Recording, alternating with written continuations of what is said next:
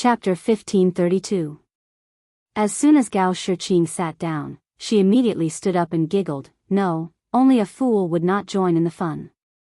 I have to go to the other side of the town to take a look. As she said this, Gao Shiqing carefully looked at Enchanting, who always spoke softly but was the most decisive. Enchanting raised his head to look at her and slowly said, "We agreed in the capital that it would not happen more than 3 times.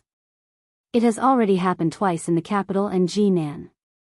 If it happens again, you have to return to the capital immediately."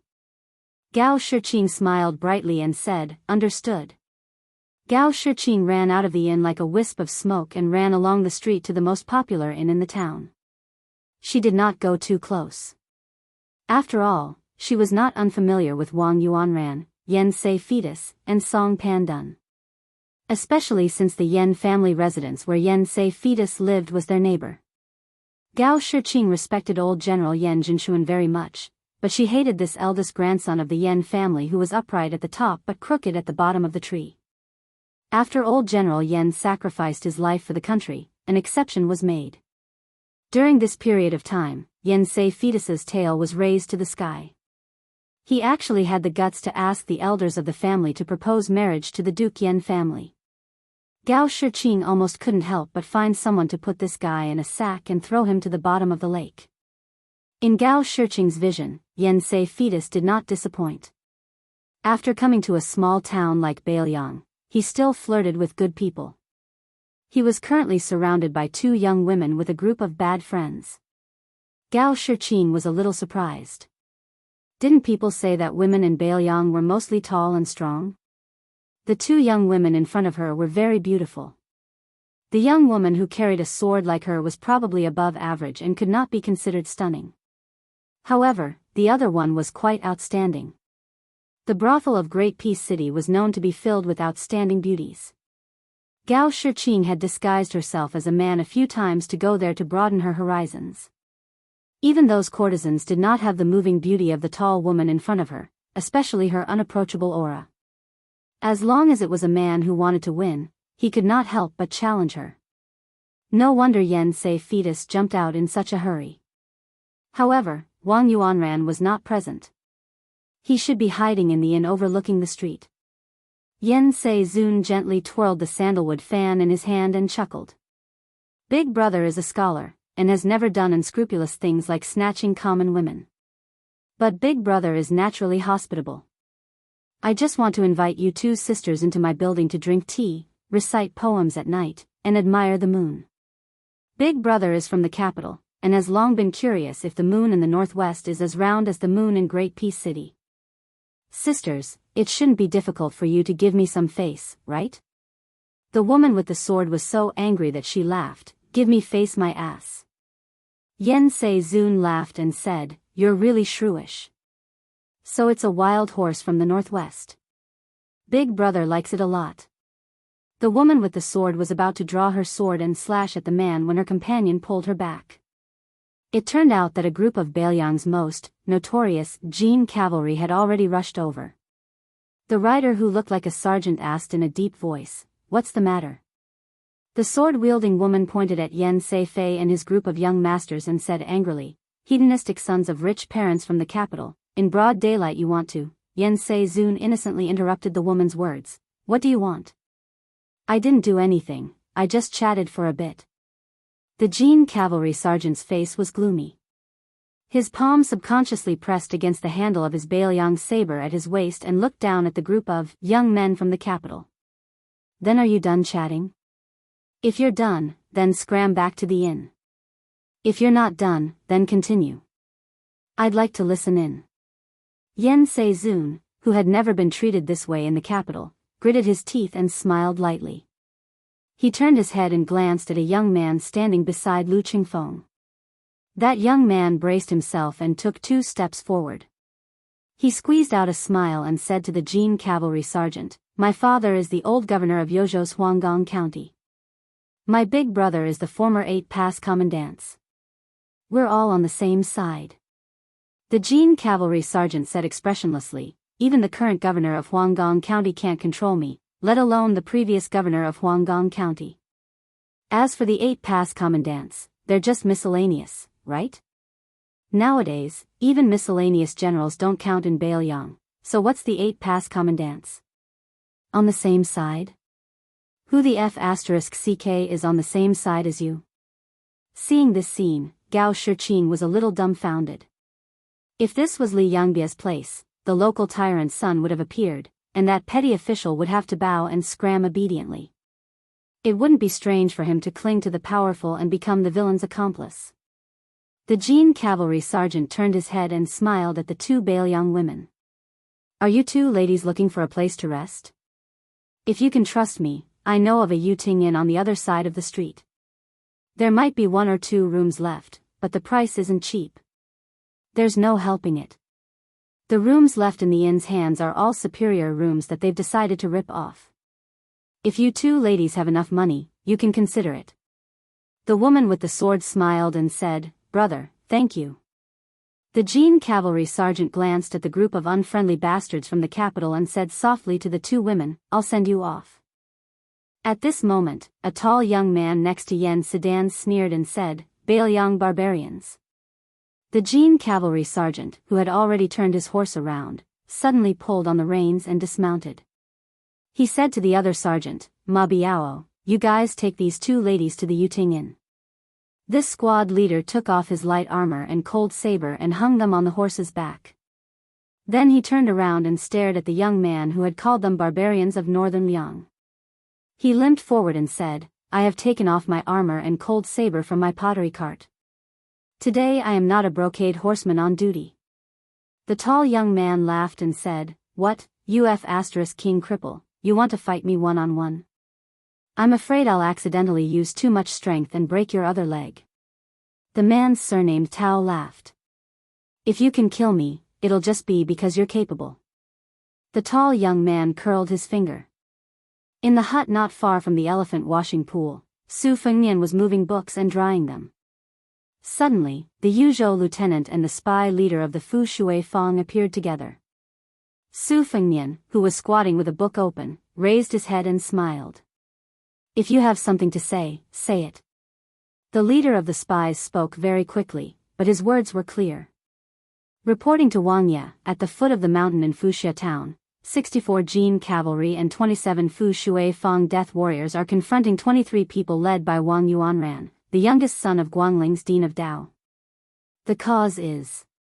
Su Fengnian waved his hand and ordered the lieutenant, Luo Hongkai, go down the mountain and lead 500 men to Fu Shui Fang.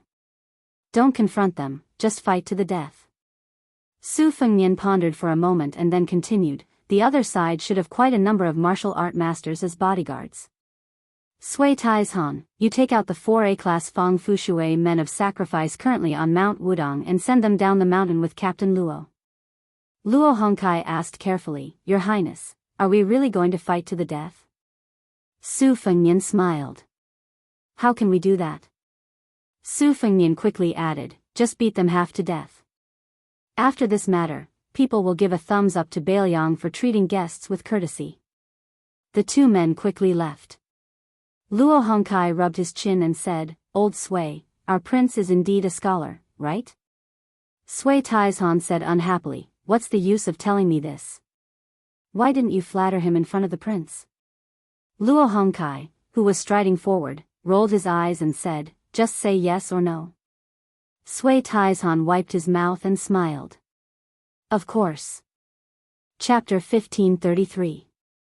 Escape Summer Town. Escape Summer Town. Escape Summer Town. Just from its name, one would feel refreshed. However, at this time, it was very angry. In reality, of Wang Yuanran's group, in terms of appearance, other than the grandson of the old general Yan Jinshuan, who looked like a villain, the rest of the group, including the tall young man who had seriously injured the captain of the Jin cavalry, only had a slightly arrogant attitude. They did not look like villains with a belly full of evil tricks. The 4 silent elders of the family also had the style of a great master. On the side of Baelyang, there were more than 60 patrolling Jin cavalry on the streets of the small town.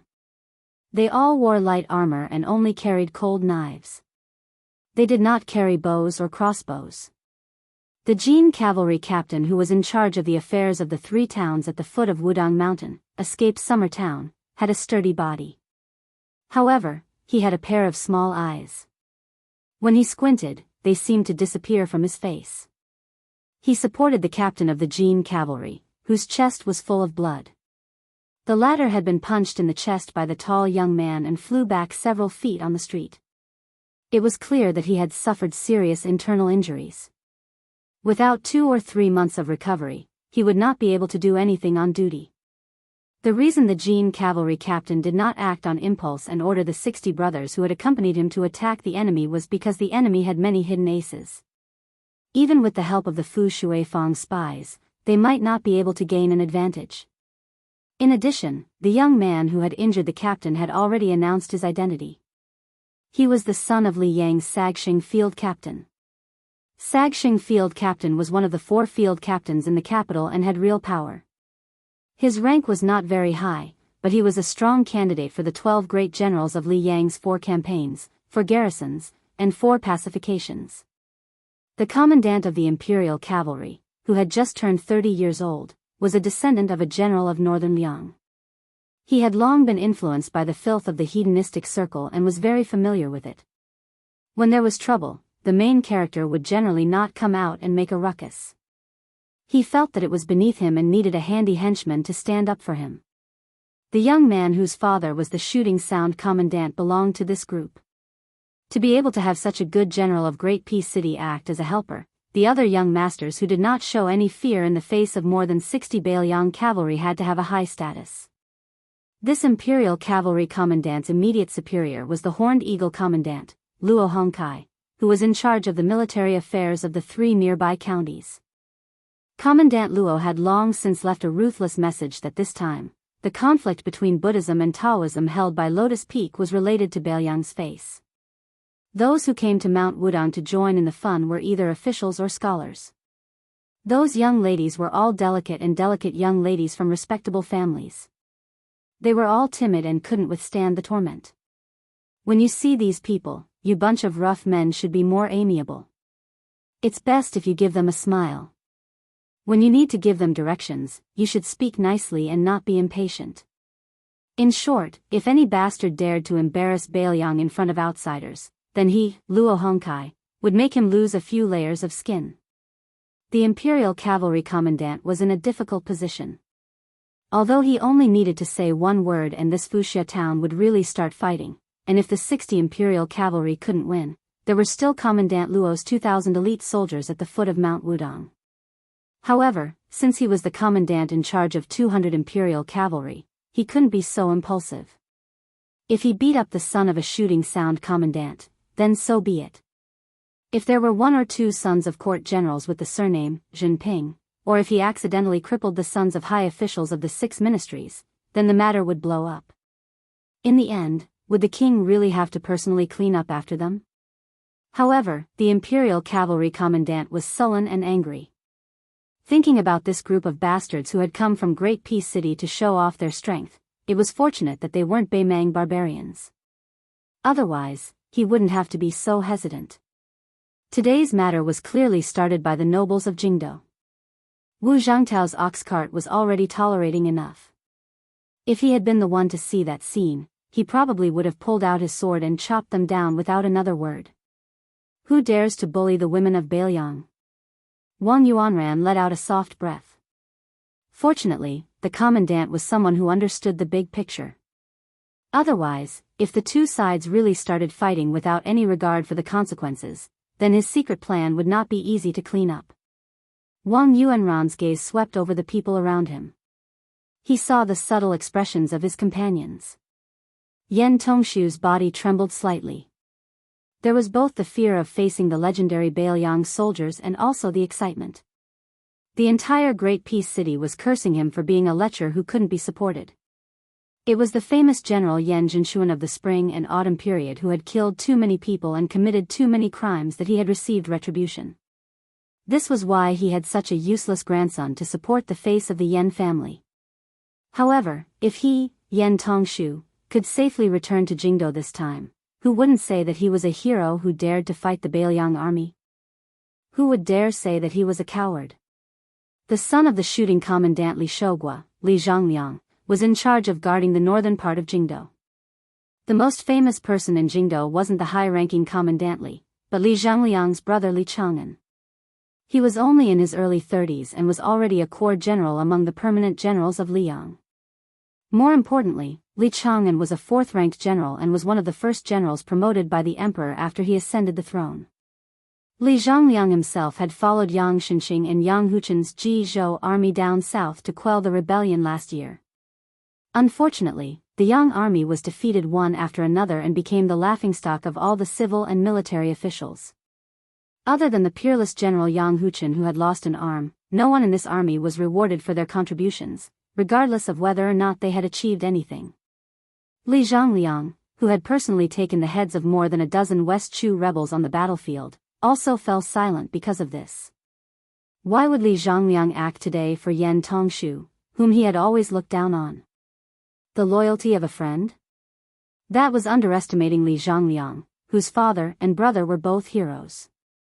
Before this person left Jingdo, his family had been secretly trying to help him enter the Duo Yan elite cavalry that the assistant minister of the Ministry of War, Tang Taizuang, had built in Liaodong.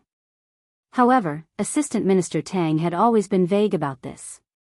He said that now that he didn't lead troops, his words might not be useful. Who would believe that? In the second year of Xiangfu, the Duo Yan elite cavalry that had won a number of small battles on the border should be called the elite cavalry of the Tang family, right?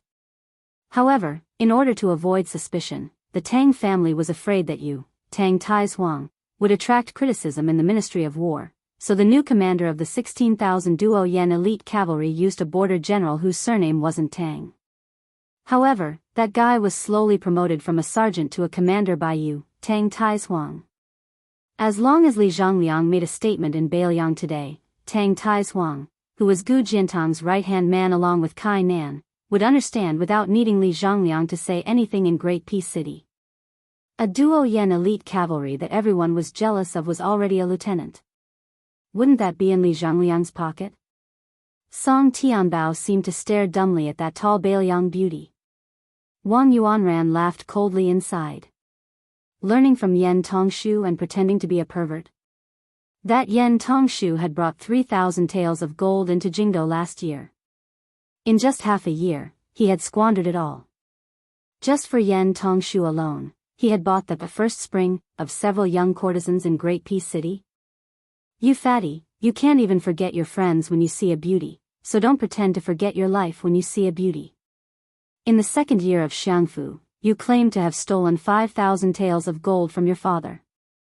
Based on your father's shrewdness, not to mention stealing 5,000 taels of gold from Liaodong without anyone noticing, I'm afraid without his consent or tacit consent, you, kid, would have a hard time even stealing a single copper coin. Fatty song, ever since you entered Jingdo, in this year, relying on my, Wang Yuanran's, Yan Tongshu's, and the others' names, your father probably earned far more than 8,000 taels of gold. Wang Wani, the daughter of the former assistant minister of the Ministry of Justice, Wang Zhua, was famous in Jingdo. The old assistant minister had 8 sons. In the end, he had a daughter in his later years, so he gave his daughter this name. Wang Wani's appearance was passable, and her figure was very good. Unfortunately, her temperament was questionable. After all these years, how many poor scholars had she seduced that had the potential to become a carp jumping through the dragon's gate? Did she really think of herself as a fox immortal in a supernatural novel? Those poor scholars who could only stay in the temples in the suburbs of Jingdo, when they were reading at night, suddenly floated in from outside the window. Everyone was confused and infatuated. At this moment, Wang Wani was staring at the tall woman from the northern region, who looked like a real fox fairy descending to the mortal world, as if she was her enemy. Seeing that the situation was under control, Wang Yuanran became increasingly calm. His line of sight leaped over the Beiliang cavalry, discovering that Enchanting and the others had already arrived by Gao Shiqing's side. When Wang Yuanran saw these people, he obviously couldn't help but feel complicated.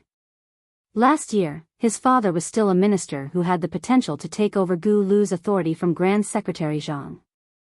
However, even if his father wasn't transferred to the chaotic Guangling path, during that storm that shook Jingdo, after Wang Yuanran provoked Zhao Chenyuan and beat up Han Xingyan, he was still brought by his father to kneel outside Zhao Manor for half a day. Even now, Wang Yuanran still didn't feel like he was in the wrong.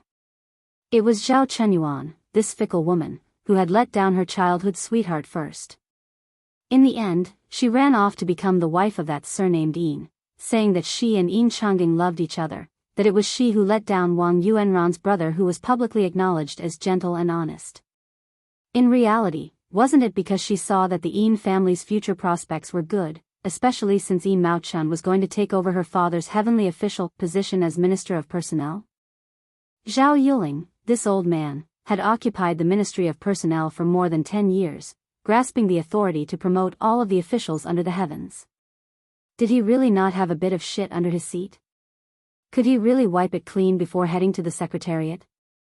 If Wang Yuanran could, he wanted to run up to Zhao Chenyuan and give her a slap. Then, he would expose Han Xingyan's past in front of the Gao siblings. You brat, you only have this much prospects. You clearly love that Gao Shiqing, but you don't even dare to say it out loud. You can only obediently follow the matchmaker's words and marry that county princess Zhao. Wang Yuanran's relationship with Han Xingyan wasn't bad. Last year, when he punched Assistant Minister Han's son in the face, wasn't it also because he lamented over his son's misfortune and anger? In the end, Wang Yuanran's line of sight stopped on Enchanting's body. His gaze was exactly the same as the one Wang when he looked at that Bailiang woman. Chapter 1534. Enchanting, what a great talent that everyone thought highly of. Benevolence, righteousness, propriety, wisdom, trust, gentleness, respect, frugality, it all seemed to be in one person. Was there really such a perfect young talent in the world? Wang Yuanran did not believe it, but from Zhao Yuling to Yuan Gua to Han Lin, and even Wang Yuanran's father Wang Xiongui, this large group of Yong Hui's famous ministers who came from Gulu, who did not praise Enchanting. Wang Yuanran suddenly laughed. There really was someone who thought the same as him. And it was someone Enchanting wouldn't have guessed even if he was beaten to death. That was the important minister of the three dynasties of Liang, Tantanon, Huan Wen. Wang Yuanran was afraid of many people in his life, but the only person he respected was Tantanon. So when Tantanon told him to go to the Imperial College to reflect on his mistakes, Wang Yuanran directly refused his mother's urging to stay and really went to the Imperial College to reflect on his mistakes. When Wang Yuanran was about to leave the Imperial College, there were already rumors that Tantanon intended to abdicate and that Zhao Yuling or Yin Maochun was very likely to enter the Minxia province. When the undercurrents were surging, the old man personally went to the Imperial College to see Wang Yuanran.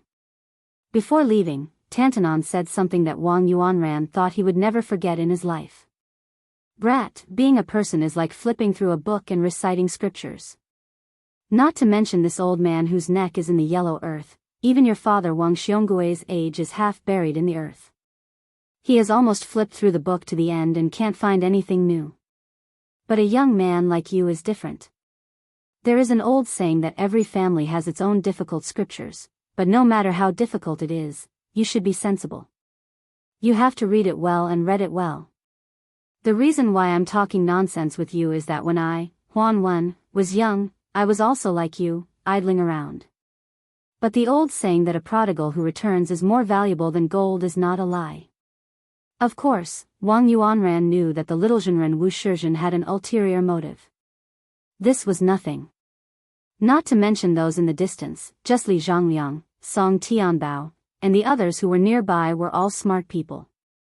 Acting so rashly was all for the sake of getting what they needed. To be able to make it to their level, even the infamous Yan Tongshu wasn't a fool.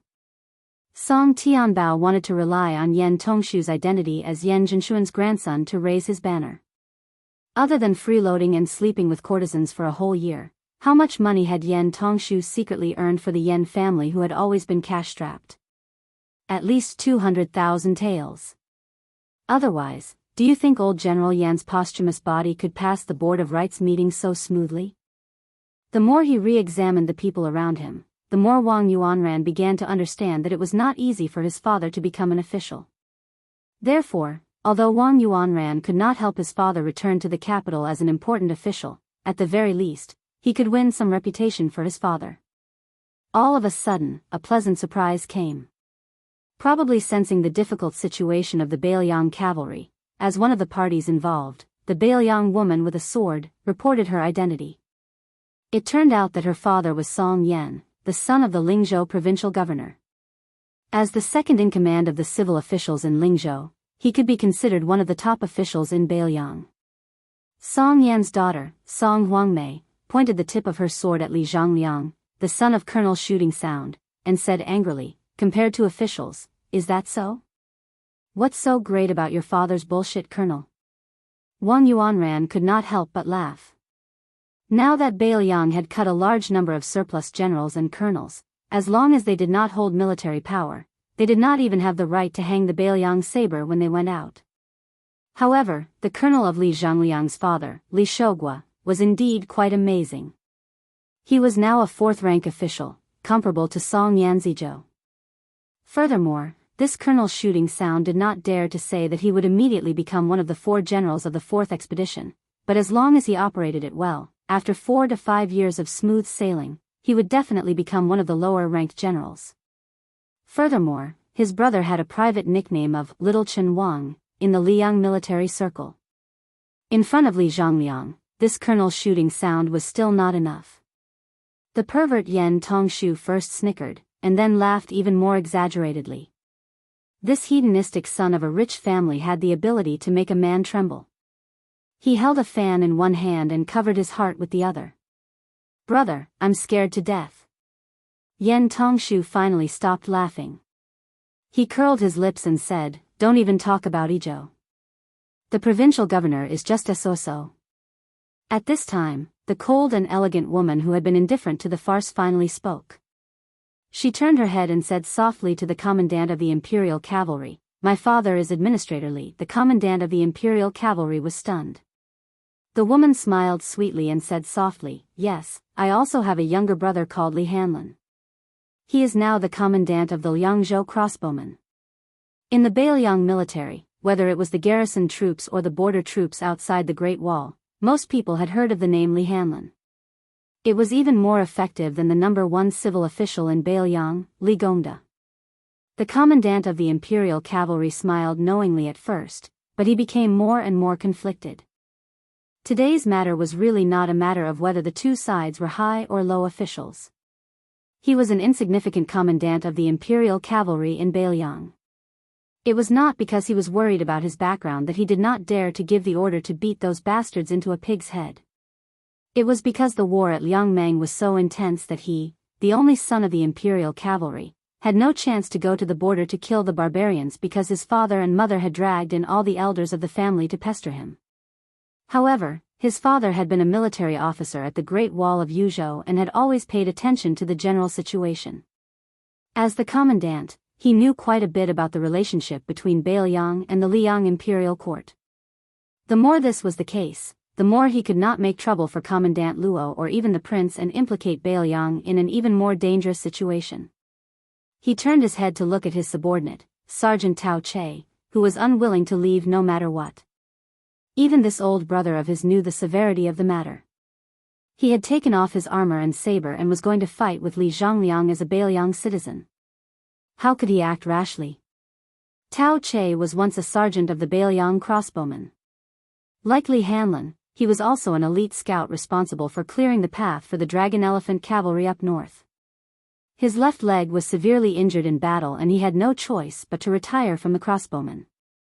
According to the rules of the Bailiang Frontier Army, he could have served as a deputy in the local garrison.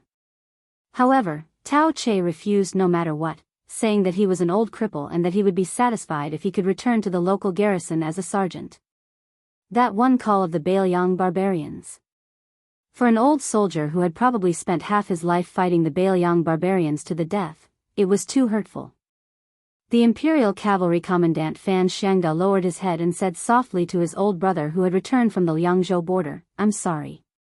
Yen Tongshu opened his fan with a snap and smiled. "What's the saying again? The temple is small and the wind is strong, but the water is shallow and there are many bastards." Who would have thought that I would be able to meet both the administrator and the daughter of the governor while casually strolling through the streets of this small town? What, you want to use your power to bully people? You want to use your private army to kill us good people? Wang Wani was instantly amused. Using power to bully people and good people, these two phrases coming out of Yan Tongshu's mouth really had a different flavor. Wang Yuanran and Li Zhongliang both had calm expressions. The more powerful the Bailiang side was, the more cheers they would receive in the capital in the future. However, the four experts beside them were a lot more nervous. With the combined strength of 2 master-level experts and 2 level 3 experts, not to mention 60 to 70 cavalry, even 200 to 300 cavalry wouldn't be a problem. However, if they really met the daughter of the Bailiang administrator, then it would be the same as angering the daughter of the Grand Secretary in the capital of Liang. At that time, it might alert the large-scale regular army here. Who started the bloody policy of Liang's 20 years of Jianghu? Wasn't it the old Liang Prince Su Rentu? Moreover, it was said that the Su Fengnian who had just fought with Tuoba Bodhisattva was on Wudang Mountain right now. At that time, not to mention protecting the safety of these young masters and ladies, they might not even be able to protect themselves. Not far away, Gao Shiqing also smiled and said, "This Yan Tongshu isn't stupid to the extreme.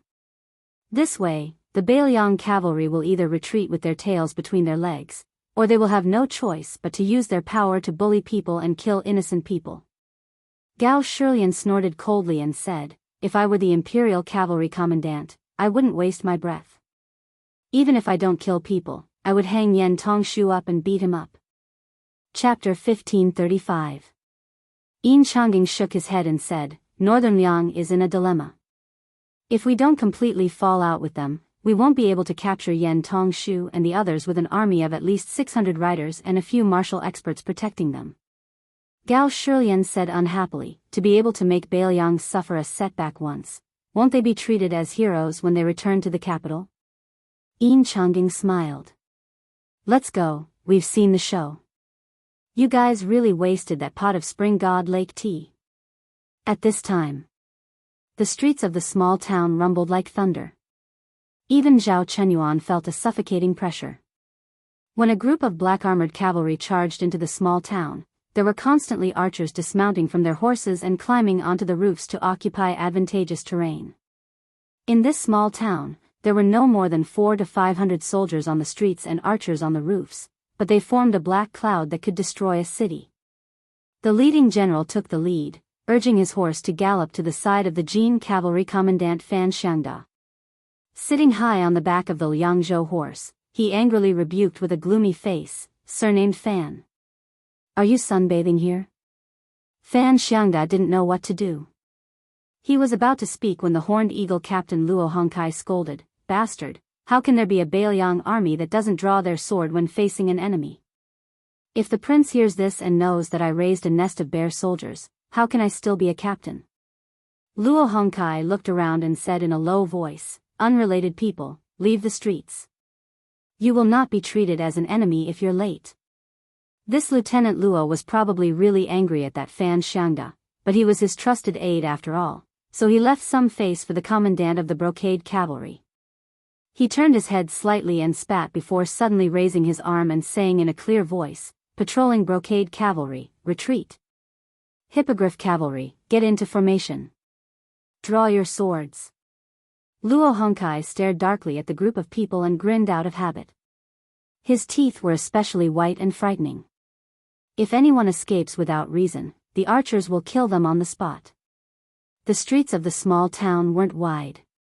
Logically speaking, it wasn't suitable for cavalry to gallop through. However, it wasn't hard for a cavalry to charge through. It wasn't like they were going to collide with those orderly infantry formations, so they could do whatever they wanted. The Horned Eagle captain Luo Hongkai had around 3,000 soldiers under his command. He only had 500 cavalry. He had always been very careful. He begged and asked his superiors for more than 800 B-grade warhorses from the Bailiang horse farm. In the local army, other than the first-class captains who guarded the dangerous passes, this was already a shocking achievement. For the captains of Yuzhou and Lingzhou, where most of the soldiers were infantrymen, to have 200 B-grade warhorses was already a miracle. Of course, the reason why Luo Hongkai was so capable was because the king of Bailiang had personally led 10,000 Yuzhou cavalry from Ji Bay to Hulu's mouth. Thanks to the prince, the Bailiang horse farm, which usually didn't pay much attention to the garrison troops in Liangzhou, had finally changed their view of the garrison troops in Yuzhou. Within the scope of their responsibility, they would give priority to warhorses to Yuzhou, which was never known for its cavalry. As for the captains of Lingzhou, they could forget about it. Who asked Yuzhou to have a Wandao who fought side by side with the prince? Do you have one in Lingzhou? Yan Tongshu was probably so scared that his legs had turned to jelly. His face was pale, and his lips were trembling. Even though the 4 experts who had quite a reputation in Liang Lake walked out and stood in front of them to protect them, this eldest son of the Yan family still couldn't help but tremble. This time, he was finally not as flirtatious as before.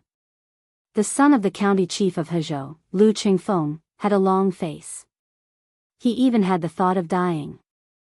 I just want to marry an assistant minister's daughter as my wife to bring honor to my ancestors. How can you Bailiang kill people just like that? Li Zhongliang, who had experienced the toughness of the battlefield, was probably the calmest one among them. He was sizing up all the details of this regular army in Bailiang. The 2 local playboys of Bailiang who had joined the group to run errands for the rich and powerful in the capital almost turned around at the same time, wanting to escape into the inn. However, the middle-aged man who was acting as a guard instructor for the Li family suddenly reached out his hands and pulled the 2 back. Then, 2 arrows flew through the air. If he didn't pull them back from the gates of hell, then the 2 pitiful creatures would have been nailed to the back by the arrows. If they were lucky enough to survive, they would be heavily injured. Wang Yuanran finally couldn't hold back and said angrily, "You Bailiang really dare to kill people on the street for no reason?" The Hippo Hawk captain, Luo Hongkai, didn't waste his breath on him and waved his hand. The cavalry started to charge. An old expert who was the stabilizing force behind the scenes in the Yan family attacked first. The old man was a true second-grade master. If it wasn't for the fact that he suffered a fatal injury on the battlefield when he was middle-aged and coughed nonstop every time it rained and even breathing was painful, the old man might have already been a first-grade King Kong or even a mysterious finger realm expert. After the old man was saved by Yan Jinshuan from the battlefield, he stayed in the Yan family to repay his kindness. In the capital, he had the nickname of Half-Chi River Crossing. It was said that although the old man had difficulty breathing when he was sick, when he was facing an enemy, his earth energy was extremely dense and he was also very skilled in martial arts. The old man faced a hippohawk cavalry that charged at him, and he was just about to smash the warhorse's head with his palm when a wisp of a strange figure suddenly flashed out from the side. The figure's hands pushed lightly on his chest, and it actually pushed him back to where he stood on the spot. Just as the old man exhaled, he had no choice but to take another breath. The slightly wrinkled clothes on his chest trembled and returned to normal. He wasn't the only one. The other 3 experts from his camp all tried to block the rider's path, but they were all blocked by someone else. Even though the 8 of them clashed 4 times in the blink of an eye, each with their own advantages and disadvantages, this gap allowed the Horned Eagle rider to reach Yan Tongshu, who was standing at the outermost edge. When the rider brushed past Yan Tongshu, the northern cold saber that didn't seem to be swinging left a large wound on the shoulder of the stunned Yan family's eldest young master. Fortunately, Li Zhongliang pulled Yan Tongshu back. Otherwise, the wound would have been on Yan Tongshu's neck. After the first rider, there were still hundreds of riders coming from behind. Li Zhongliang, who didn't want to get too deeply involved, had no choice but to fight personally. He took 2 steps forward, bent his back and twisted his head to dodge the blade on the back of the horse. Then, he slammed his shoulder into the side of the warhorse, sending both the rider and the horse flying. However, the 3rd rider didn't give Li Zhongliang any chance to catch his breath.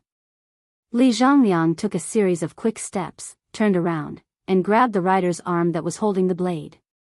Li Zhongliang roared angrily and dragged the rider off the horse, throwing him towards the 4th rider. The latter didn't even put away his blade. Instead, he leaned his body to the right and dodged it. Then, he still managed to stab Li Zhongliang with his blade. Gao Shilian, who was following the crowd back to the inn, saw this scene. Although he wasn't part of the situation, he was still very worried. He said softly to Enchanting, "Are we really going to leave like this? From the looks of it, this Bailiang cavalry really knows how to kill." Enchanting hesitated and finally stopped. He looked at Li Zhongliang and the others in the distance, who were already in danger. His expression was heavy. The group stopped under the eaves. Gao Shiqing said angrily, "These Bailiang people are too much. How can they kill people on the street in front of so many people? Is there any justice in this world? Wang Yuanran is the son of an administrator. He didn't do anything heartless. How can the Bailiang cavalry just kill him like that?" Enchanting didn't say anything. He knew that it was probably because of the sensitive identities of Wang Yuanran and the others that the Bailiang didn't hesitate to go to war. Under certain rules, the imperial court made things difficult for the Bailiang. The Bailiang could endure it, and had endured it for 20 years. However, the Bailiang couldn't be humiliated. The corner of Enchanting's mouth lifted slightly. He walked out of the eaves and said softly to the window on the second floor of the inn, "Thank you, Mr. Qi." The next moment, the streets of Escape Summer Town were filled with sword qi. The coldness of the sword qi instantly made the name Escape Summer Town more appropriate. However, before Gao Shiqing, Zhao Wenwei, and the others could sincerely sigh at Qi Jiao's profound swordsmanship and magnificent sword qi, they suddenly felt a bone-piercing coldness come and go in a hurry. It was gone just like that. Then, without them noticing, a young man with a book in his hand was standing next to them. It was as if he had just been reading at home and didn't have time to relax before coming out to join in the fun. There was only a slight breeze on the streets of Escape Summer Town. It wasn't enough to flip the pages of the book. However, Zhao Chenyuan and Gao Shiqing, who were more observant, saw that the young man had just turned a page of the book. Chapter 1536. A middle-aged man stepped over the threshold of the inn. Such a simple movement made Enchanting and the others feel a breath like a spring breeze. The man was wearing a white robe with a jade belt. The sleeves were narrow and the body was wide. The robe was made of Sichuan brocade, a first-class tribute of the Liang dynasty. The collar and sleeves were inlaid with fine and delicate brocade with golden edges. The big part was simple and elegant, but the small part was noble.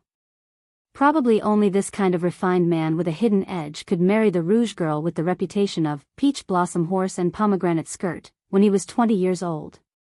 The middle-aged man had a long sword hanging from his waist. The scabbard was black and simple, as if it was made from the skin of a python. But what was really strange was that the sword did not have a sword guard or hilt. Qi Jiajie, the #1 swordsman in the capital. Since he was 9 years old, he started practicing with the family heirloom sword Ban Xiang. In the past 30 years, he traveled north to the two Liao provinces, south to Jianghuai, east to Jianshi, west to Jianghe, and visited all the famous mountains and rivers in the world. During this period, Qi Jiajie changed to the sword Setting Sun at the age of 18. He challenged 6 grandmasters of the sword, including Dongyue's sword pool suzerain Song Nianqing, Guangling Spring Snow Building's chief minister Chai Qingshan, and Tangxi sword Saint Lu Baijie. He lost all 6 battles and returned to the capital for closed-door training. When he came out at the age of 26, he changed to the killing sword Smelly Tang. At the border of Liaodong, he single-handedly fought 800 Beimang cavalry and retreated unscathed, chopping off more than 300 heads. At the age of 30, he changed to the sword Changyu. It had no edge and no hilt, so if he held the scabbard upside down, the sword would slip out of the scabbard. Since ancient times, the long sword in the world had been called Changyu. Qi Jiajie's intention in changing to this sword was obvious. There were millions of long swords in the world, but only one, Changyu, was enough. As a result, Qi Jiajie and that northern Mang sword energy that he had changed his name to be close to yellow-green were known as Qi Shu Yellow Path, respectively viewed as the successors of Deng Tai, A and Li Chuangong's successive sword gods. After Xianyuan Qingfeng, Qi Jiajie was ranked as one of the top 10 experts of Liyang. His ranking was even higher than Chai Qingshan, who had returned to the Dongyue sword pool to assume the position of suzerain. What made Qi Jiajie even more famous was that the purple dress of Mount Hui, who was known for her loftiness and arrogance, had publicly said, "Mr. Qi's realm is 1 foot lower than mine, and when it comes to killing, I'm 10 feet lower than Mr. Qi's." This directly caused Qi Jiajie, who had not shown his sword for many years, to reach the peak of his reputation, vaguely gaining the status of the #1 expert of the northern land in Jianghu. Seeing Mr. Qi come out in person, Gao Shilian and the others felt relieved. In the minds of these juniors in Jing who had heard the name Qi Jiajie since childhood, even if the sky fell, Mr. Qi would be able to hold it up with one sword. Although they had guessed that Mr. Qi's previous release and withdrawal of sword energy was mostly related to this unknown young master beside them, so what? There had always been a saying in Great Peace City that Mr. Qi's true strength was not in his current realm of the sword, but in how Mr. Qi's cultivation would be higher than yesterday's. Especially when Liu Baijie resigned from his post as Minister of War and left to take up his post elsewhere. Qi Jiajie had sent him off and even gifted his sword to him. Liu Baijie, the Tengshi sword immortal, smiled and said, "Maybe in less than 20 years, I won't even be worthy of being Mr. Qi's sword disciple." Qi Yanglong's knowledge, Tantanon's seal engraving, Qi Jiajie's swordsmanship, and now the chess skills of Li Yang's chess saint, Fan Zhanghe. Of the millions of people in Great Peace City, who would not be proud? When the young master who had come with the book saw Qi Jiajie walk out, the two exchanged a look. Compared to the young man who had a leisurely attitude and always had the ability to find irrelevant details in the wind and waves, Gao Shiqing found to her shock that Mr. Qi had taken the famed sword from his waist for the first time and held it in his hand. At this time, a group of people quickly came from the east end of Escape Summer Town. Zhao Wenwei, who was young and lively, couldn't help but look over. There were 4 people in the group, men and women of all ages. He only had his eyes on one person. As they came closer, the youth could finally see the person's appearance and could not move his eyes away. It was a woman of the same age who had just started to show signs of being outstanding. Her face, which had some baby fat, was thinning.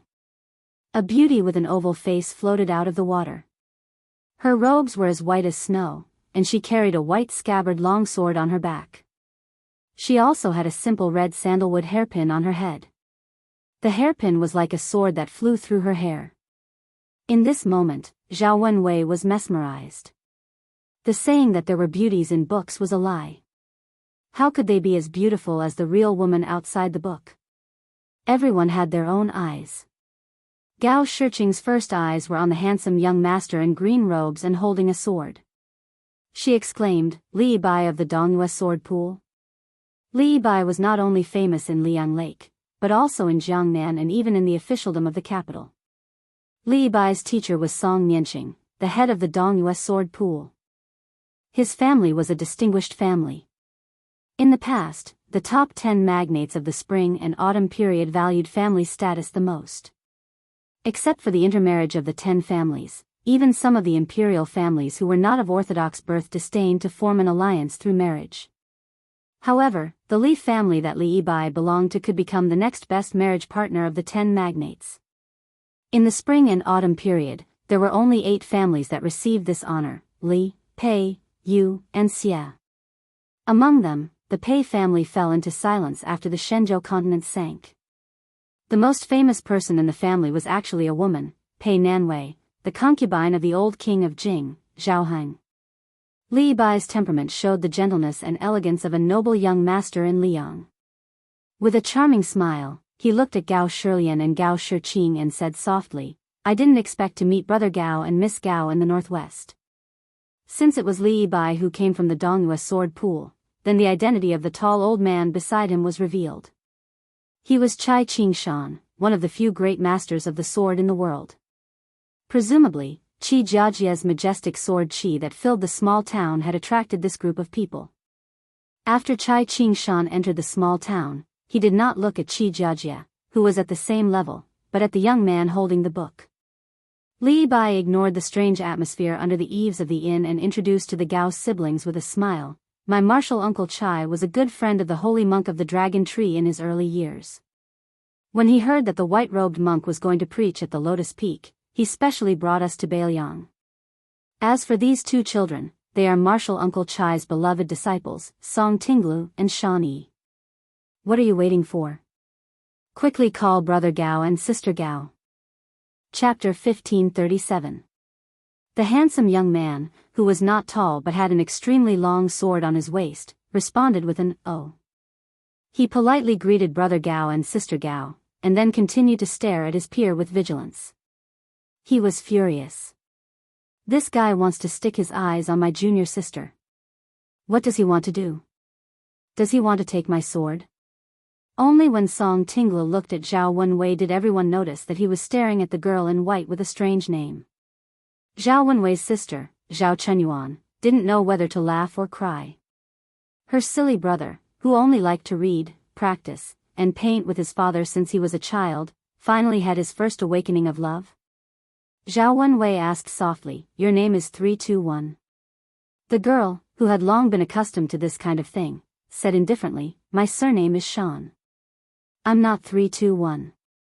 Today, the girl in white's simple and polite words were remembered by Zhao Wenwei, who would die of Wenjin in the future, for a lifetime.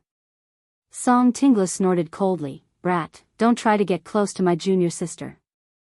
I can beat 100 weak scholars like you down without using my hands. When the time comes, beat me up. Don't say I didn't warn you." After such a commotion, the three boys and girls, each with their own thoughts, gathered under the eaves, which were slightly hostile after the strange young man and Qi Jiajie appeared one after another. Suddenly, the atmosphere relaxed a little. The scholar, who had just closed the book and tucked it under his armpit, suffered such an unexpected calamity for no reason. Not only was he not angry, he even smiled and gave the young Song Tinglu a thumbs up. The seemingly naive Zhao Wenwei said happily, "You know it even if I didn't warn you. You're also a scholar."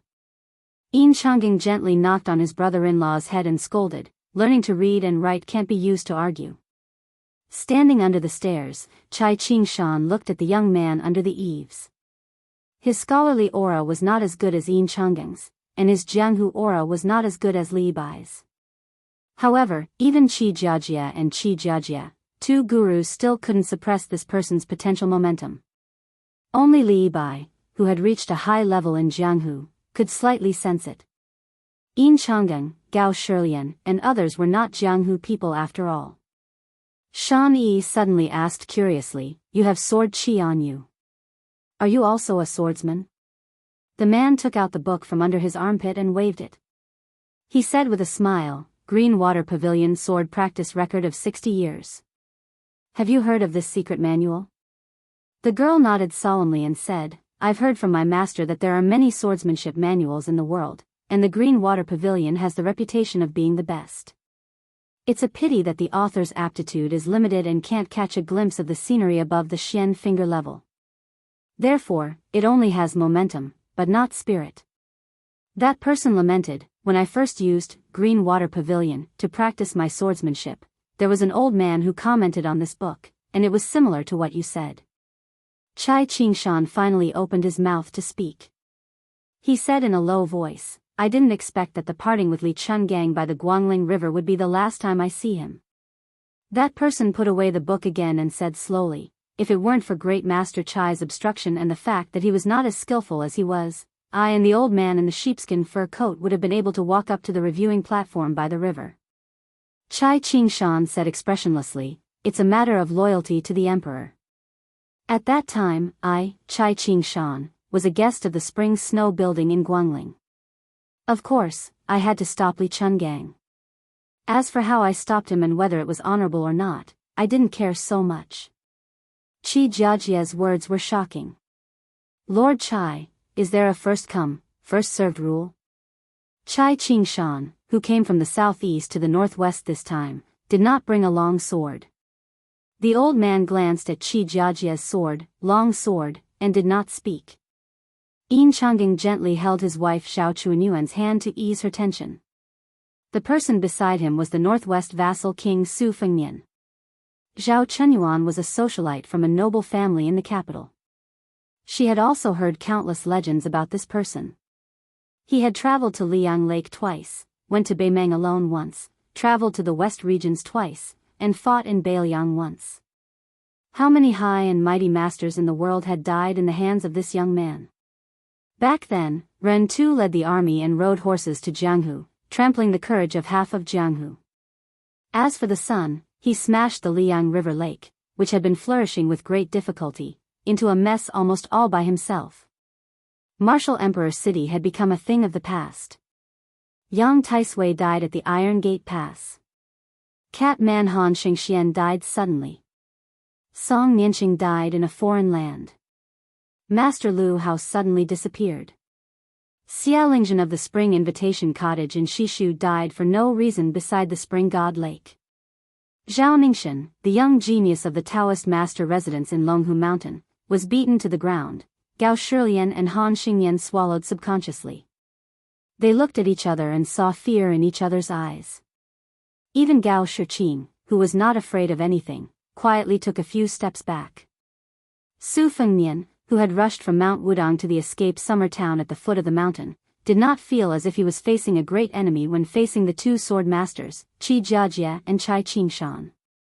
He turned to look at the bloody battle on the other side of the street and turned back to look at Gao Shilian, who was standing beside Enchanting.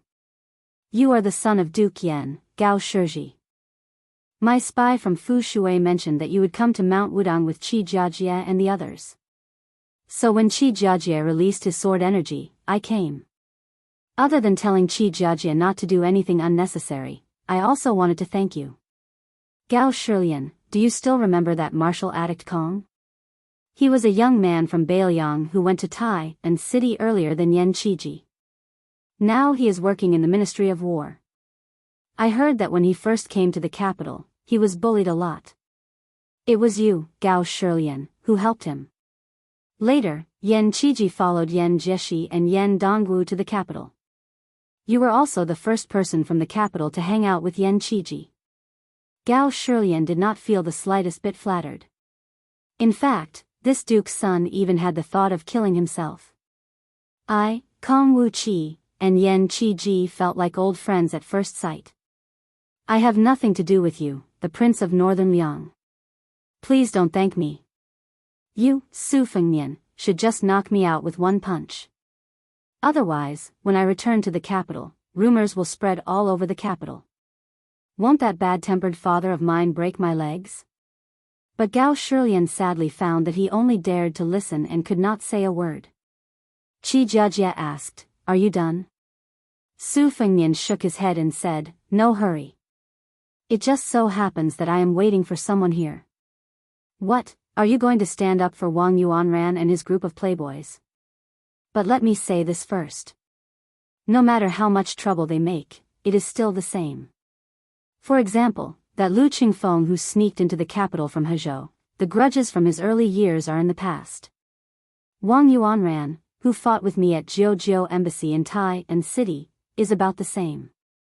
But if you, Qi Jiajie, intend to interfere, then their originally insignificant debt will be counted on you, the number one swordsman in the capital. Su Fengnian smiled for no reason. If we really want to calculate, there is indeed a debt between us. Qi Jiajie clenched the famous sword he had been with for more than 10 years. He was calm and composed. He laughed and said, Let's do it together. The young man, Zhao Wenwei, clenched his fist and waved it quietly. Mr. Qi was indeed Mr. Qi. Even when facing one of the 4 grandmasters of martial arts, the king of Bailiang, he was not inferior in terms of speech, momentum, or the style of a master. Su Fengnian, who had his back to the inn and was facing the street, did not look sideways. He said softly, Okay, then please draw your sword first. Chapter 1538. As soon as he said this, Yin Chang'an, Han Xingyan, Li Yibai, Song Tinglu, and Shan Yi were all shocked beyond words. To Qi Jiajie, who had the potential to become the Grand Master of swordsmanship, he said he couldn't even draw his sword out of the scabbard. Perhaps in Jianghu for 1,000 years, only ancestor Lu, who passed the gate of heaven but never entered, could say this. This guy with a book under his arm, was he trying to oppress others with his power? Although Qi Jiajie didn't dominate the martial arts world with his abundant qi, he was able to become the best swordsman in the capital. His strength was close behind the 14 Wu judges. It would be ridiculous if he couldn't even draw his sword. It was clear that a battle was imminent, but Chai Ching-shan, who was inexplicably involved in the center of the storm, didn't move. He didn't intend to take Li Yibai and his 2 disciples away, nor did he circulate his qi to prevent any accidents.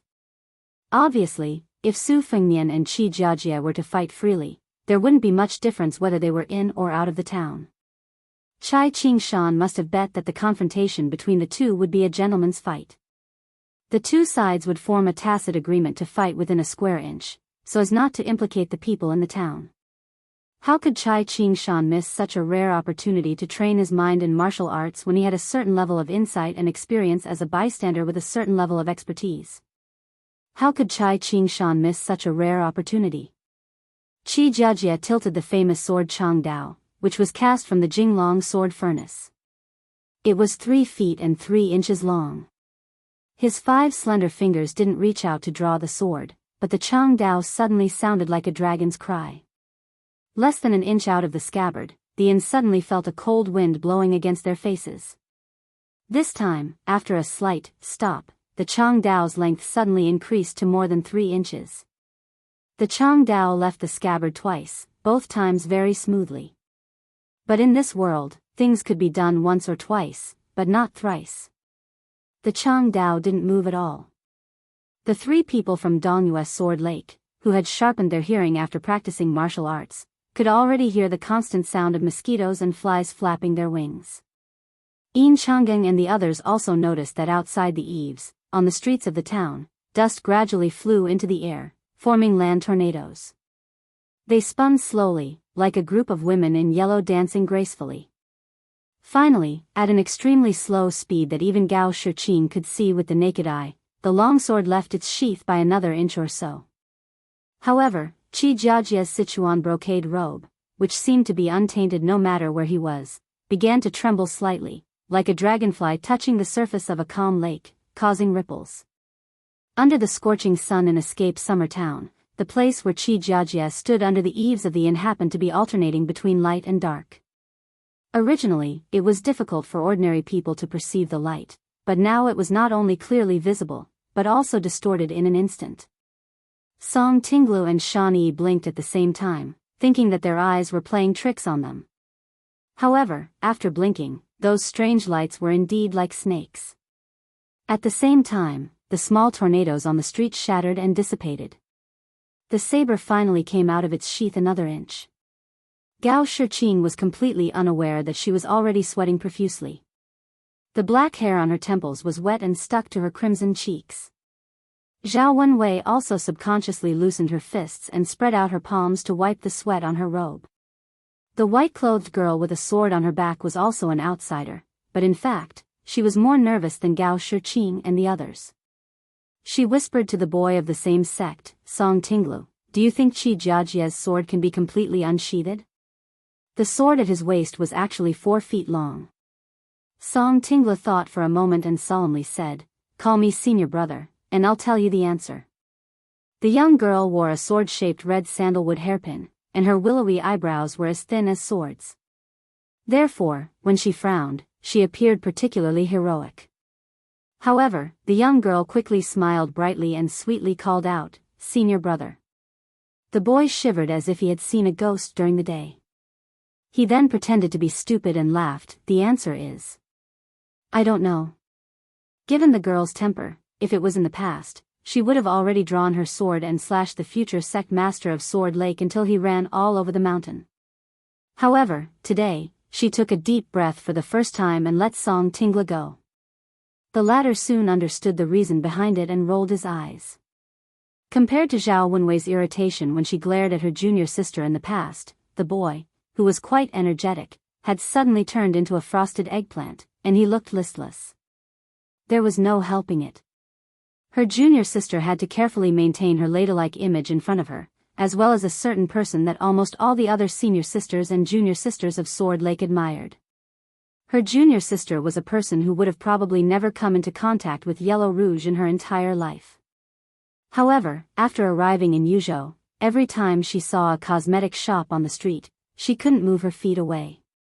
At that time, even if she had to make a scene, she should have told her master not to agree to come to Baelyang with her junior sister. After the dust that had created the small tornado dissipated, it was blown up by the wind. Su Fengnian waved his hand and gently scattered it. Qi Jiajie bent the fingers of his sword-wielding hand and turned it into an illusory grip on the saber. The saber spun rapidly, as if thunder was rolling in his palm. Seizing the opportunity, the saber was forcibly pulled out of its sheath by 3 inches. However, a spider web appeared on the bluestone floor under the northern sword hero's feet, and the cracks continued to expand and extend outwards. Gao Shilian was so frightened that he hurriedly pulled Zhao Wenwei back in a hurry. The young couple, Enchanting and Zhao Chenyuan, both saw Sir Qi's white robe begin to flutter. Then, the movement became louder and louder, flapping in the wind like a war banner on the battlefield. Zhao Wenwei, who previously had the leisure to secretly size up the white-clothed girl, felt uneasy. She wanted nothing more than to cheer for the immortal Sir Qi. She desperately hoped that Sir Qi would pull out the entire saber in one spurt of energy and extinguish the arrogance of the young king of Baelyang. However, to be honest, after seeing this notorious northwest vassal king with her own eyes, putting aside his provocative words, he was no different from those outstanding scholars Zhao Wenwei had seen when she was studying in the diligent department of the Imperial Palace and Zhao Jiaoying Imperial College. He had a good background, a good appearance, and a good temper. He was the kind of person who could be hated even if she didn't like him. When Qi Jiajie finally raised his right hand, he put 2 fingers together and hovered in the air an inch above the saber. Qi Jiajie's momentum suddenly changed. If before he was like the 5 great mountains towering over the central plains, now he was like the Guangling River surging eastward into the sea. Chapter 1539. Chai Qingshan said softly to the 2 children, "Look carefully at how others comprehend the sword while watching the tide." When Qi Jiajie was 18, 27, and 36 years old, he had watched the Guangling tide 3 times. Finally, he comprehended the method of operating the qi activity of the sudden inspiration. Looking at the experts of the Jianghu today, Qi Jiajie is far inferior to the 14 Wu judges in terms of qi circulation. He's also not in the front of the 10 people on the Great Snow Plateau. However, in terms of qi circulation, not to mention master, even Xianyuan Qingfeng might not be able to compare. Chai Qingshan couldn't help but snort coldly. "You two have been to the Guangling River twice and have seen a lot of excitement. You two haven't stopped talking. What did you comprehend in the end?" Song Tingla turned his back to his master and made a face. The girl said in a deep voice, "Master, I'll definitely watch the tide carefully next time." Chai Qingshan was stunned and then smiled bitterly. Song Tingla muttered, keep pretending." Shan Yi's face instantly turned red. She reached behind her and couldn't help but pull out the new sword, Fuji, that she forged. Every disciple of the sword pool had to forge a new sword if they wanted to leave the sect and travel the Jianghu. Therefore, other than the countless genius swordsmen in the Dongyue sword pool, there were also countless talented swordsmithing masters who left their names in history. As for Shan Yi, this disciple that Chai Qingshan had taken a liking to, whether it was learning swordsmanship or forging swords, she had an amazing talent. If a martial artist wanted to have a strong physique, they had to pay attention to step by step. Shan Yi was only a 4th grade expert, but her unique understanding of swordsmanship was already at the 2nd grade master realm in Chai Qingshan's opinion. Song Tingla hurriedly begged for mercy, "Junior sister, can you not fight here? There are so many outsiders here. How can I gain an undefeated record in the Jianghu in the future?" Shan Yi was too lazy to pay attention to this guy who kept saying that he wanted to gain an undefeated record in the Jianghu. He could learn from anyone, but he just had to learn from that short-lived Wen Bushing in the capital. He said that he didn't want to win against many masters in his life, but he wanted to be undefeated. This was the new sword that he had to bring with him when he left the sect. Otherwise, Song Tingla would be carrying a wooden sword in the sword pool, acting so sloppy. Qi Jiajie's long saber was almost completely unsheathed, leaving only the tip of the sword unsheathed. Zhao Wenwei said softly, "Okay." Then, he realized that Shan Yi was glaring at him, and the confused youth's momentum quickly fell to the bottom. At this critical moment, Su Fengnian actually walked to the street and looked up at Wudang Mountain. On the mountain, in front of the thatched cottage near the elephant cleansing pond, stood a young Daoist dressed in an ordinary Daoist robe from Mount Longhu. Beside him was a man who was squatting on the ground and reading an ancient book with narrowed eyes. The latter said softly, "Focus, this isn't the action of a gentleman." The young Daoist said calmly, "Mister, although it goes against my conscience, my surname is Zhao after all. I'm a Daoist from the Celestial Master Residence. Uncle has been preaching in Great Peace City for many years, and now he's still in a precarious situation in the capital." In his letter, Uncle mocked himself that he couldn't even be Prime Minister Qingxi. Moreover, Mr. also knows that if Wu Lingsu is allowed to gain power, not only will it be a misfortune for Buddhism, but the orthodox Taoism will also be shaken. The scholarly man, who seemed to have bad eyesight, was almost glued to the page of the book. He sighed and said, "Choosing the lesser of two evils?" He wanted to say something but stopped. He shook his head and smiled helplessly. By you, won't nag about those great principles. Everyone says one is one. We scholars know a lot and like to say 1, 2, 3, 4. If you don't stop us, the 5, 6, 7, 8, 9 will also come. Sometimes, if I ask myself, it's really annoying. Alright, do your work. Don't worry about me. This book is not bad. I've searched for many years but couldn't find it. I'll take this chance to read it first. Zhao Ningxin hesitated. Although this time, at most, will make him lose the destiny that was about to form in the western regions. But mister, you still shouldn't have come to Wudang Mountain. Once he's angry, it's fine if I die, but mister, you shouldn't have died in this Bailiang. Mister should have gone further than Sun Ping in the past. Bai Yu dabbed in his saliva and gently turned a page. He said, "If the heart is too big, the appetite will inevitably be too big. It's harmful to the body." Zhao Ningxin sighed. He walked forward a few steps, closed his eyes, and formed a seal with his fingers.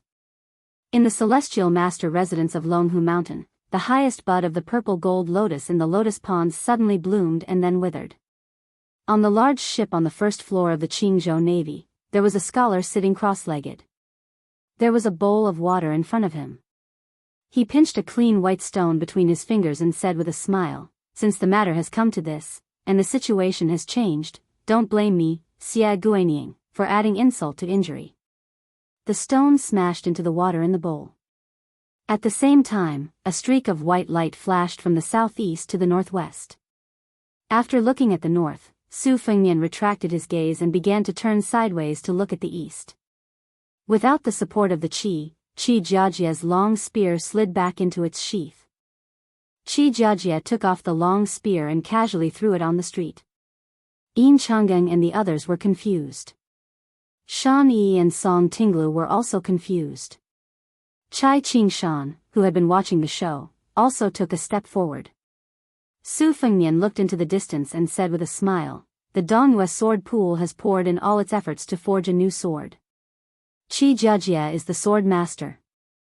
The few remaining Qi refinement warriors of Liang have gathered together with Zhao Ningxin of Longhu Mountain and Chai Qingshan's help. The sword that you invited from thousands of miles away is much more extravagant than the sword that I used to kill Han Xingxian. Qi Jiajia said softly, "I'm ashamed." Chai Qingshan was silent. Su Fengnian, who still had the Green Water Pavilion sword training record under his arm, did not show any sign of anger.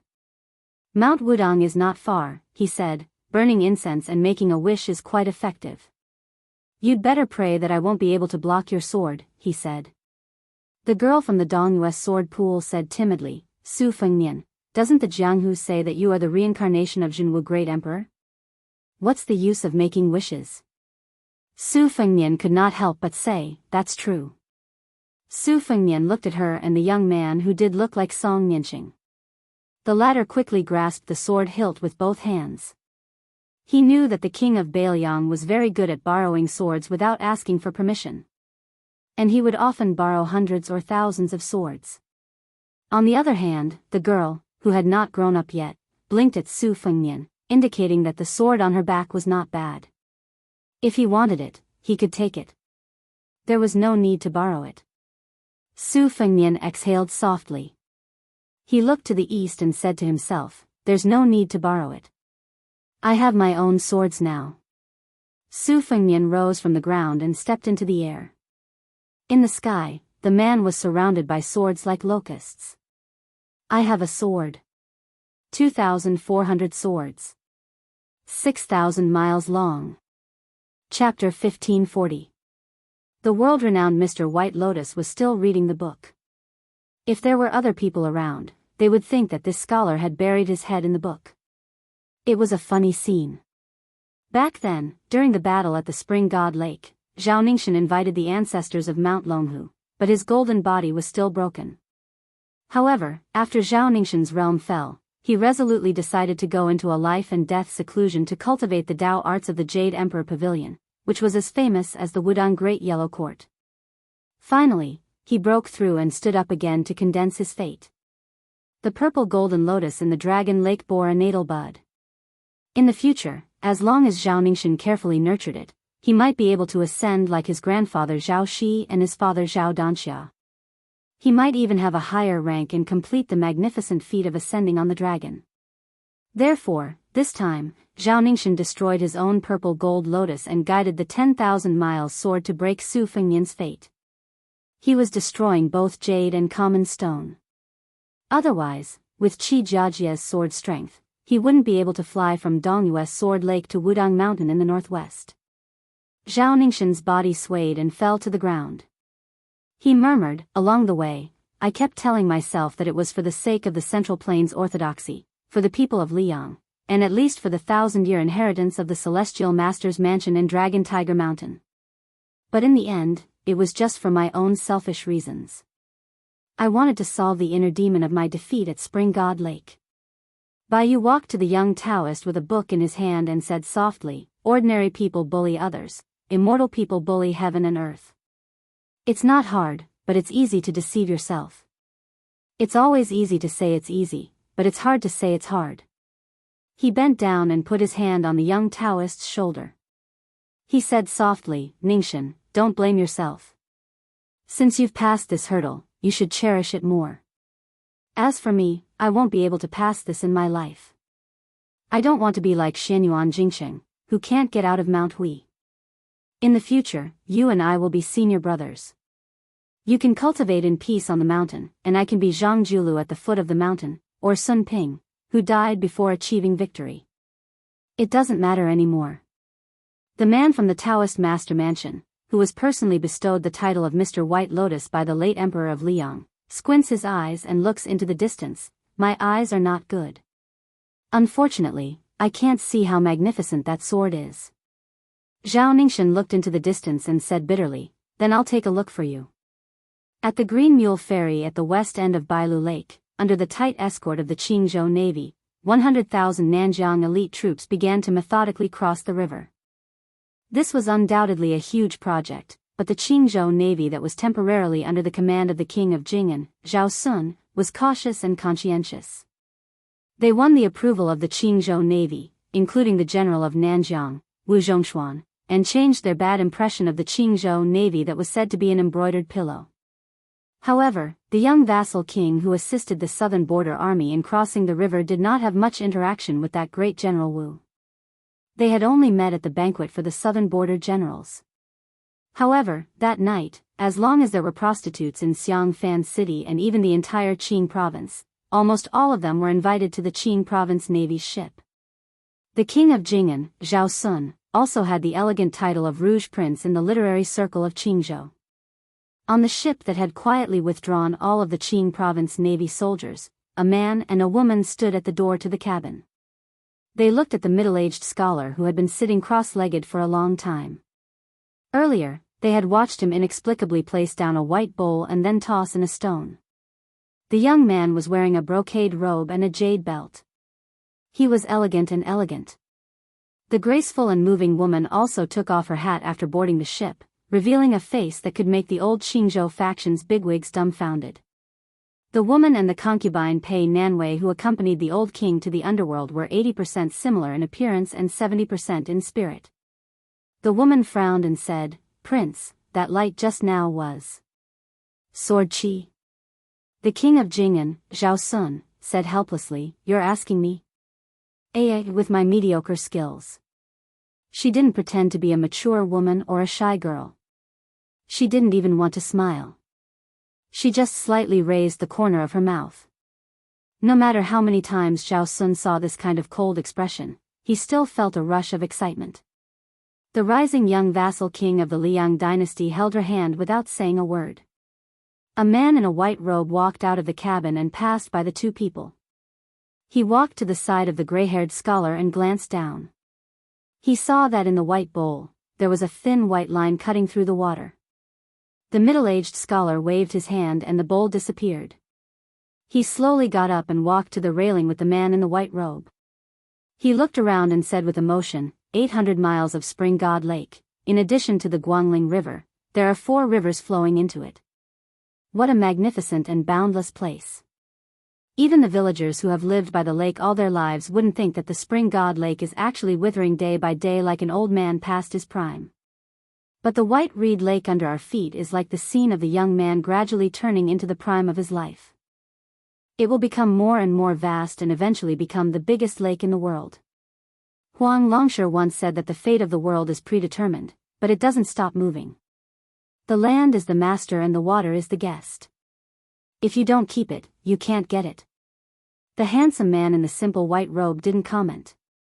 The Confucian scholar smiled and said, "For the sake of the fate of Liang and northern Liang, Qi Jiajie had no choice but to give up his lifelong ambition. He abandoned Changwu and went to the sword pool of Dongyue to seek a sword.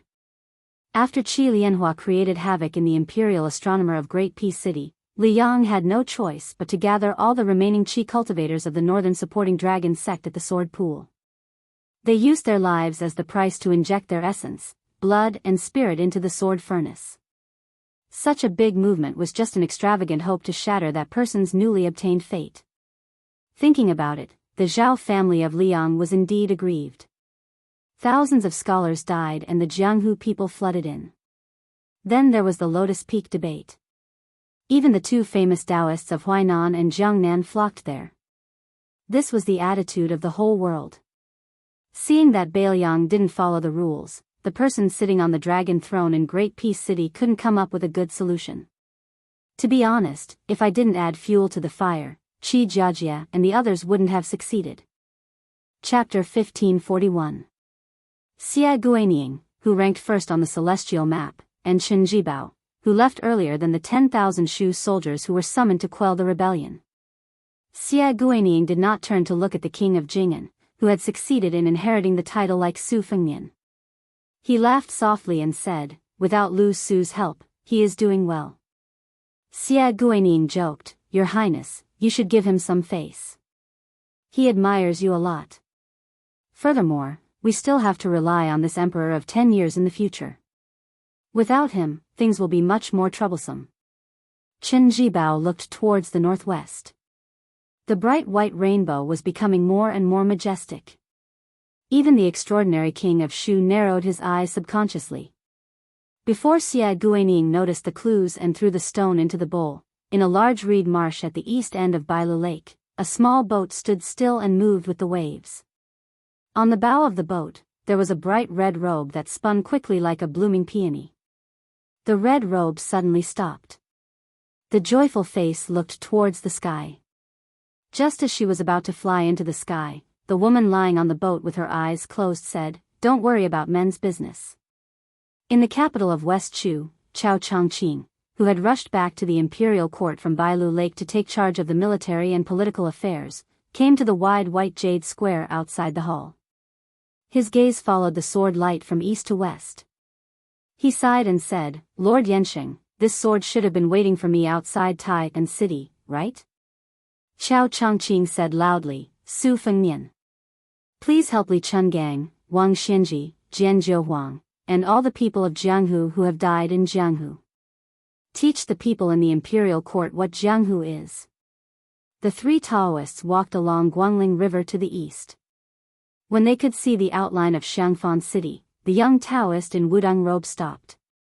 The little Taoist, whose entire body was flowing with spiritual qi, asked curiously, "Master, why aren't you moving?" The man with a sword on his back, who was wearing a Taoist robe from Longhu Mountain but mingling with the Wudang Taoists, frowned and said, "This sword is coming from Dongyua's sword pool to Wudang Mountain." Li Yufu, the current leader of Wudang's sect, who accompanied the carp to transform into a flood dragon in the river and into a dragon in the sea, nodded gently. He did not say anything, but there was a rare anger between his brows. Qi Xianxia, the Taoist priest of Mount Longhu, who came to look for the master and disciple of Wudang, praised, "This sword has no scabbard, the world is the sword's clothes. If I can face this sword head-on in this life, I will die without regrets." The little Taoist, Yu Fu, said softly, "Life and death, how important is that? Let's not die so easily." Qi Xianxia was speechless. She turned her head and stared at the little Taoist. She smiled knowingly and said, "You look like someone. When he was timid, he was even worse than a woman. When you're brave." Qi Xianxia didn't say that. When he was bold, even the immortals in the heavens were afraid. The donkey-riding middle-aged man, who had already passed Jiangya and entered Shishu Dao, suddenly said angrily, "Li Yang, oh Li Yang, how can you play with this sword like this? Aren't you forcing me, Dong Tai, to go to Bailiang's border?" The young man who was pulling the box on the back of the donkey said with a sad face, "Master, can we not let our emotions affect our decisions? It wasn't easy for us to come to Shishu Dao from there. My calves and stomach have become thinner. In the end, we didn't see any scenery and we have to go beyond Bailiang's Great Wall."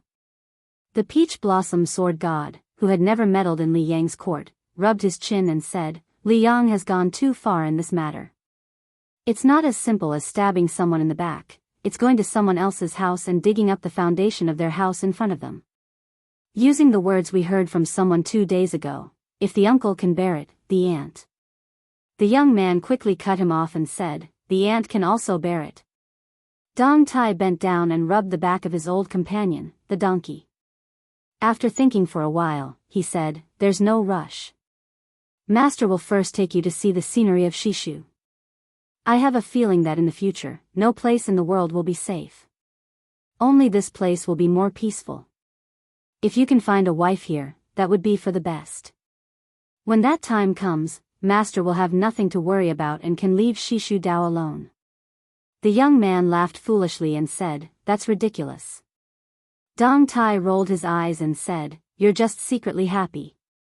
The young man suddenly said angrily, "Although I don't know what happened, if I were the king of Bailiang, a great grandmaster, I would have already killed my way to Great Peace City and beat up that Emperor Li Yang."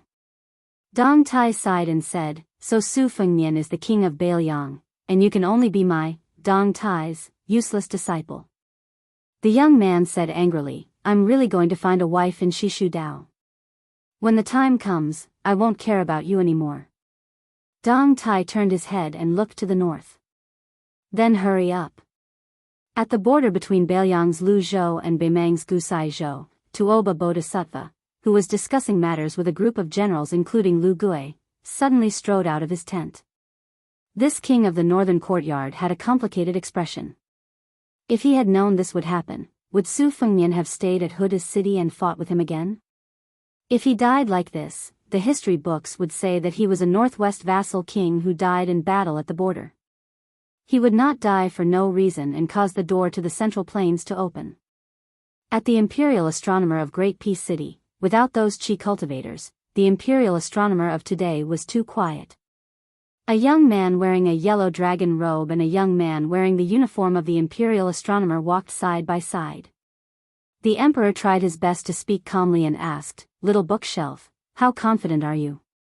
Under the sunlight, the young man raised his hand to cover his forehead and looked at the sky. He smiled and said, "I don't know about other things, but someone is unforgivable." The young emperor also smiled. "I'm clearly a formidable person, but my son wants to be a hero." "How funny." The young man suddenly became worried. "Brother Emperor, are you not afraid that he will completely side with Beimang?" The emperor asked. His father, Su Shao, has only done 2 things in his life. He used 20 years to conquer the Central Plains and another 20 years to resist Beimang. Do you think he dares to side with Beimang? Does he dare to let his father's efforts go down the drain? The young man said, "Oh."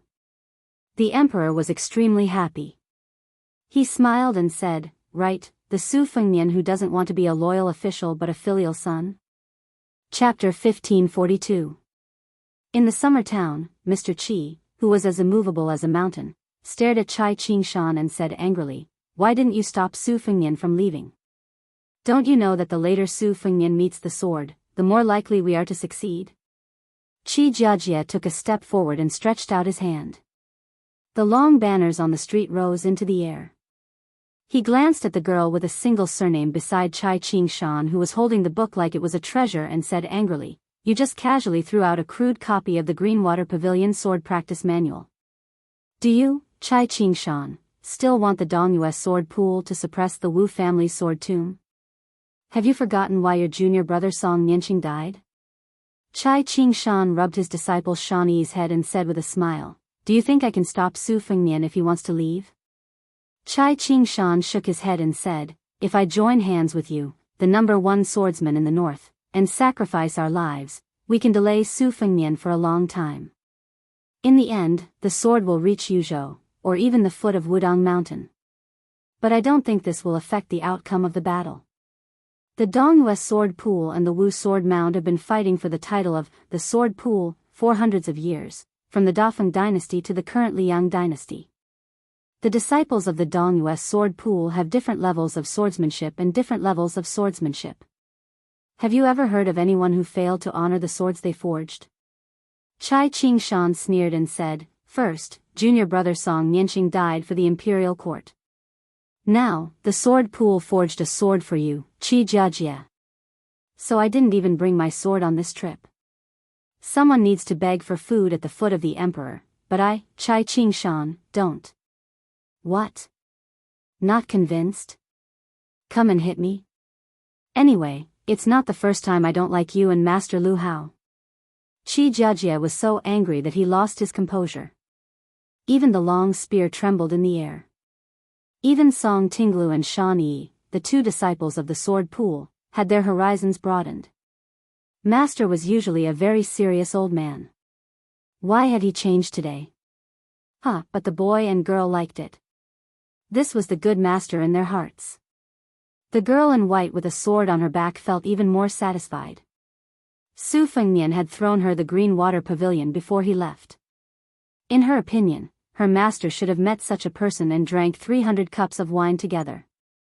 Therefore, she made a face and shook her head to add fuel to the fire. "What do you think? If you're not convinced, come and hit me. Come and hit me." Song Tingla turned his head and bared his teeth. Look, as long as that person was not around, his junior sister would reveal her fox tail. But he liked it from the bottom of his heart. The sword pool disciple was angry. The boy, the boy, the boy. The sword pool youth shouted, "Master, he, Jiajie, the boy. The boy, he was. The sword. The sword, was shouted A's, he, the sword boy was to stare, S's, S-A, he. The boy was slapped on the head by his sister. Song Tinglu, you're his mother. Zhao Wenwei, whose face became thinner after meeting the girl, only dared to say in his heart, "Miss, my name is Zhao Wenwei. I'm a scholar who aspires to be the most famous scholar in history." Qi Jiajie's eyes were fierce. Chai Qingshan had let go. He didn't pretend to be an elder in front of his disciple. He tilted his head and picked his ears. "Qi Jiajie, if I remember correctly, you, the one flying the kite, still have to pay attention to the flying sword thousands of miles away. Don't let it go to waste. If you really want to fight with your life on the line, then wait until this matter is over. When the time comes, regardless of whether it is your swordsmanship or your state of mind, you will have benefited greatly after this trip. You will have a chance to reach the realm of Deng Tea's sea visit to the immortals. When the time comes, you and I will definitely die. Qi Jiajie suddenly closed his eyes and sensed the thread-like will of the sword. After he opened his eyes, he regained the otherworldly demeanor of Mr. Qi of Grand Peace City. He smiled and said, "Chai Qingshan, you don't have to talk about the demeanor of a swordsman or the honor of Jianghu. You just don't think that the sword can achieve anything. Let me tell you a piece of news. Someone has secretly added a great aura to the sword that is enough to trigger the anomalies of the world." Chai Qingshan narrowed his eyes. "Oh. Let's wait and see." Qi Jiajie smiled and waved his hand. The long tortoise and sword were nailed into the pillar of the inn. Han Xingxian was waiting for him in Shenwu City. Yang Taisui was waiting for him outside the Iron Gate. Huang Qing and the Bronze Man Grandmaster were waiting for him in Liuzhou. Diwu Raccoon went to Mount Bubang to find him. Wang Xinji went to Bailiang to find him. Tuoba Bodhisattva was looking for him in the western regions. This time, it was nothing more than a sword looking for Su Fengnian. Su Fengnian broke through the air on the spot. He summoned 2,400 sword wills of one Qi and took the initiative to meet the sword. Su Fengnian stepped on a sword of Qi. He floated in the wind. With the sword under his feet, he walked with the wind. Qi Jiajie was only a medicinal primer carefully prepared by the Liang imperial court. It was not difficult for Su Fengnian to kill him, whether or not Chai Qingshan of the Dongyue sword pool was there to stop him. Why did Qi Jiajie happen to arrive at Fuxia town almost at the same time as Wang Yuanran and the others?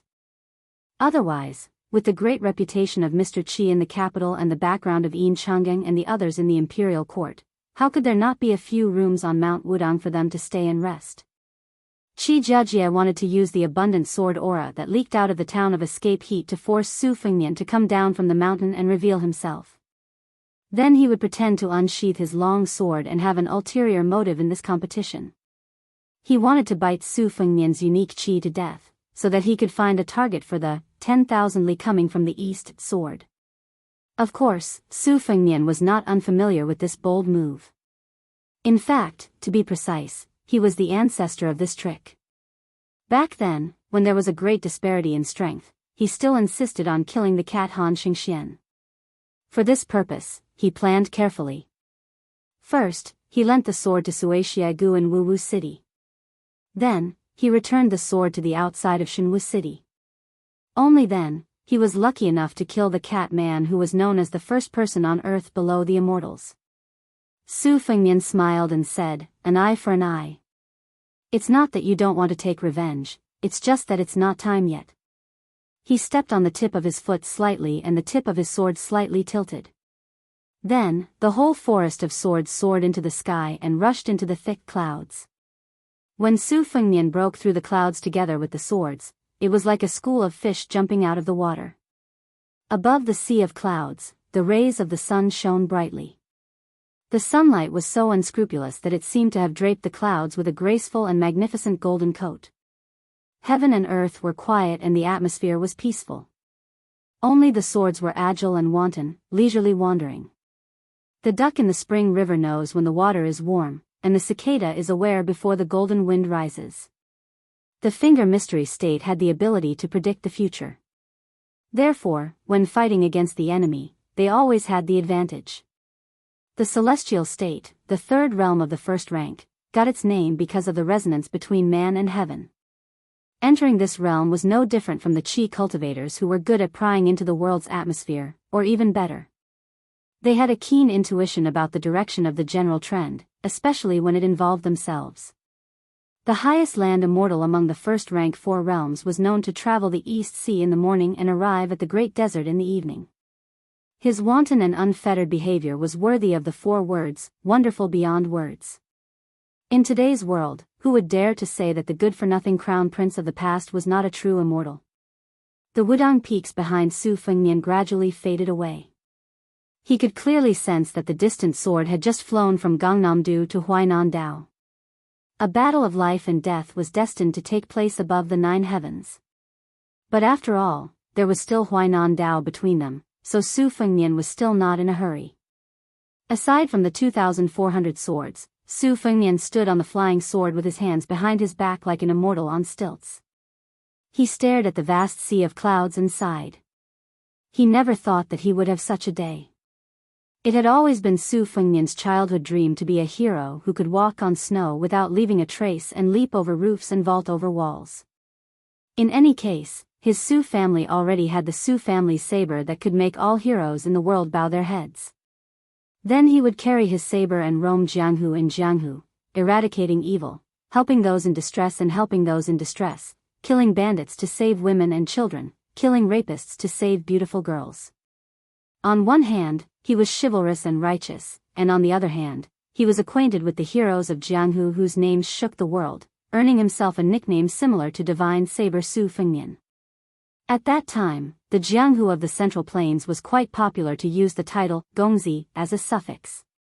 When he was young, His Royal Highness discussed with his eldest sister for a long time and very carefully listed out a large number of Gongzi.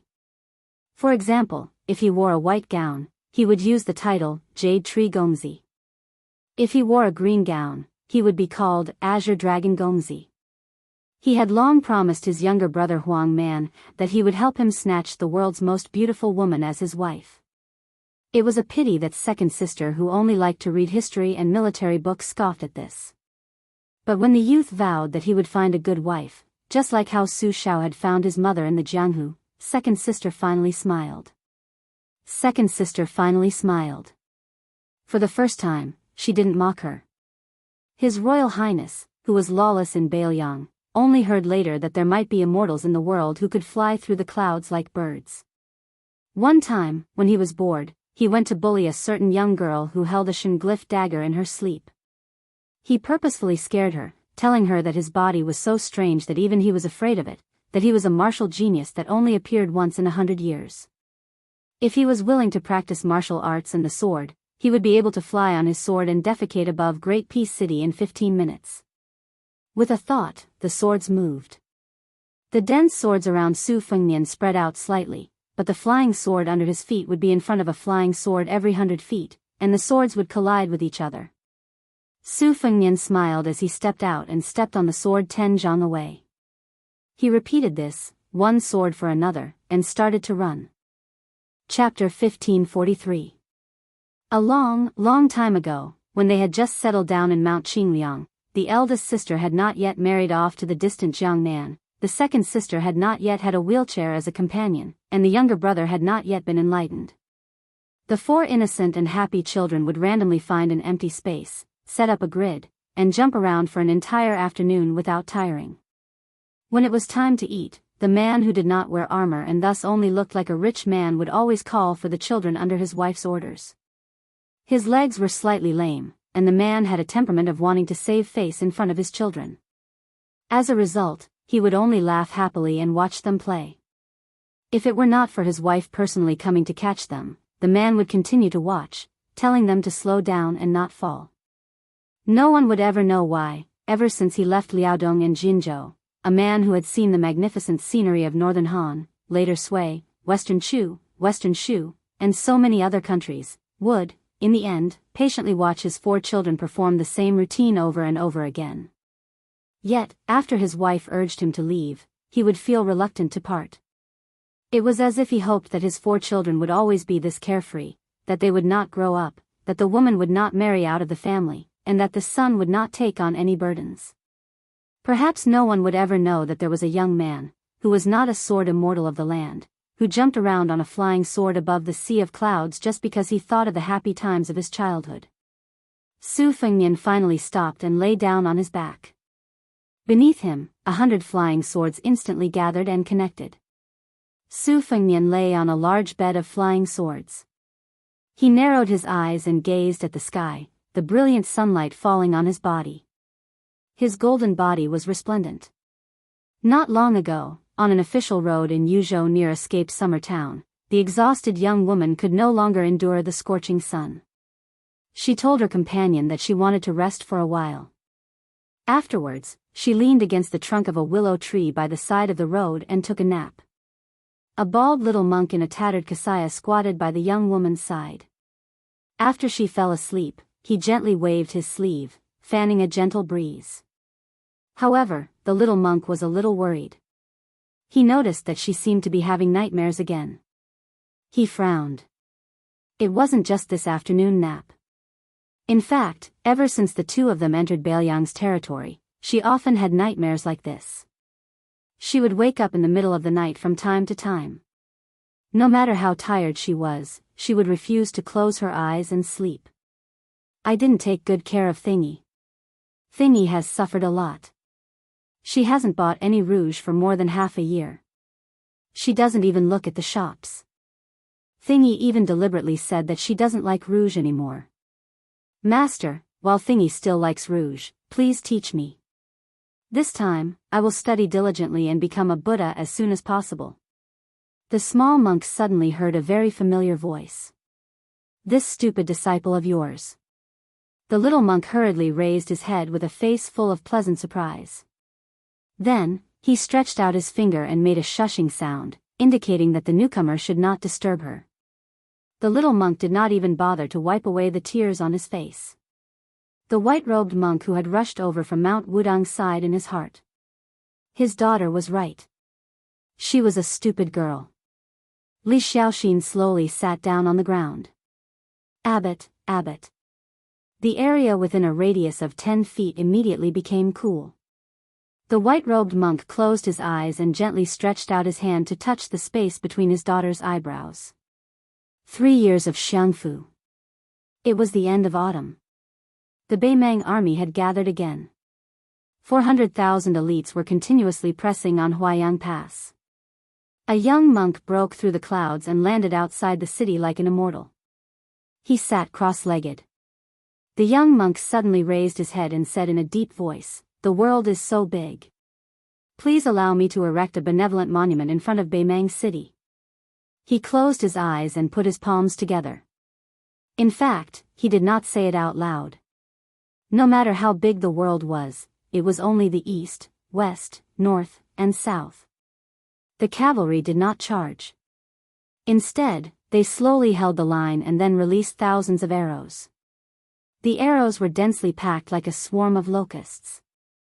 The entire sky was like a fragile piece of silk that was instantly torn apart by sharp weapons. The young monk lowered his head and chanted sutras, forming a golden body. As waves of arrows rained down, the monk's golden light began to waver and weaken. The arrow rain was endless.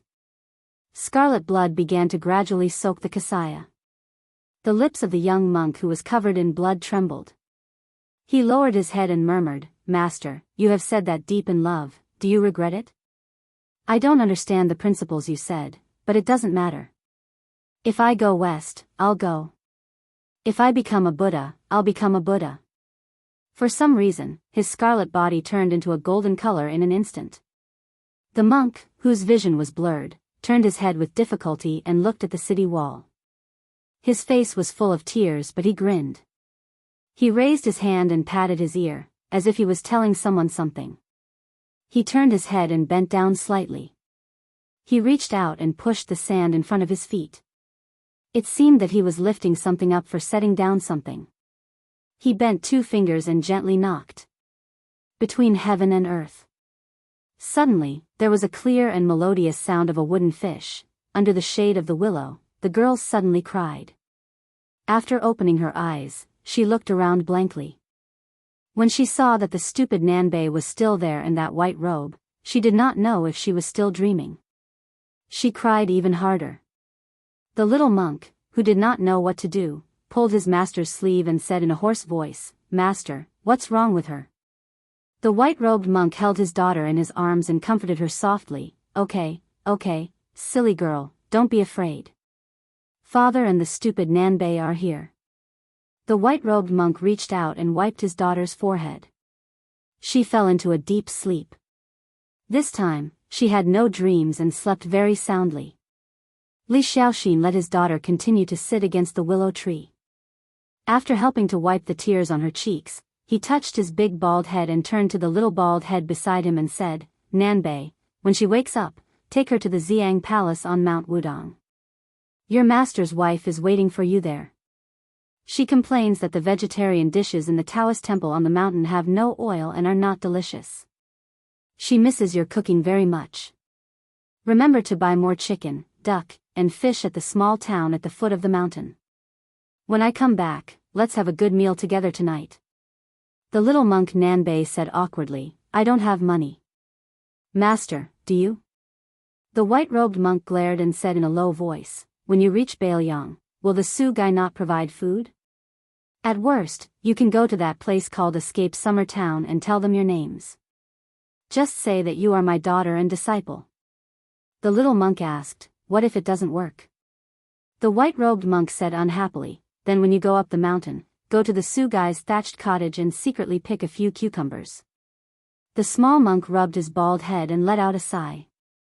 The white-robed monk slowly got up and said, do as you see fit. I have to go and send that kid off. The two dynasties of Liang and Beimang have destroyed Buddhism. Only Bailiang worships Buddhism.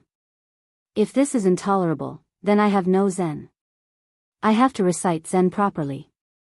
The little monk said nervously, Master, when you meet Su Fengnian, you must be polite. He is a good person. Oh right, Master, you didn't bring the sharpened kitchen knife when you went down the mountain this time, right? If you did, I will need it to cook at night. Master, you don't have to bring it. The white-robed monk waved his sleeves and jumped up. After reaching a height of several hundred feet, he walked towards the sky step by step. One step, one lotus. Li Xiaoxin said to himself, Disciple, you can forget about becoming a Buddha. I'm good at this. On this day, the sky above Bailiang was like a lotus pond suspended in the sky. After that, there were even Buddhas sitting on lotuses. In the sky nearly 100 miles away from the border of Hezhou, the white-robed monk caught up with the young lord who was flying east on his sword. Su Fengnian stopped the spectacular sword formation and asked, Master, is there anything I can help you with? The two were already above the sea of clouds, but the white-robed monk still pointed to a higher place. You should know, right? Su Fengnian smiled and said, Of course. In addition to Qi Jiajia's sword and Xia Guaning's interference, there will be some people who will not tolerate me. But don't worry, Master, it is all within my expectations. When there are too many lice, there is no need to be afraid of being bitten. When there are too many debts, there is no need to worry. Su Fengnian raised his head to look at the vast and unfathomable space and sneered, if it was before the battle with Huang Qing, I would still be a little afraid. But now, it's nothing. The white-robed monk looked at the Northwest Lord who opened the door of Bailiang to accept all the monks in the world, and said in a deep voice, I am not helping you, Su Fengnian. Of course, I can't help you much. But the pure land of Bailiang is what my master, martial uncle, and that useless monk of Mount Lantua want to see. Su Fengnian hesitated for a moment and finally said bluntly, Master, you should know that I am guarding the northwest and resisting Beimang's million-strong army out of selfishness. If I wasn't Su Zhao's son, if it wasn't for the fact that my northern Liang cavalry had taken root here for 20 years, their blood, sweat, and tears were all here, then I, Su Fengnian, might have at most single-handedly killed several dozen northern Mang generals and tried to kill Tuoba Bodhisattva. I definitely wouldn't have defended the border to the death in Liang province. As for accepting all the monks in the world, isn't it like being angry with Liang? The white-robed monk waved his hand impatiently. I don't care what you think. I only care about what you do and what you do. Su Fengnian laughed it off. The white-robed monk snorted and said, This sword is not simple. Don't die. My daughter and disciple have some debts with Escape Summer Town. They are waiting for you, Su Fengnian, to return them. Su Fengnian smiled and said, No problem. Su Fengnian turned around and continued to fly on his sword, heading straight for the border between Bailiang and Huainan. The white-robed monk turned to face the west, but when he turned his head to look at the slightly lonely slender figure, he somewhat resembled himself when he went down the mountain from the two Zen temples and traveled thousands of miles to the west alone. The white-robed monk smiled. Not long ago on Mount Wudong, his wife said that it would be great if they had 2 daughters. At that time, he thought it was ridiculous, but now it seemed that it was not so ridiculous. The white-robed monk put his palms together and softly chanted the name of Buddha. Chapter 1544. Around the white-robed monk, lotuses as large as mountains bloomed one after another. The lotuses bathed in the dazzling sunlight rose above the sea of clouds. Thousands of lotuses rose in Baelyang. The white-robed monk put his palms together and lowered his head, saying softly, "When my heart is clear, when can I not see Tathagata? Where my heart is clear, where is not the Western paradise?" The white-robed monk slowly raised his head and said loudly, "Lotuses fall in the Buddhist kingdom. On top of the lotuses, there were many Buddhas sitting on them. The Buddha's light shone down on the earth and covered the entire land of Baelyang.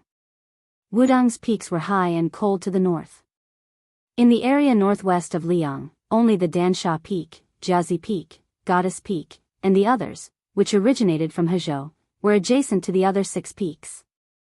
It could be said that Wudang did not monopolize the beauty. When Su Fengnian drove the group of swords to the border of Yuzhou province, unlike the tranquil sea of clouds at the border of Yuzhou province, the scene in front of him was surging like a huge tide. The mountains of Hezhou province had sunk into the bottom of the sea of clouds. Only the most precipitous 6 peaks rose above the sea of clouds. However, only the sharp corners of the 6 peaks could be seen.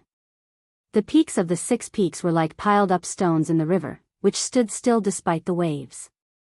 Su Fengnian looked at the 6 islands in the distance. This was the place. If Xia Guining did not make things worse, even if Su Fengnian allowed the flying sword to enter Yuzhou, he would still have a chance of winning if he stayed in the escape town. However, it was different now. Xia Guining's intentions were far-reaching. Not only did he want the sword to break the fate of Chicken Soup Monk, he also wanted to break the fate of Su Fengnian and Baelyang. If they fought at the foot of Wudang Mountain, even if Su Fengnian successfully received the sword, once the scattered sword aura escaped, it would still bring disaster to Baelyang. In that case, he would still lose, and he could not afford to lose. If he wanted to fight, he could only fight outside of Baelyang's border. Su Fengnian gently exhaled. He put 2 fingers together and pointed to the sky.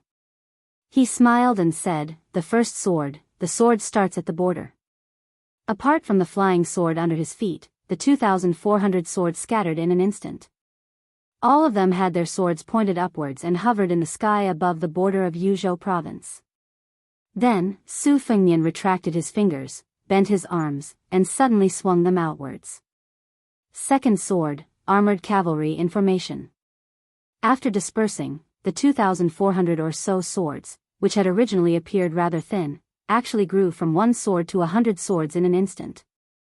In the sky above the eastern border of Yuzhou province, a sword net seemed to have been set up. It was as if close to 300,000 Baelyang cavalry were here in formation.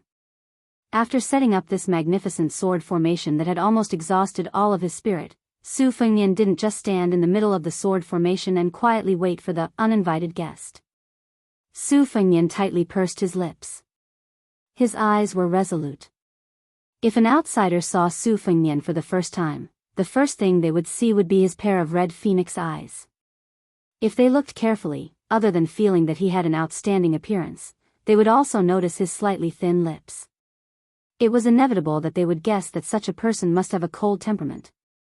Baelyang has 300,000 border soldiers, and Baelyang has millions of families living in poverty. Today, let me, the king of Baelyang who feels guilty towards you, not feel so guilty. Su Fengnian raised his hand and rubbed his face hard. He said softly, "Old Huang, Wenhua, the old man in the sheepskin fur coat, I'm very happy to have met you in this life. I don't need to apologize to the 3 of you, because I know you don't want to hear it at all." Su Fengnian lowered his head and smiled. "Then let's go." "Then let's go." Su Fengnian took in a deep breath, but didn't exhale. He took a step and rushed towards Dansha Peak where the sea of clouds was roiling. Su Fengnian's figure dropped rapidly. He stepped on the top of Dansha Peak and then shot up. After landing on the next peak, his figure leapt up again, constantly borrowing the power of this great mountain. Accompanied by the shocking rumbling of the rolling rocks, Su Fengnian, who had no more mountains to land on, opened his 5 fingers. His entire body collided with a dazzling white rainbow that cut through the sky. Yuzhou was 100 li away from the border. high up in the sky. When Su Fengnian's palm collided with the tip of the sword, the originally vast cloud of clouds exploded and completely dissipated. There were no clouds for 10,000 li. The sword that Su Fengnian's palm blocked was flowing with purplish gold light. It was actually 10 feet long, but as thin as a willow leaf. Therefore, this sheathless sword was all sword tip. It was the largest sword furnace in the Dongyue sword pool that had been sealed for nearly 200 years, the Dafeng sword furnace. It was said that the last emperor of the Dafeng dynasty had once thrown an heirloom imperial jade seal into the furnace. Therefore, the fate of the Dafeng sword furnace was preserved until today. The furnace was quietly opened at the end of the auspicious year of the Li Yang auspicious year. The furnace fire was so strong that it could be faintly seen from 10 li away. The Dongyue sword pool had no choice but to build 4 tall buildings that reached the clouds around the sword furnace. Qi cultivators of the supporting dragon sect waited outside the buildings to conceal the sword aura and fire. Su Fengnian was knocked back more than 10,000 feet by the collision of the sword. He was pushed back more than 2 li. Even Tuoba Bodhisattva's all-out attack, Dong Tai's all-out attack, or even Wang Xianji at her peak, would not have such power. Su Fengnian's mind was clear of distracting thoughts. All the qi in his body madly gathered at the point where his palm and the tip of the sword collided. Although the incomparably sharp tip of the sword had not yet pierced through Su Fengnian's palm, Su Fengnian was well aware that as long as there was a small opening, even if the opening was insignificant, it was very likely that he would be defeated like a landslide. Chapter 1545. The nameless sword, which had come from the Dongyue sword pool to the sky above River Province in a spurt of energy, seemed to have the intelligence of a human. After being enraged, its aura increased instead of decreasing. The sword qi swirled chaotically, illuminating Su Fengnian's purple gold aura. The chilling sword light had solidified, whipping Su Fengnian's body. Ripples appeared on his robe that was flowing with aura energy. The sword swept past Dongyue Path, Guangling Path, Gangnam-do Path, and Huainan Path. One sword light chilled 19 provinces. At this moment, it had almost reached the peak. Its momentum was unstoppable. Su Fengnian pressed his palm against the sword tip. In order to weaken the terrifying momentum of the sword, he had no choice but to bend his knees slightly and lean his body forward. One man and one sword dragged a thick trail of smoke and mist in the sky. They passed Bo's Peak, Zishio Peak, and Old Man Peak. Su Fengnian's retreating figure passed 3 peaks in a row. He was less than 50 li away from the sword formation at the border of Yuzhou. Su Fengnian's robe was covered in hard frost. The aura that leaked out of his body was clearly not enough to disperse the frenzied sword intent. When Su Fengnian saw Goddess Peak from the corner of his eye, he finally let out a breath. The sword tip pierced his palm instantly. Blood splattered. Su Fengnian used the sword tip as a fulcrum and leaned his body forward. His posture was like pushing a mountain with one hand and shaking Kunlun with his strength. They passed Goddess Peak, Jiazi Peak, and Dansha Peak. They passed 3 more mountains. The sword tip had completely pierced Su Fengnian's palm and slightly peeked out from the back of his hand. Su Fengnian was expressionless. He stretched out his left hand and placed it on the back of his right hand. The aura in Su Fengnian's body circulated for 800 li in an instant, surging like the tide of Guangling River. 2 palms, 1 horizontal and 1 vertical. Layered thunder. But in the short 3 li, the sword tip still peeked out from the back of Su Fengnian's left hand. The sword tip was only an inch long, but it had a lofty aura. Su Fengnian stomped his foot. Thunderous roars could be heard from the ground of River State. He allowed the tip of the sword to pierce his back another inch. The momentum of the sword finally paused. The scarlet blood flowed down the back of Su Fengnian's hand and into his sleeve, and then quickly condensed into a pool of blood frost. Although the forward momentum of the long sword had been forcibly stopped, it did not mean that the momentum of the sword had begun to decline. Almost every time Su Fengnian retreated 1 li, the tip of the sword would pierce through the back of Su Fengnian's second hand by half an inch. It was only 20 miles away from the border of Yuzhou province. The long sword began to draw an arc in the air, and the tip of the sword pointed downwards as it fell towards the land of Yuzhou. Su Fengnian leaned forward and gradually straightened his body. A traveler straightens his lapel when he is close to home. The tip of the long sword touched Su Fengnian's right chest. It was just a hair's breadth away from piercing through. The 20 or so flying swords behind Su Fengnian buzzed at the same time. After gathering together, they sounded like drums in the battlefield, resounding through the clouds. Bleeding from the 7 orifices? Su Fengnian was already bathed in blood. In particular, his face, which was not covered by the long robe, was constantly seeping blood. Before the dense sword energy could clear it, fresh blood would flow out. 10 li. The long sword had already pierced through his chest. Su Fengnian had maintained his posture from beginning to end with his palms pressed against the sword. He lowered his head to look at the sword. The blood obstructed his eyes, so his vision was somewhat blurry. Su Fengnian twitched the corner of his mouth and lightly spat out a mouthful of blood onto the sword. "I'm not having a good time, but aren't you also on the verge of collapse?" The long sword hummed, stirring up the flesh of Su Fengnian's wound. 5 li. The long sword of 1 zhang.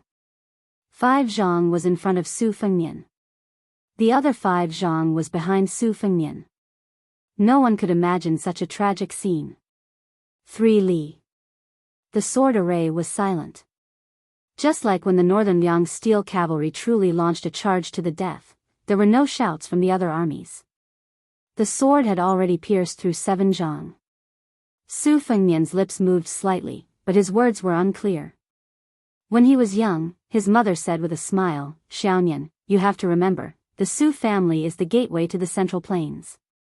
It had nothing to do with who the Liang emperor was, and it had nothing to do with whether the people of the Central Plains scolded the Su family or not. The man who had never dared to talk back to the princess said boldly for the first time, "Xiaonian, don't take it seriously, don't take it seriously. War is not fun. Don't try to be a hero if you can. What's wrong with my son, Su Shao? Must he sacrifice his life for the country? There's no such thing." Su Fengnian just said to himself, "Mother, I'll listen to you, not my father." 2 li. Behind him were the barren mountains and rivers of Yuzhou. The long sword had already pierced through 8 zhang. It wanted to struggle mightily between the weakening and exhaustion of its momentum. Su Fengnian's palms clenched into fists. His palms were badly mangled and his bones could be seen. He tightly gripped the long sword, which was only 3 zhang sharp, and pulled it out.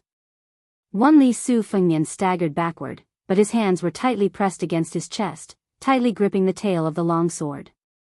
He didn't want to let go. Half a li. Su Fengnian continued to hold the tail of the long sword with one hand, while his other hand went behind his back and gripped the tip of the sword that had pierced through his chest. Beiliang's million-strong army is pressing down, but Liangzhou's Huda city and Yozhou's Xiaoguang city are still there. As long as one person in the city is still alive, the city is still there. Su Fengnian closed his eyes.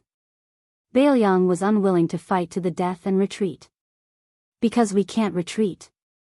Su Fengnian didn't break the long sword with his bare hands. Instead, he broke the 1 zhang sword with brute force. After the sound of the long sword breaking, it seemed like a long period of time had passed. In the end, Su Fengnian bowed his head and stood to the east of the sword formation.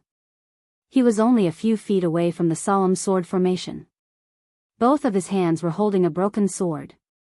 This 10,000 li sword could pass through the 4 paths and 19 provinces of Liang, but it couldn't take a single step into Beiliang. After the long sword was broken, the millions of strands of sword energy scattered in all directions. They were all blocked by the sword formation outside of Yuzhou. This summer, Great Peace City, where the sun was high in the sky, rained heavily. Sword Rain. Chapter 1546. When the white-robed monk transformed into a rainbow and arrived at the border of the Sea of Clouds, he saw the scarlet figure sitting cross-legged on the sword facing the east. Li Dongxin suddenly stopped. Like flowing water, he stood still in the sky like a landscape painting. The white-robed monk looked at the wind and clouds that had been caused by the sword formation breaking through the air. He said, of the remaining 120,000 flying swords, half of them will not reach Great Peace City. Bailiang has this poor monk to help you stop the immortals from taking advantage of the situation. Great Peace City is even more so. This is unnecessary. It is better to save your will and use it to strengthen your foundation. Su Fengnian still held the two pieces of the sword that had lost its sharpness but still had its edge. He said softly, I could not control myself. You are still young. The white-robed monk shook his head and said with a smile, put yourself in someone else's shoes. If you were the emperor of Liang and watched as the Jianghu people and scholars brought their fates into Bailiang, would you be able to endure it? Great Peace City's original intention was to use this sword to cut off your fate. But Xia Guining added fuel to the fire and it became a situation where they would not rest until one of them was dead.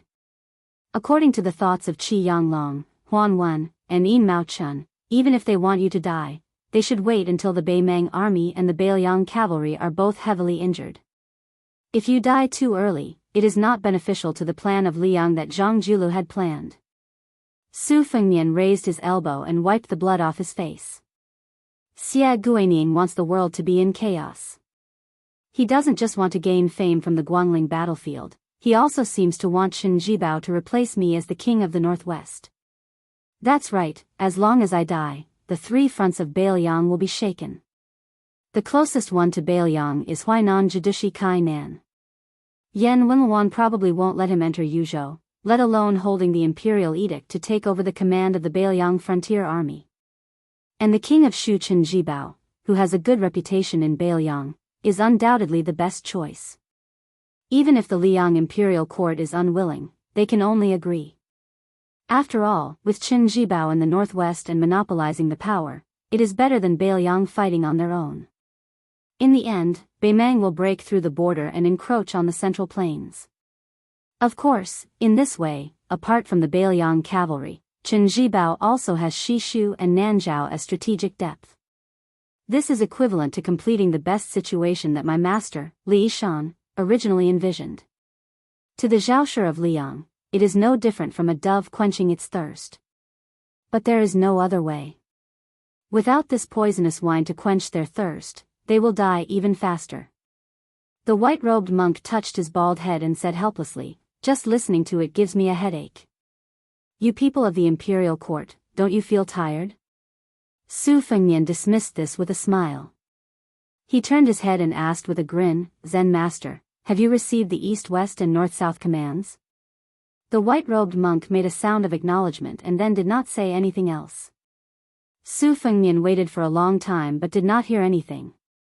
Finally, the white-robed monk turned his head and looked at the young man who was sitting on the sword in the air. He said slowly, the sword under your butt is trembling. How long are you going to pretend to be a master? Do you really think you are an immortal who eats the clouds, drinks the dew, and drinks the wind? Su Fengnian's face was extremely embarrassed. The white-robed monk lifted his sleeve and gently waved it. Su Fengnian turned around with his sword and rushed towards Mount Wudong. The white-robed monk flew beside him and said indifferently, I am only sending you back to Fuxia town to help you pay back the money. Don't ask for a yard after getting an inch. You want me to help you scare Qi Jiajie and Chai Qingshan.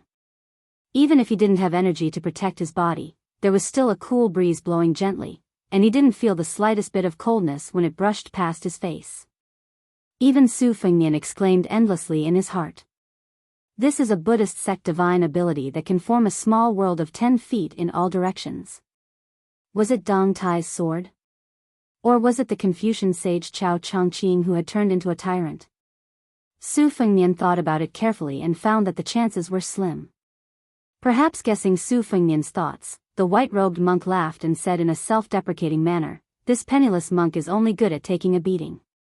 I can't compare to you, Su Fengnian, who was able to completely withstand that sword strike. If it were this penniless monk, although that sword strike could not harm this penniless monk at all, this penniless monk would definitely not be able to stop it from invading northern Liang. What, do you want to steal this Buddhist skill? I advise you to give up this idea, unless you are not king of Bailiang and shave your head bald one day. Su Fengnian hurriedly shook his head gently and looked down.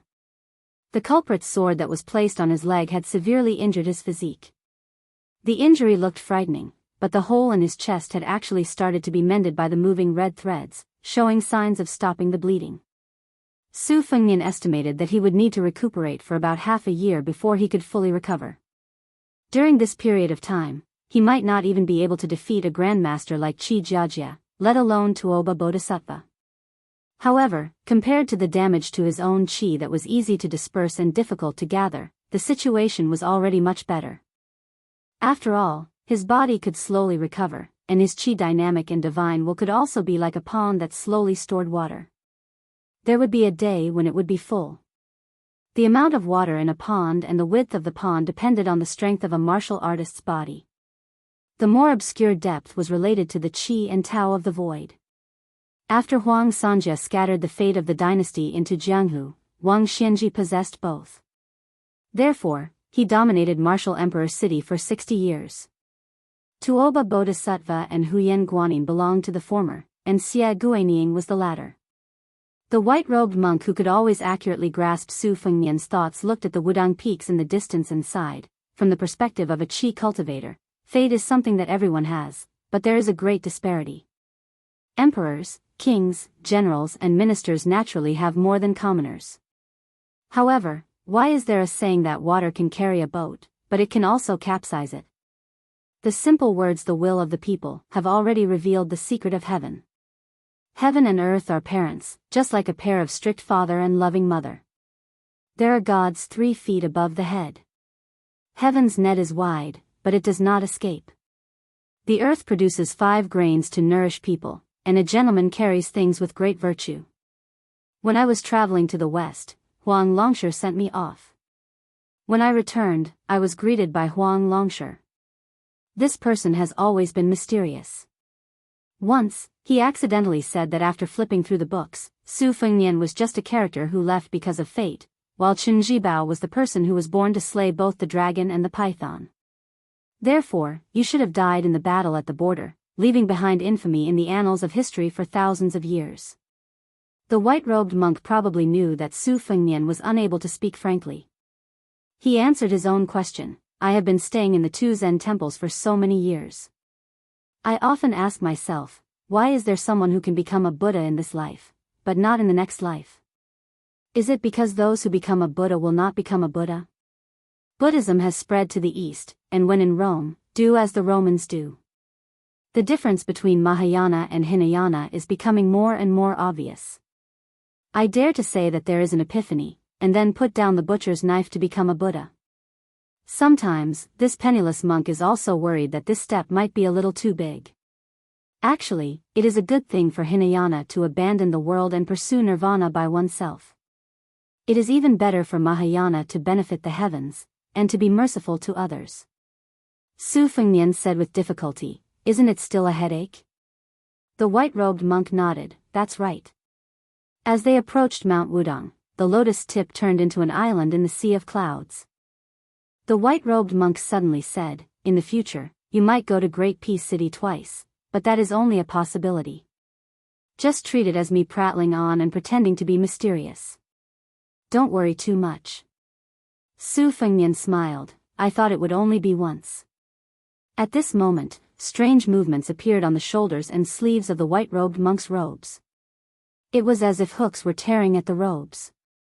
Li Dongxin only waved his sleeves casually and patted his shoulders. Su Fengnian's expression was solemn. He subconsciously reached out to grab the broken sword on his knees. Immortals sat high in the 9 heavens, fishing with their rods. Those fishing lines that even qi cultivators could not see fell into the mortal world. At this moment, many of the hooks happened to hook onto the white-robed monk. The white-robed monk shook his head and smiled, "Don't worry. As a member of the 3 religions, it is more troublesome." Su Fengnian could not help but curse inwardly. How could he not care? Anyone would not be able to keep their cool when the immortals who were fishing for luck in the heavens were tearing at their clothes like this. However, Zen Master, you are patting here and there like you are swatting flies. I can only follow you and not care. Su Fengnian smiled for no reason. "Zen Master, you are making such a big commotion before the fight. Han Gui of Green Mountain Monastery is under a lot of pressure. The white-robed monk chuckled. This is what my daughter taught me. She said that when the Jianghu people at the foot of the mountain fight, before their fists hit their opponents, they would first perform a set of majestic fist stances on the spot. Not only can it boost their courage, it can also earn the cheers of others. Su Fengnian forced a smile and laughed. You are indeed an experienced Jianghu person. Near the summer escape town at the foot of Mount Wudong, the white-robed monk gently pushed Su Fengnian down on his sword. A voice came from behind. Change your clothes before you see the thing. Otherwise, if she knows that you are in such a miserable state under my watch, I will be nagged for a long time. My ears will not be able to have peace. You have to know that my daughter's lion's roar of Buddhism is 80% inherited from her mother. After hearing this, Su Fengnian smiled knowingly. In the blink of an eye, he landed in the sky above the summer escape town. He stood up and the flying sword of wool dissipated by itself. Su Fengnian held the two pieces of the broken sword in his left hand. After he pulled out Qi Jiajia's long sword, he was more seriously injured than he was. His body was not bad, but his heart of the sword was almost destroyed. In this lifetime, he would not be able to make a breakthrough in the realm of the sword. Therefore, Su Fengnian really had to be wary of Chai Qingshan, who had chosen to stand aside for some reason. Chapter 1547. When Su Fengnian's feet landed on the street, without the protection of the white-robed monk's 10 feet of pure land, a mouthful of blood surged up to his throat.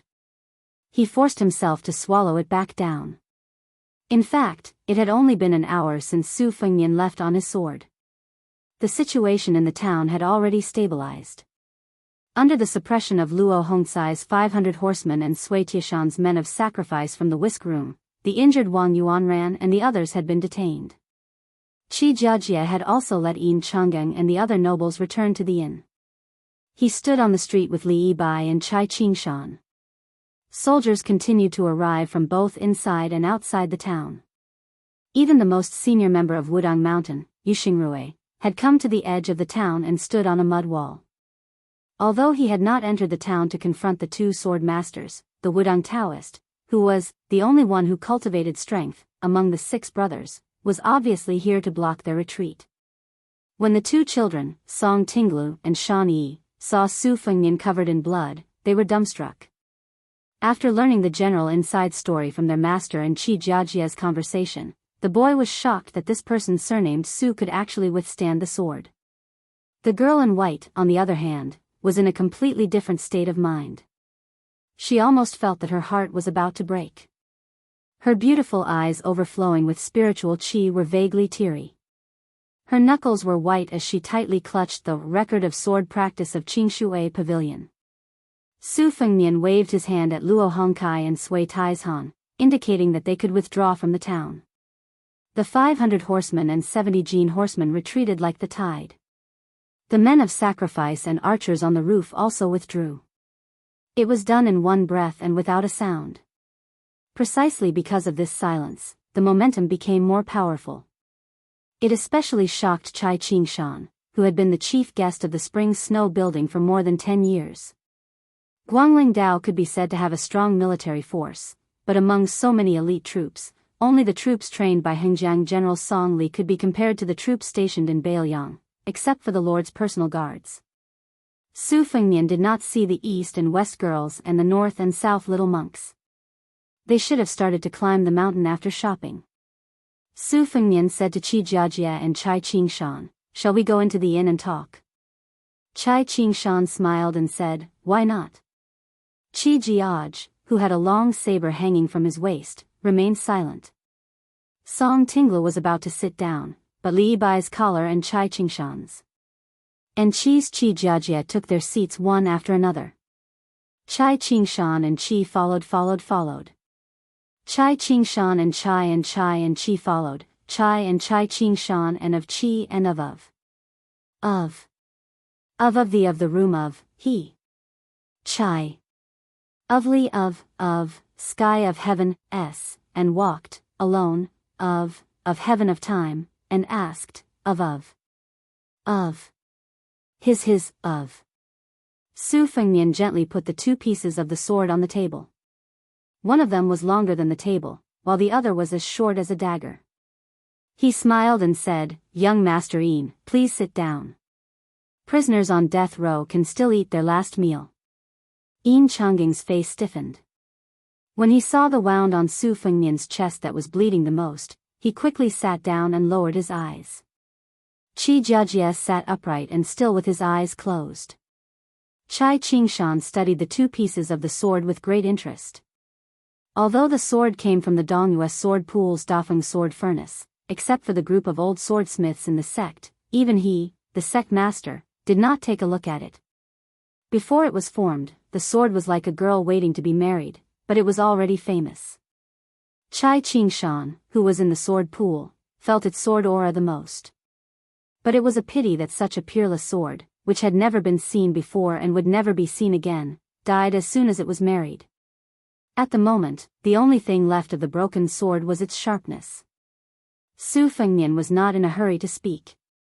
The atmosphere in the inn was solemn.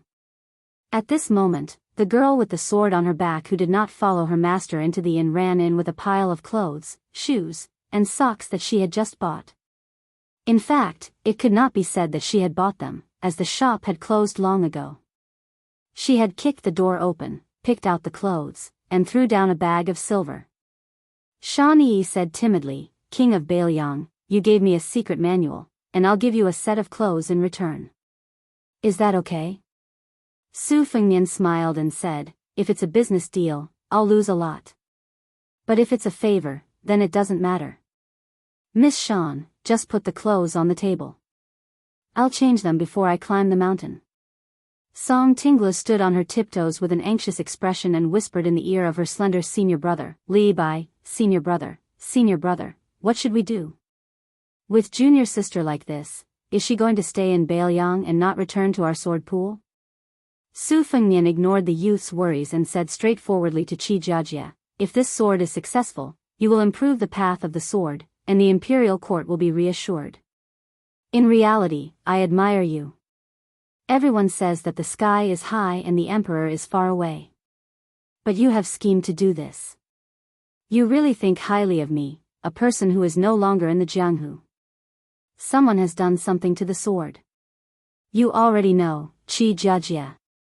I won't beat around the bush with you. You, Qi Jiajie, scram back to Great Peace City today. You are not allowed to use the sword for 10 years. Also, help me send a message to your master. I will find a chance to talk with him, just like we are now." Qi Jiajie suddenly opened his eyes. "What, you have no intention of talking?"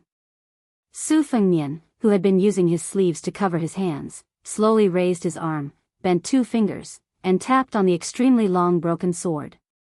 It was too much for the eyes to take in. At the same time, Su Fengnian laughed softly and said, "Breaking a willow and sending people away is not just a custom of the Central Plains. Bailiang has it as well. But Bailiang is not like you. Once people leave here, many people will not be able to come back. I wonder if you, Qi Jiajie, will do as the Romans do when you arrive in Bailiang?" The broken sword, more than 1 zhang long, was broken into dozens of pieces. The pieces of the broken sword rose into the air and spun lightly on the table like willow leaves leaving the branches and moving with the wind. Qi Jiajie snorted coldly. He seemed to be venting his anger, but everyone present knew that this was Mr. Qi showing weakness. The willow leaf slowly fell back to the table. Enchanting, whose heart had been in his throat, seemed to be relieved of a great burden. Sweat had seeped out of the young master's forehead. But in the next moment, Enchanting felt a cool breeze in his face. Then he was knocked back and fell to the ground with his chair. The entire table had been split in half. Chai Qingshan turned his head and saw Su Fengnian had one hand around Qi Jiajie's neck. This Mr. Qi's back was pressed against the wall of the inn, his feet off the ground. The long saber at Qi Jiajie's waist was only half out of its scabbard. Su Fengnian had one hand around Qi Jiajie's neck, one hand behind his back. He raised his head to look at the best swordsman of the capital whose energy had exploded. He said with a smile, under the precondition of receiving the same level of injury, It is not as hard to kill you, Qi Jiajia, as you think. It is impolite not to reciprocate. Later, I will have Mr. Een, who definitely hates you, take your head back to Great Peace City. As the sword master's energy quickly weakened, the long saber slowly slid back into its scabbard. Chai Qingshan, who was thinking quickly, did not move in the end. He sighed in his heart. This young man was really ruthless to the enemy and even more ruthless to himself. In order to kill Qi Jiajia, this young vassal king looked so relaxed, but the blood on his body that had just shown signs of drying would probably add another 7 or 8 tails of blood. Su Fengnian let go of his hand. The already dead Qi Jiajia sat limply against the wall. The man and woman on the second floor, Zhao Chenyuan and Gao Shiqing, both covered their mouths, not daring to let themselves cry out. Gao Shilian and Han Xingyan both gasped. For the first time, the young Zhao Wenwei paid attention to this vassal king of Liyang who did not listen to orders, instead of paying more attention to the white-clothed girl Shan Bai. Different from the shock and fear of his brothers and sisters, this young man who had only read frontier poems in books did not panic. Instead, the young man looked down at everyone's reaction. The seemingly expressionless swordsman Chai Qingshan, whose left hand tightly gripped the chair's handle. Enchanting, whose hands were slightly trembling, re-straightened the chair. He hesitated for a moment before sitting down, and the young vassal king who slowly sat back down with a smile on his face. At that moment, Zhao Wenwei, who had admired his brother-in-law Enchanting since childhood, began to change his mind rapidly. The secret words that he did not listen to before, no matter what his father said, suddenly became clear to him. Especially the sentence, Wenwei, that Enchanting is just a prime minister in peaceful times. He can't be the chief secretary in troubled times. It may not be a blessing for our Zhao family to have such a son-in-law. Su Fengnian smiled at Chai Qingshan and said, Mr. Chai, I was surprised that you could hold back and not make a move. Chai Qingshan replied, Your Highness couldn't hold back and made a move. This commoner was even more surprised. Su Fengnian, whose body reeked of blood, glanced at Chai Qingshan's 2 disciples and said, Mr. Chai has taken in 2 good disciples. There is hope for Dongyue's sword pool to rise again. Although Song Tingler regarded this elegant but ruthless vassal king as a great enemy, he still couldn't help but straighten his back when he heard these words. Nonsense, being praised by one of the 4 grandmasters of martial arts evaluation, if this spread to Jianghu, he, Song Tingler, would become famous overnight. In the future, when he left the sect to travel Jianghu, wouldn't he easily have friends all over the world? Chai Qingshan laughed heartily and said, Then I will take advantage of your highness' auspicious words. Su Fengnian smiled at the young Song Tinglu and said, I heard that you want to be the second when bushing to become famous in the capital. There are dozens of willow leaf flying swords on the table. I will give them to you. Do you dare to accept them? The young man raised his chin and said, Why wouldn't I dare? Chai Qingshan sighed helplessly. This troublemaker. These things were really troublesome to deal with. Su Fengnian really did put away the broken swords on the table. He stood up and said, Young Master Een, I will have to trouble you to take me to Qi Jiaji's room. I will change my clothes so that I can go up the mountain. The white-clothed girl looked at Su Fengnian's bloody hands and hurriedly picked up the clothes and said, I will help my highness bring them upstairs. Chapter 1548. Chai Qingshan felt even more helpless. Damned girl, did she want the entire world to think that Sword Pool had something going on with Bailiang? Enchanting took Su Fengnian up the stairs, the young girl following closely behind. His companions at the stairs had already retreated to their rooms. Song Tingler rested his head on the table and laughed foolishly. Li Bai teased, with a new sword, you don't have to worry about your shimmy. The youth stared at the willow leaf swords that he liked the more he looked at them. He twisted his mouth and said, in any case, I can't win against Su Fengnian. I'll just leave it to fate. Chai Qingshan slapped the back of his disciple's head. Look at you. Stopping at the end of the corridor on the second floor, Enchanting said softly, This is Mr. Qi's room. Without waiting for Su Fengnian to act, the young girl in white cleverly pushed open the door like a servant girl. Su Fengnian stood at the door and said to Enchanting, if you have the guts, when you return to Great Peace City, tell Yin Mao Chun that the king of Shu, Chen Jibao, has Xia Guining supporting him and is like a tiger that has grown wings. Once he establishes his authority in Guangling Road, this person's threat to the court will not be below mine, Su Fengnian. Of course, whether you say it or not is up to you, Yin Chang'an. Also, I can't force it. Yin Chang'an seemed to have made a decision with great difficulty. He suddenly said in a low voice, Wang Yi, can I come in for a chat? Su Fengnian stilled and then smiled. No matter. The young girl with a sword on her back, her face slightly red, was busy. Not only did she put down the clothes, she even put the sword on her back on the table. She did not treat him as an outsider at all. At this time, she was carrying a wooden basin out. She saw Yin Chang'an walk in. After her shock, she did not ask anything. She only said to Su Fengnian shyly, Wang Yi, I will go boil a basin of hot water for you. Wang Yi may have to wait a while. Su Fengnian joked, go. But this time, I have nothing to give you. The young girl lowered her head and walked out of the house in small steps. When she reached the corridor, she began to jump up and down. With the girl's interruption, Yin Chang'an's mood calmed down a bit. He closed the door and sat down after Su Fengnian. Yin Chang'an did not take advantage of the situation to sit down. He just stood there. Just as he was about to speak, he found that Su Fengnian covered his mouth with his hand. Shocking blood flowed out from between his fingers, especially the large pool of blood on his chest. Yin Chang'an could not help but wonder, even if he was a martial arts great master, was it really okay to bleed so much? Su Fengnian's throat moved slightly. After he put down his hand, he took a deep breath and said with a smile, although your Mr. Qi didn't draw his sword before he died, the 18 strands of sword qi that he gave me are raging in my heart. I have no choice but to ask you to make it short. Yin Chang'an did his best to not smell the pungent smell of blood. He quickly thought of the right words and said, Has your Highness heard that Tantanon has the intention of giving up the position of provincial master?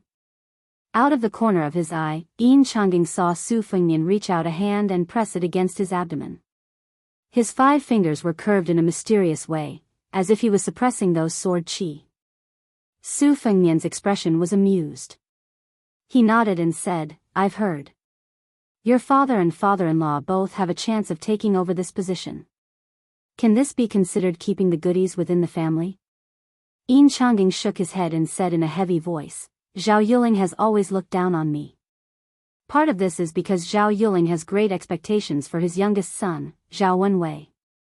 In reality, your Highness should be well aware that back then, my father was the first to leave Zhonglu, even earlier than Zhao Yuling, Yuangua, Han Lin, and the others. It was precisely because he had a disagreement with the old Grand Secretary on the matter of Bailiang. Su Fengnian smiled and interrupted him. There was a disagreement, but don't be in such a hurry to throw dirty water on Zhongjulu. Back then, Yin Chang'an was the first to leave Zhonglu. His disagreement with Bailiang's politics was only a small part of the reason. Most of it was the late emperor's intention. The late emperor needed to cultivate someone who could succeed Gu Lu and contend against Zhang Lu as a civil official. Unfortunately, the Green Party was disappointing, and the scholarly clique in Gangnam-do even more unbearable. Yin Chang'an tried twice in secret to rope them in, but he failed. That was why he had no choice but to stay in this corner of Hanlin Academy. Not only was the late emperor greatly disappointed, the one who should be even more disappointed should be Yuan Benshi. As a result, Yin Chang'an couldn't continue. As he spoke, Su Fengnian coughed from time to time. He continued, as expected, scholars are naturally not suited to discussing business face to face, but they do have a set of schemes behind the scenes. Fine, if you can't say it, I'll say it for you. Although your father and Zhao Yuling are relatives by marriage, they've never seen eye to eye. If I'm not wrong, your father's true best friend, the one he's willing to see as a kindred spirit, is only Han Lin, who's about to become the administrator of the Huainan Dao, right? What, you want me, Bailiang, to take care of the ambitious Sir Han? And what will your return be? Enchanting suddenly felt somewhat lacking in confidence. He said softly, after Sir Han takes up his post in the Huainan Dao, he will immediately propose to the court that the administrator's mansion be moved to the border between Ji and Hezhou. Su Fengnian nodded. I understand. Enchanting breathed a sigh of relief. If he continued to speak, there were some things that only the heavens and earth would know. It was truly too difficult to say. Su Fengnian waved his hand. Fine, you can return to Great Peace City at ease. As for the Huainan Dao and Jizhou, on the way back, tell that administrator to be at ease. Enchanting wanted to speak, but hesitated. Su Fengnian laughed coldly. As for what should be done, Bailiang will naturally weigh the pros and cons. In short, we won't make things difficult for your father and Han Lin. In this transaction, your side will definitely be more profitable. Enchanting bowed with clasped hands. Then Enchanting will quietly wait for the good news. When Enchanting quietly left the room, he discovered that the girl from the sword pool holding a basin of hot water was standing not too far away. Chapter 1549. Of course, Su Fengnian did not have the face to let a girl serve him.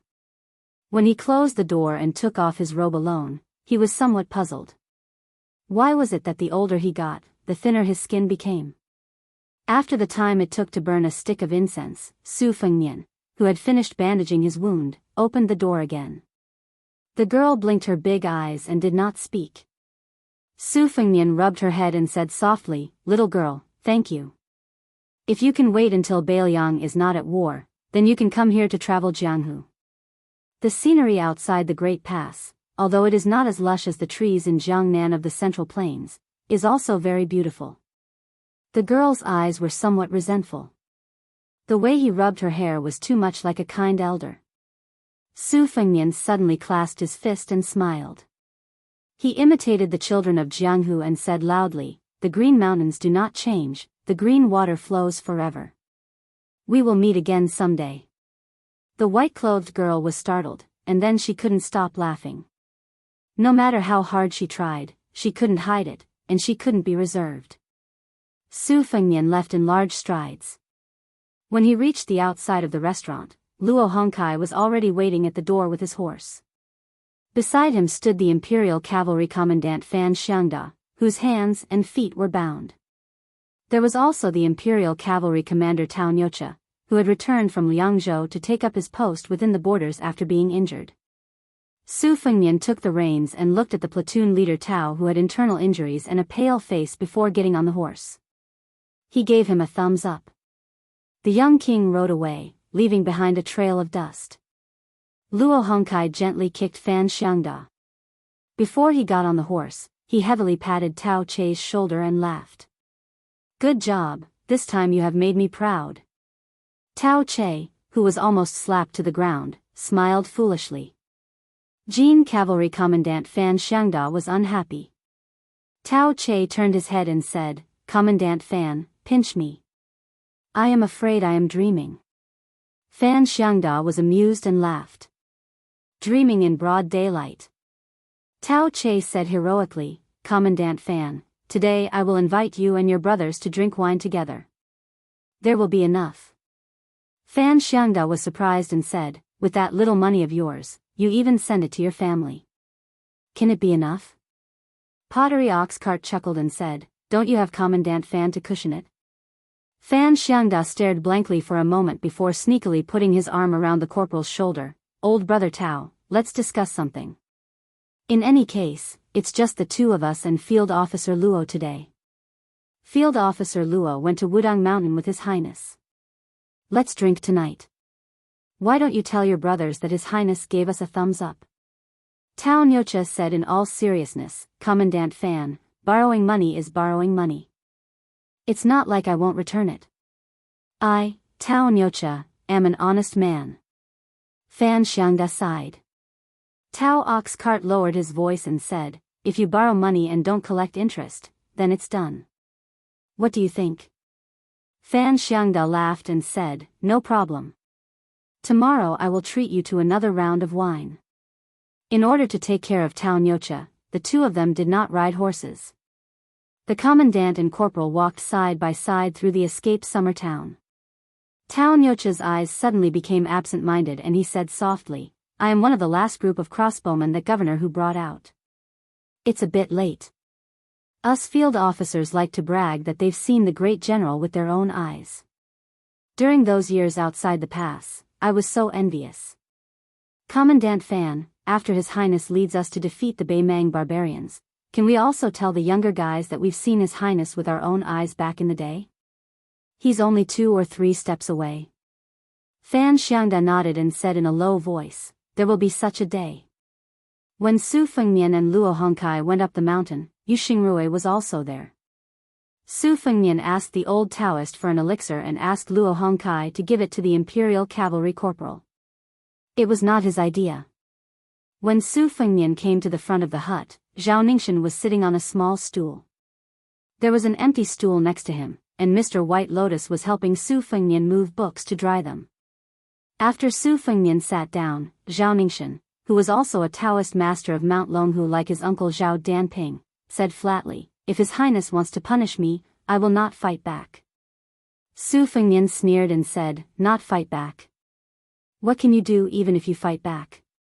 Zhao Ningxian looked into the distance and said, I am willing to cultivate on Mount Wudang for 10 years. Su Fengnian glanced at the busy Mr. White Lotus and said with a smile, what?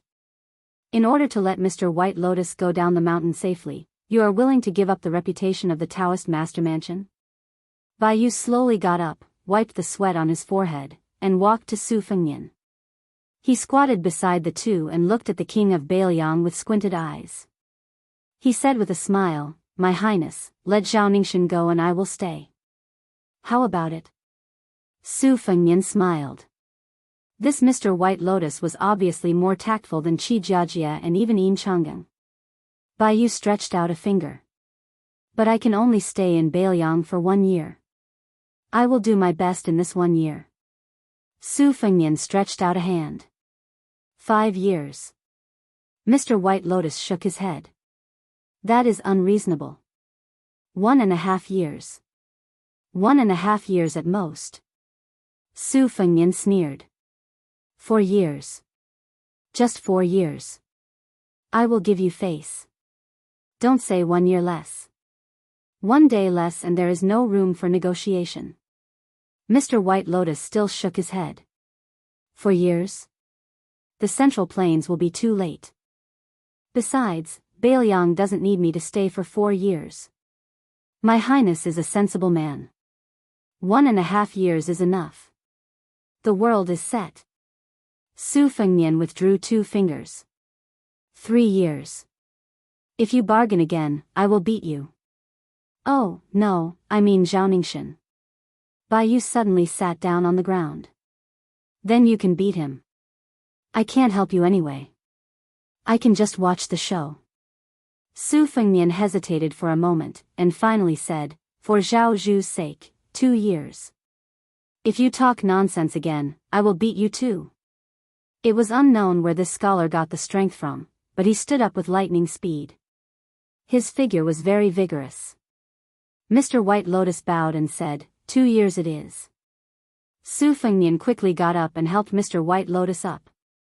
He said with a smile, Mr. White Lotus, are you still not used to our Bailiang? And when will you go to Mount Qingliang? Zhao Ningxian looked at the two with a blank face. Chapter 1550. All good things must come to an end. In the end, Zhao Ningxian was persuaded by Bai Yu to leave the mountain.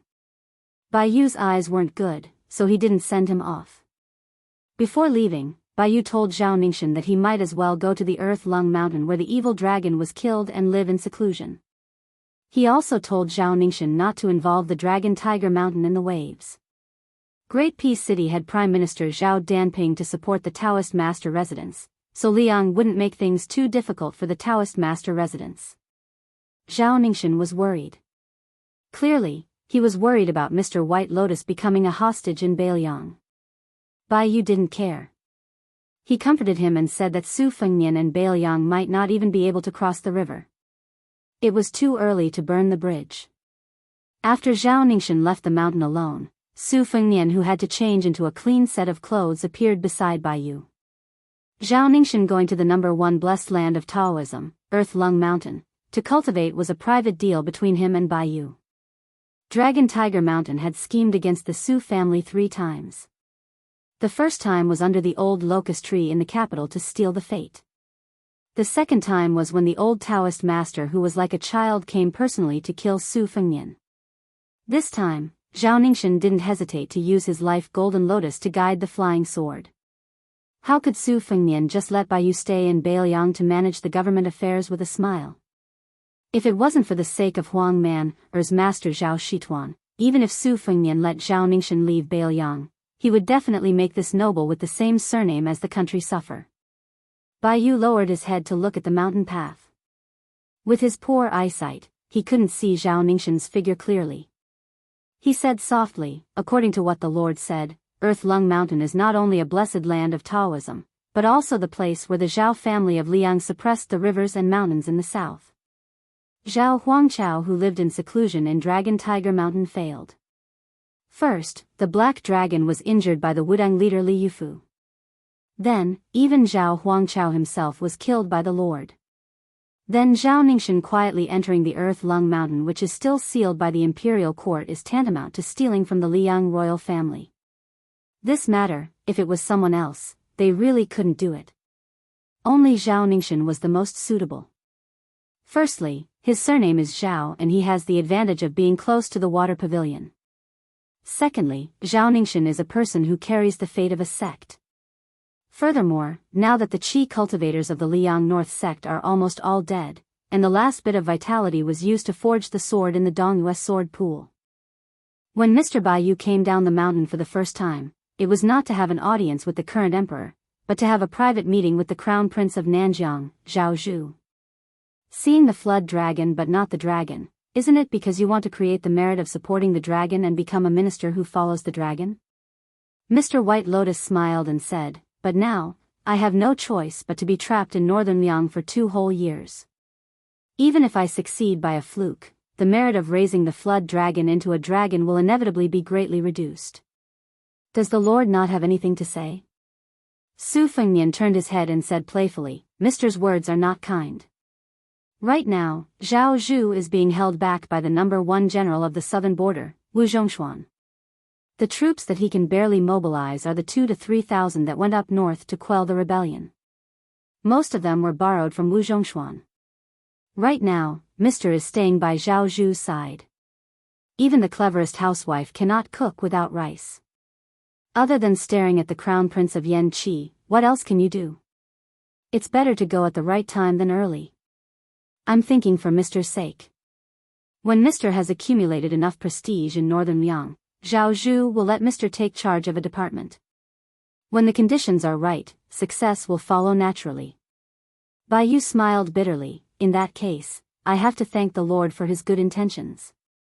Su Fengnian said with a smile, we'll be under the same roof for the next 2 years. It's tacky to say thanks. When the two returned to the thatched hut, Baiyu took the initiative to speak. Prince, please tell me about the situation in northern Liang. I'm kind enough to know what's going on. Otherwise, if I go to Deputy Administrator Song of Mount Qingliang, I'll be in the dark and become a joke. This pair of disappointing eyes of mine is not far from being blind. Su Fengnian was momentarily distracted. For some reason, he remembered the blind chess player Lu Su who made a living by gambling on chess in Yongzi Alley in Qingzhou. This person had successfully assisted Zhao Sun in stabilizing his position as king of Jing'an. He had also planned the 1,000-mile rescue at Guangling Road. He had helped Zhao Sun win the praise of the Liang court and the initial trust of the court. He had finally attracted the attention of the Lord of Heaven, who took drastic measures to summon him to Great Peace City. It was not strange that Lu Su did not agree to come to Beiliang. However, Lu Su's calmness in going to the capital was puzzling. Su Fengnian collected his scattered thoughts and said slowly, Huda City has Lu Jinu presiding over military affairs. This is Beiliang's greatest fortune. It won't be a problem to defend it for another half a year. However, this is on the premise that the 3 towns of Huaiyang Pass, Liuya, and Fuling don't divide their forces. If Qingsang's city of Liuzhou or Xiaoguang's city of Yuzhou are in danger, any one of the battlefronts will be in danger. When the time comes, we'll have no choice but to have Yuzhou's Horned Eagle Commandant Luo Hongkai or Lingzhou's Pearl Commandant Huang Xiaokuai rush to the battlefield. However, before the new city in Liangbei is even larger than Huda's city is built, the pressure of transporting troops on such a large scale and over such a long distance is far too great. I'm afraid that not only will we be exhausted, in the end, we won't be able to put out a nearby fire. Therefore, from the looks of it, although our Bailiang has a firm advantage on the battlefield, on the invisible battlefield, we're at most on par with Liangmang. Over at the mouth of the gourd, Xiaoguang City is the last major border city. Yan Wenluan has already issued a military order to Mount Qingliang and the Protectorate. He said that if Xiaoguang City is breached by Beimang before Huda City, then he, Yan Wenluan, will have his vice commander, Qin Yinshui, carry his head to Huayang Pass. Su Fengnian gently exhaled. With a grave expression, he said, Beimang probably didn't expect that Liangzhou and Yuzhou would reach such a stalemate, so they're also trying hard to find a way out. Therefore, some time ago, Dong Zhuo, the great king of the southern courtyard, sent several tens of thousands of Dong family's private army north of Huda city to Liuzhou. Fortunately, as Chu Lushan predicted, he managed to tie down the Dong family's cavalry with 8,000 cavalry. Otherwise, the outcome of the battle in Liuzhou would have been too horrible to contemplate.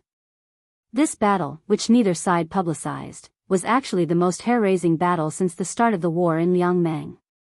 Although both sides didn't suffer much losses, as long as Chu Lushan's 8,000 cavalry didn't succeed, he would be able to preserve his own forces and not give the Dong family's cavalry a chance to quickly break into Liuzhou.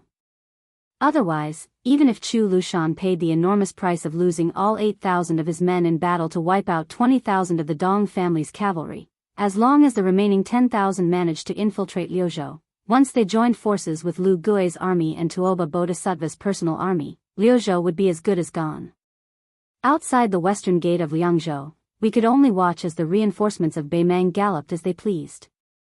Not to mention that we can't build that new city in Bailiang, with enough troops to move and store, we can launch an attack on Huayang Pass in one go. Of course, now that the situation is different, teacher, and I won't hide it anymore. That Ko Jianghuai, whose reputation has risen in Guangling, is already our new general in Liuzhou, and he's successfully leading troops to reinforce Qingsang City. Bai Yu softly said, it seems like Protector General Chu really is the nemesis of Beimang's Dong Zhuo. Back then, in the first battle between Liang and Beimang, if not for Protector General Chu spoiling Dong Zhuo's plans, he might have already become the youngest general in Beimang's history. Today, Protector General Chu is personally leading 8,000 cavalry. It's like a divine army descending from the heavens, causing Dong Zhuo to once again fail on the verge of success. Su Fengnian nodded and joked, Southern Chu and Northern Dong are two fatties. It's probably because our Protector General is a little fatter that he has an advantage in battle. Bai Yu suddenly sighed with emotion. I never thought that there would be a day like today, that I would be able to fight side by side with Beimang's enemies, Lu Jinu, the great demon of spring and autumn, Chu Lushan, the commander of Bailiang's infantry, Yan Wenluan, the #1 man of the old southern Tang, great ancestor Gu, and so on. Su Fengnian laughed and said, you'll get used to it. Perhaps it's because I grew up here a long time ago that I don't quite have teacher's feelings. Bai Yu softly muttered, if there comes a day when you get used to this place and can't bear to leave, then what should you do? Chapter 1551. Su Fengnian shook his head and said, very difficult.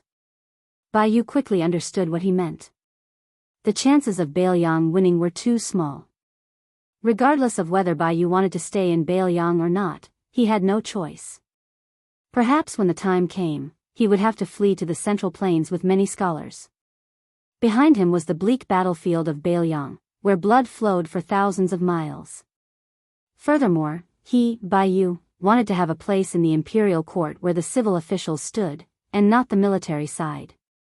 His words just now were just a spur of the moment. So he grunted, that's true. Approaching the cottage, Bai Yu asked, is there a geographical map of Bailiang in the cottage? There were a few in the residence of the Taoist master, but they were all too old and crude. Liuzhou was not among them. Su Fengnian brought Mr. White Lotus, who seemed to have mysteriously become Beiliang's advisor, in with him. He took out a map and spread it out on the table. It was already dusk. Su Fengnian had specially lit an oil lamp. Bai Yu held the copper lamp and leaned over the table, beginning to ask Su Fengnian in detail about the Beiliang border and the distribution of troops within it. He even asked for pen and ink, asking one question and answering the other. A scholar knows the world without leaving the house. This sentence was both correct and incorrect. It was possible to give pointers on the big picture, but it was not enough to support a specific strategy for the time being. This was especially true in Beiliang, where crouching tigers and hidden dragons were hidden. If Bai Yu wanted to have some achievements in military affairs at the border, he had to have a plan in mind. Otherwise, if he blindly showed off in front of Song Dongming, the talented prime minister, or Li Gongda, the old fox of officialdom, he would only be asking for humiliation. Su Fengnian leaned across the table and said softly, after great ancestor Gu entered Beiliang, my master Li Yishan had a good talk with him. The two of them finally decided to divide Beiliang into 14 important areas of defense.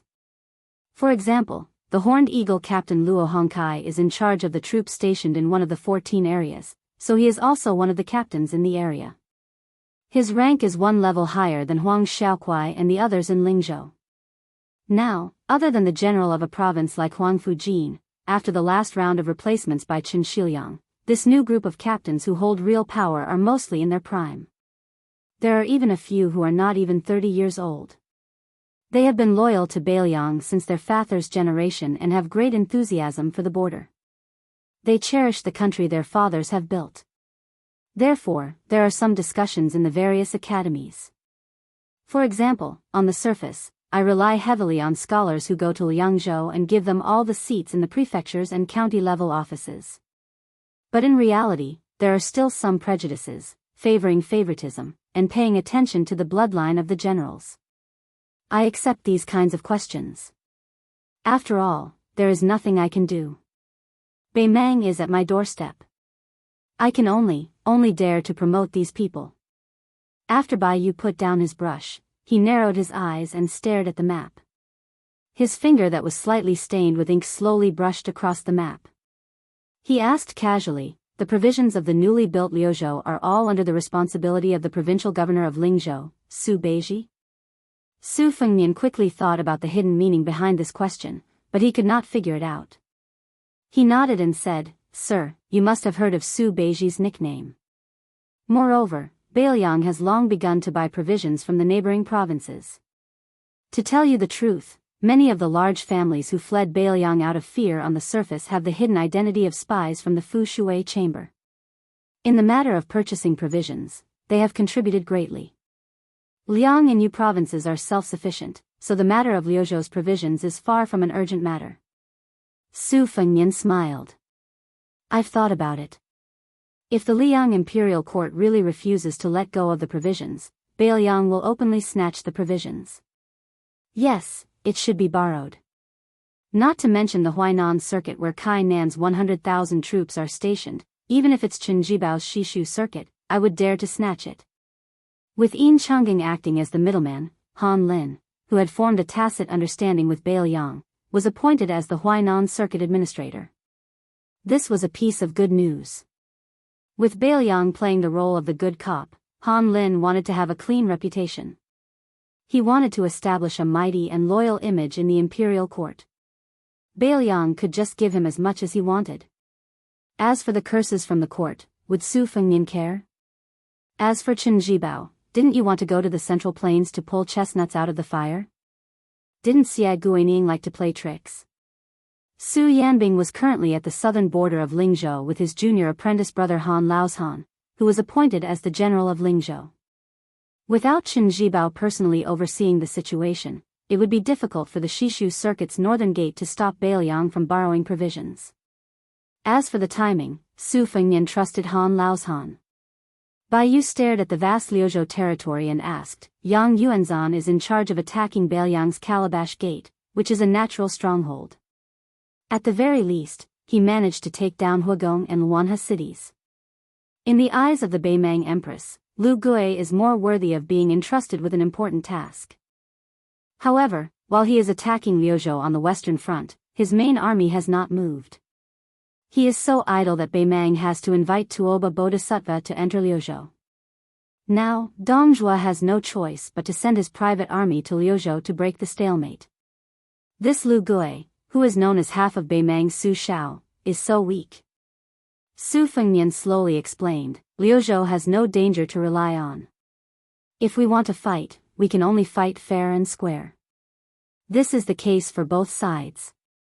In terms of military strength, Lu Gui's army definitely has the absolute advantage. Not to mention his 30,000 private army, the 4 military towns in the tiled gentleman's pavilion in the south of Gusai Prefecture have all mobilized their forces. The few old Longguan nobles of the southern dynasties have also taken out 30,000 infantrymen. Gusai Prefecture has a good relationship with Lu Gui and has also taken out 8,000 Chang tribe light cavalry, a total of 100,000 soldiers. However, the Chang tribe cavalry has been defeated by the Longxiang army. As a result, Lu Gui's army, whose combat strength is already inferior to ours, is in a difficult position. On the ground of Liuzhou, whether or not we can defend Xingsang City is not important. The victory or defeat of the main cavalry force is the key to determining the final outcome. With 40,000 cavalry from various powers, against the 30,000 Longxiang army that can abandon Xingsang City, it is not that our Beiliang is conceded, but indeed, Lu Gui does not dare to make any rash moves. Bai Yu's gaze slowly moved across the map of Liuzhou. Not daring to make any rash moves is the right thing to do. If he does not move, he will be able to deal a fatal blow. Su Fengnian frowned and said, there have been many discussions within the Huayang Pass about how Lu Gui will win by surprise. In order to see the map clearly, the oil lamp in Bai Yu's hand had unknowingly moved too close. His right cheek was burning hot. Without any change in expression, he moved away slightly and nodded. Of course.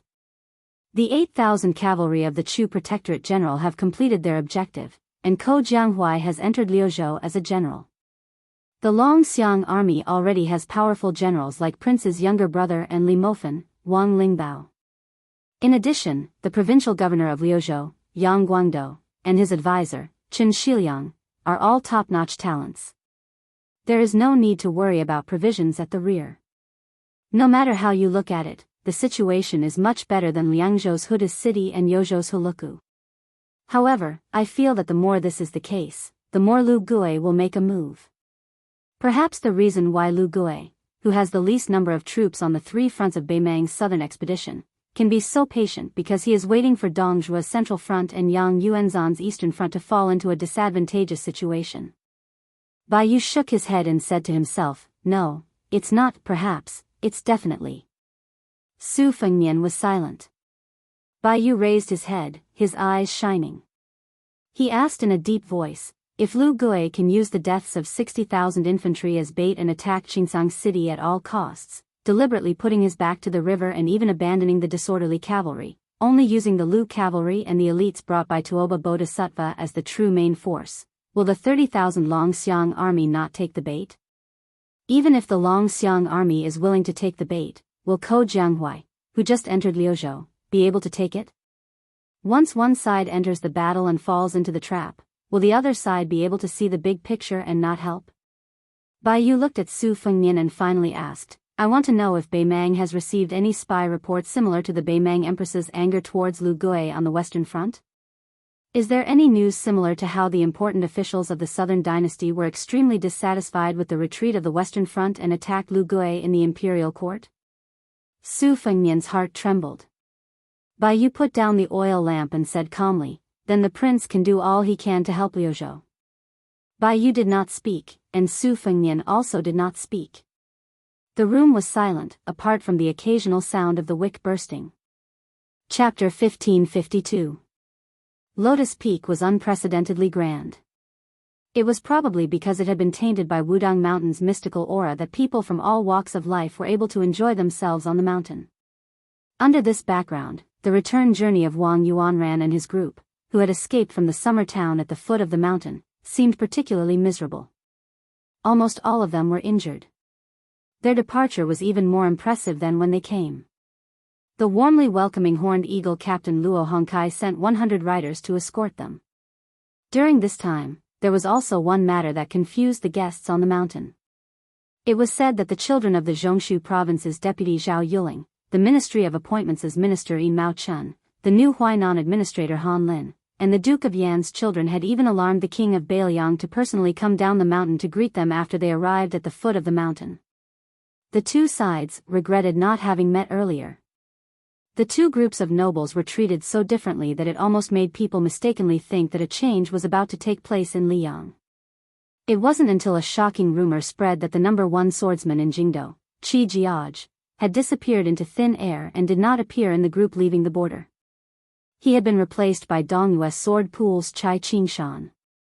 After some careful thought, everyone finally realized that the king of Bailiang was quite sinister. Not only did he secretly act viciously, he also deliberately made those important people unable to eat or sleep in peace. If these words were to spread to the Central Plains, Zhao Yuling and the other central officials would be fine. After all, they were close officials of the emperor and could find an opportunity to talk things out. With the current emperor's wisdom and magnanimity that was not inferior to the previous emperor's, he would certainly not fall for Bailiang's plan to drive a wedge between them. However, Han Lin, who had just left the capital from the position of assistant minister of the Ministry of Justice, was about to suffer. How could those arrogant ruffians of the Huainan path not use this against him to cause trouble? With this plan in mind, everyone felt more and more sympathy for Yin Chang'eng and this group of young talents with bright futures. In particular, that group of Gangnam-do scholars all vowed that they would not let Bailiang's shallow tricks succeed.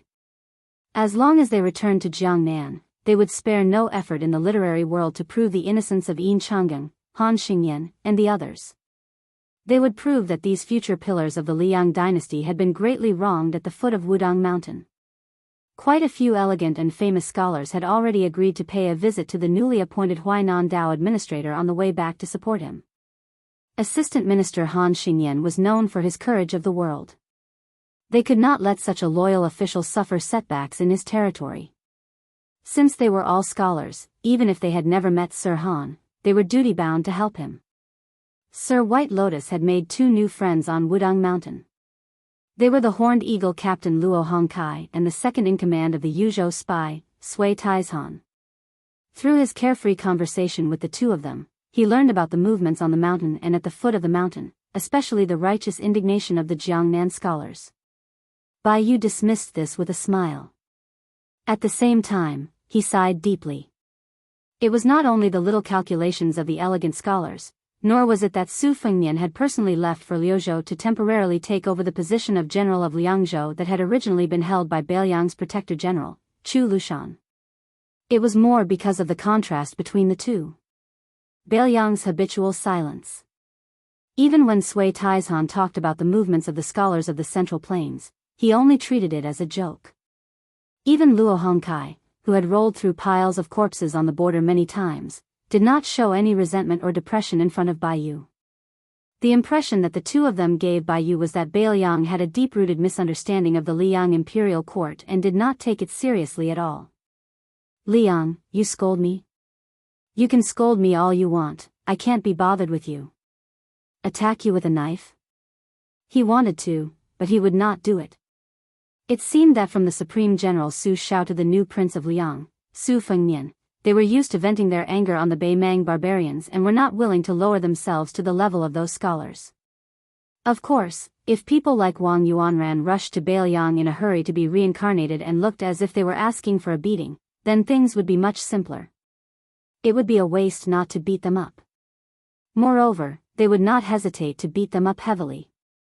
Bai Yu lived in a secluded hut in the Xiang Palace at the top of the mountain. Different from other distinguished guests who were neighbors, Bai Yu's residence was surrounded by Wudang Taoists. It was a place that a Taoist of the Jing generation had to temporarily leave the mountain to settle some matters. Many Taoists came to visit Mr. White Lotus and ask for advice from Bai Yu.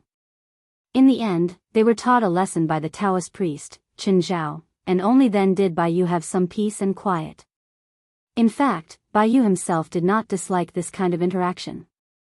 Bai Yu actually knew that Zhao Ningxian had said that he would ask for forgiveness and cultivate on Wudang Mountain for 10 years.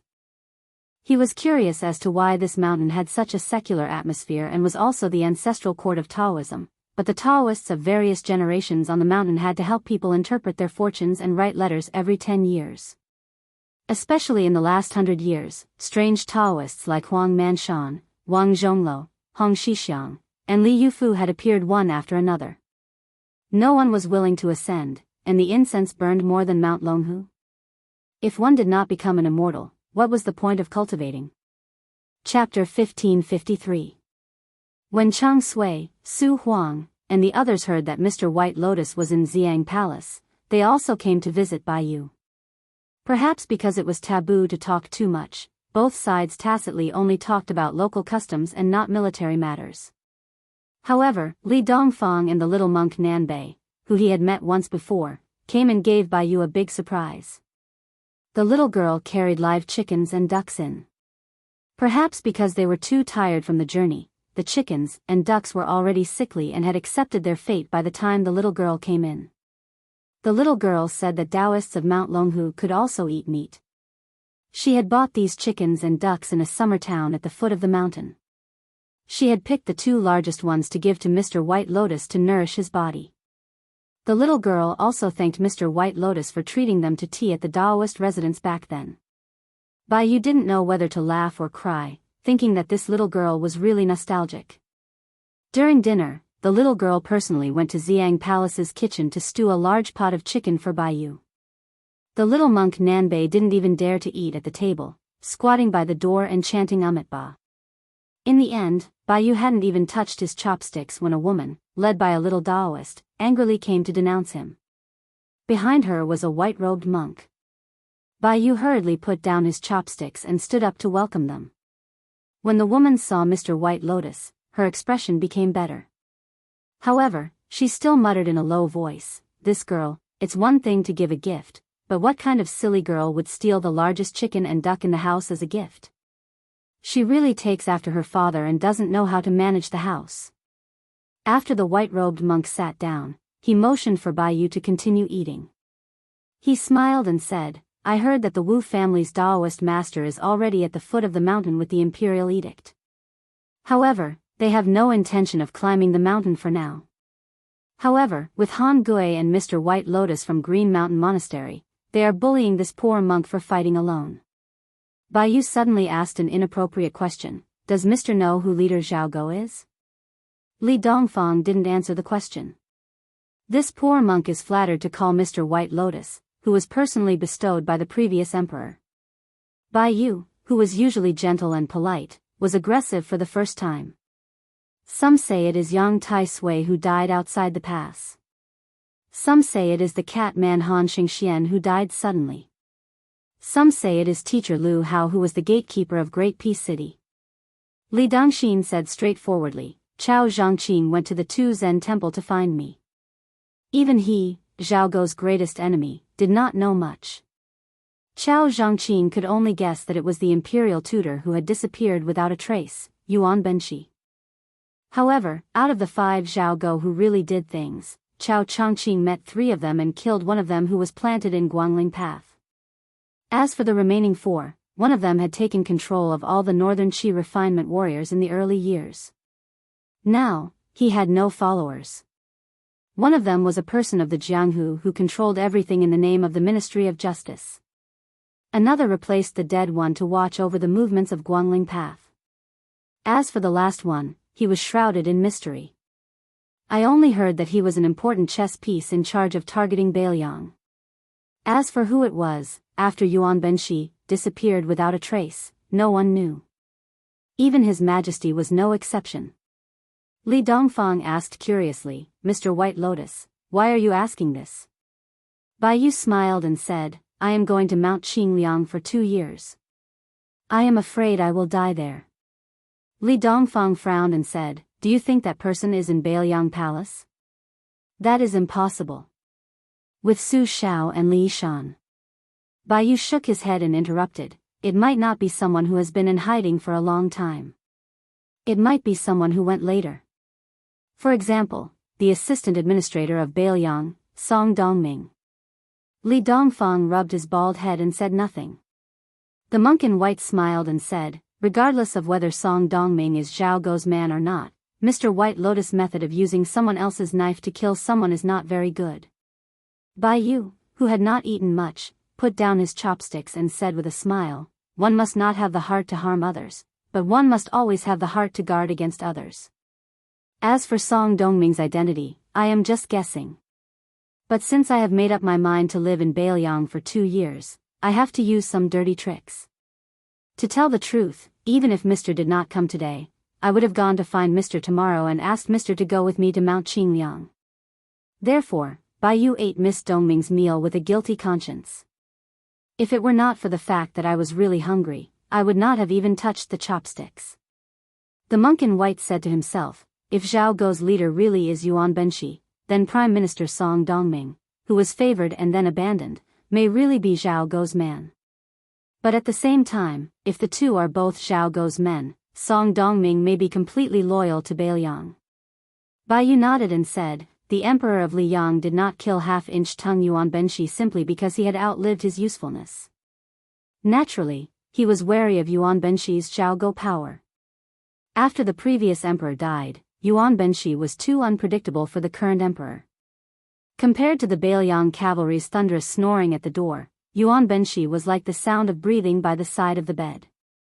Even though it was very light, it made it harder for people to sleep. Yang Taisui is dead, Lu Haoshi is dead, Han Xingxian is dead, Xie Guining is gone. Who in Great Peace City can keep Mr. Yuan in check, who can be on equal footing with the previous emperor? Speaking of which, if Yin Maochun or someone else is Yuan Benshi's final choice for prime minister, then Song Dongming can only be the shadow minister. Even if Song Dongming is disheartened by Yuan Benshi's death, but I'm afraid. Liang felt a headache coming on. He ate quickly and didn't listen to these troublesome matters.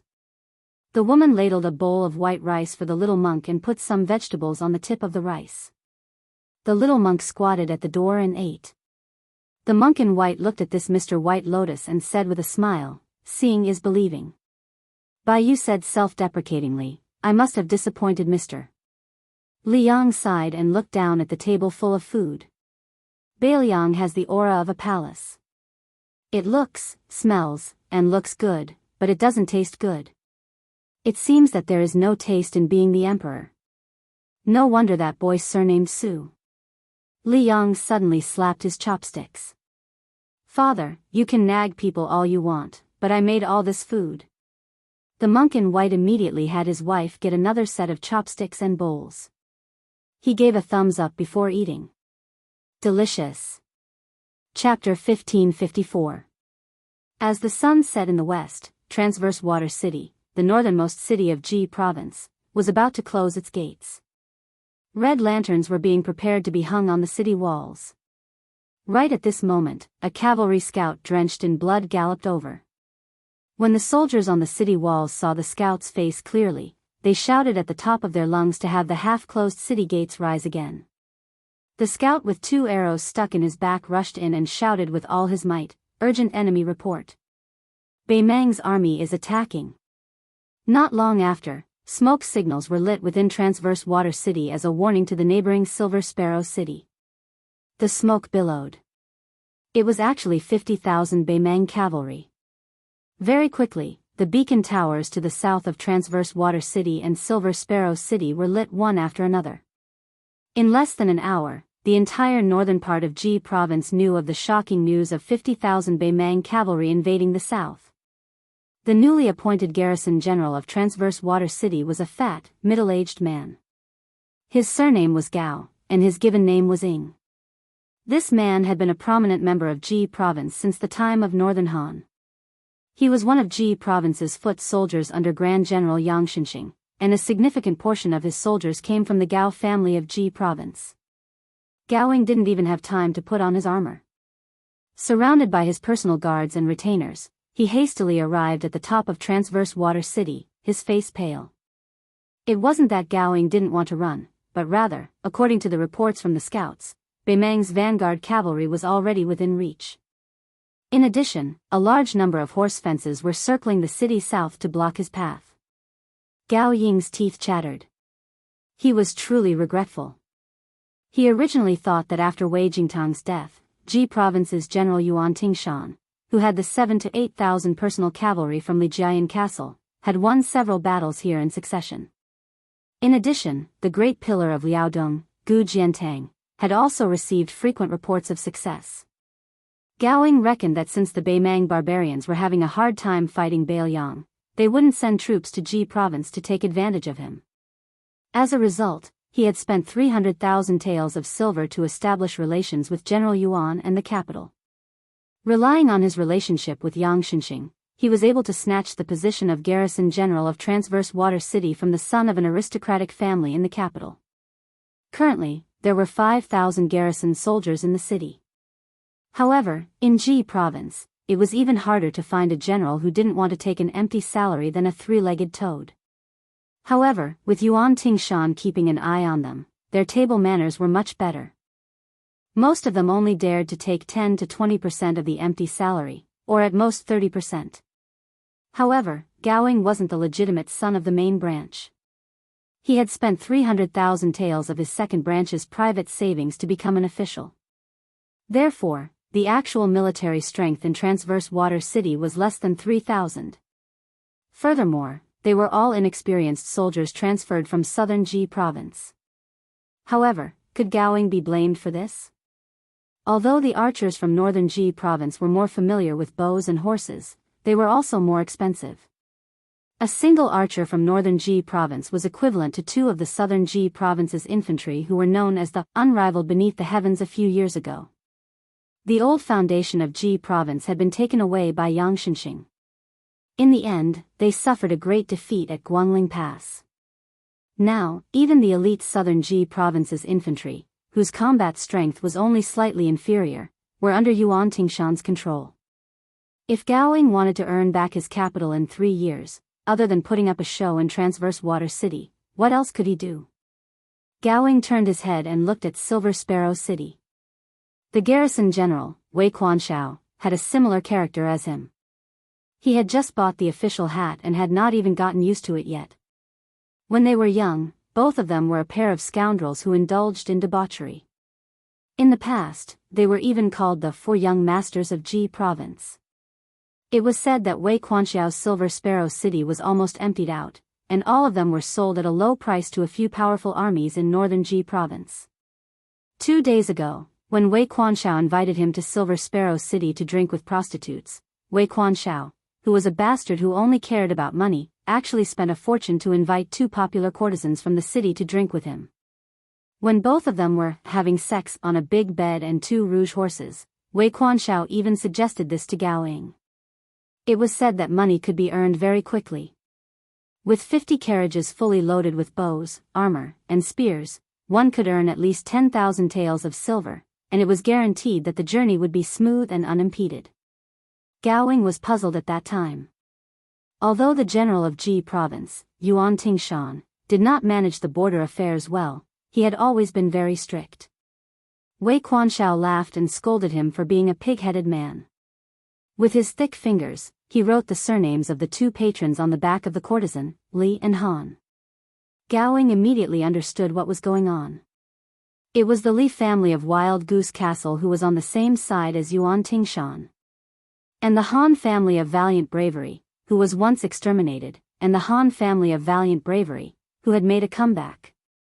One of them had the support of the Great Pillar State, who was in charge of the military affairs of the 2 Liao provinces, and the other one was the Deputy General of Ji Province, Han Feng, who was promoted by the Emperor without restraint. Gao Ying and Wei Quanshao knew nothing about managing an army, but under the influence of their families, they could not be too bad as officials. No matter how many military achievements Yuan Tingshan had, he could only be the general of Ji Province at the border. Otherwise, if his father-in-law was already in charge of the 2 Liao provinces, and his son-in-law was not enough to manage just one Ji province, how could he manage the whole river province?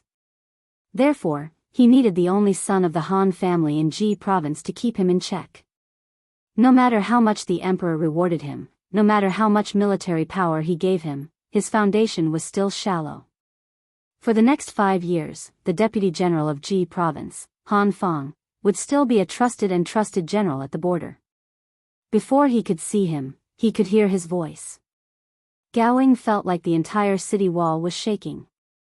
With the help of the last remaining light, at the end of Gao Ying's vision, a black line suddenly appeared on the horizon.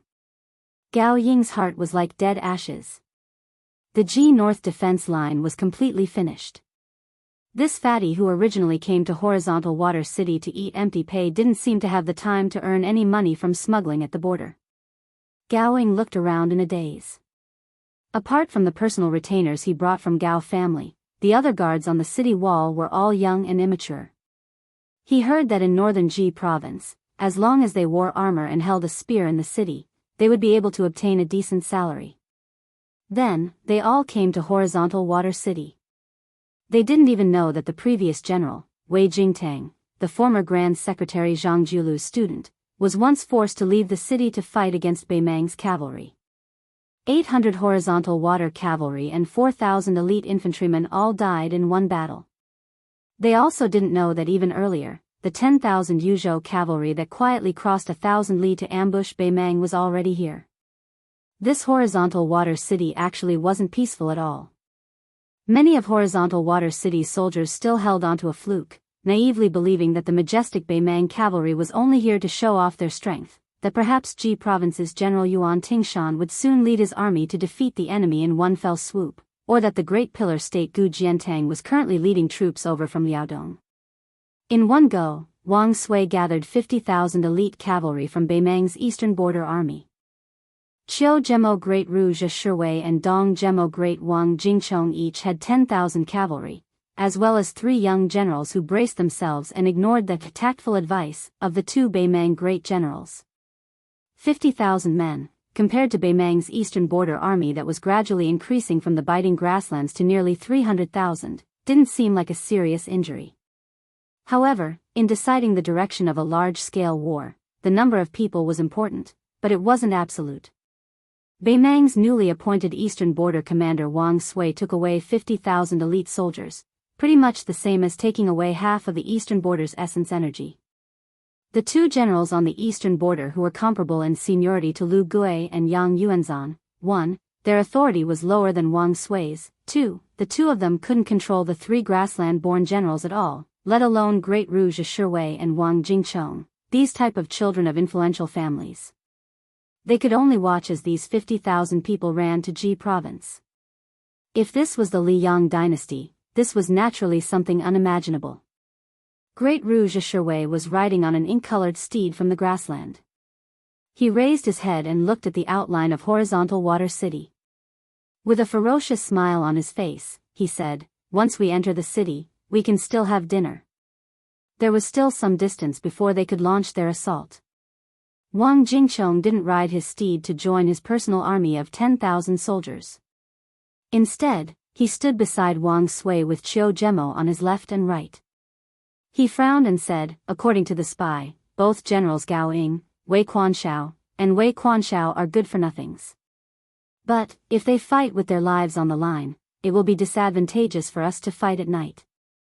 Furthermore, all 50,000 soldiers are cavalry. Although they can dismount and fight, they don't have any siege weapons.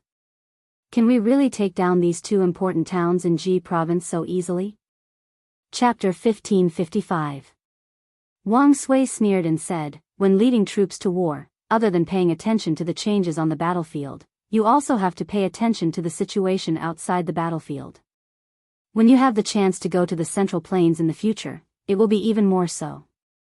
Wang Jingchong, why do you think Yuan Tingshan would let 2 idiots guard Horizontal Water Silver Hawk? Is it because he doesn't have any spare troops? Even if we take a step back, Li Jiayin Castle, which is on the same line as him, has 8,000 private cavalry. Their cavalry battle isn't weak, so what problem can they have in defending the city? Isn't this clearly giving way to us? Otherwise, if we continue to win battles, how long do you think he will be the general of Jizhou? The Guangling Road War is so unbearable. If an imperial edict is sent to the general's mansion of Jizhou, the imperial court wants him to be the general of the southern expedition, Lu Xingxiang, will he dare to say no? Even if he dares, that kid's father-in-law will be the first to take care of him. Great Ru Shiwei said impatiently, I don't believe that Gao Ying and Wei Quanshao have the courage and insight of Wei Jingtang, and don't have the ability of Wei Jingtang. After taking down the two cities, whether we go south to Jizhou, west to Hezhou, or finally back to the east, we will have great prospects. General, just give the order to attack the city. Wang Jingchong shouldn't fight with me for the merit of horizontal water city. Wang Sui sneered and said, attack the city? Attack my ass. If you want to die in battle, die in Yuzhou. Great Ru Shiwei was stunned. What do we do there? Wang Sui looked at the border city shrouded in twilight and said, tell them that if they surrender, we won't kill them. Give them an hour to think about it. Also, we only want the food and armor in the city. As for the people, as long as they are willing to take off their armor and leave horizontal water city empty-handed, we will let them go. Great Ru Shiwei muttered, boring. Wang Sui turned to Wang Jingchong and said, go and tell those three brutes that horizontal water city will belong to you and Great Ru Shiwei. Silver Hawk City will belong to the three of them. Wang Jingchong nodded and was about to leave when he heard Wang Sui say indifferently, when the soldiers of the two cities retreat to the south, it will be up to the five of you how to earn merits. Remember, leave some alive to pass the message to Yuan Tingshan, so that Ji province will know that we are heading south. After that, according to the arrangement, horizontal water and silver harrier cities will each leave 3,000 soldiers behind to guard their cities. The rest will follow me to River Province. After Wang Jingchong left, Wang Sui asked with a smile, Lord Xiao Zhemo, I heard that you want to have dinner with us.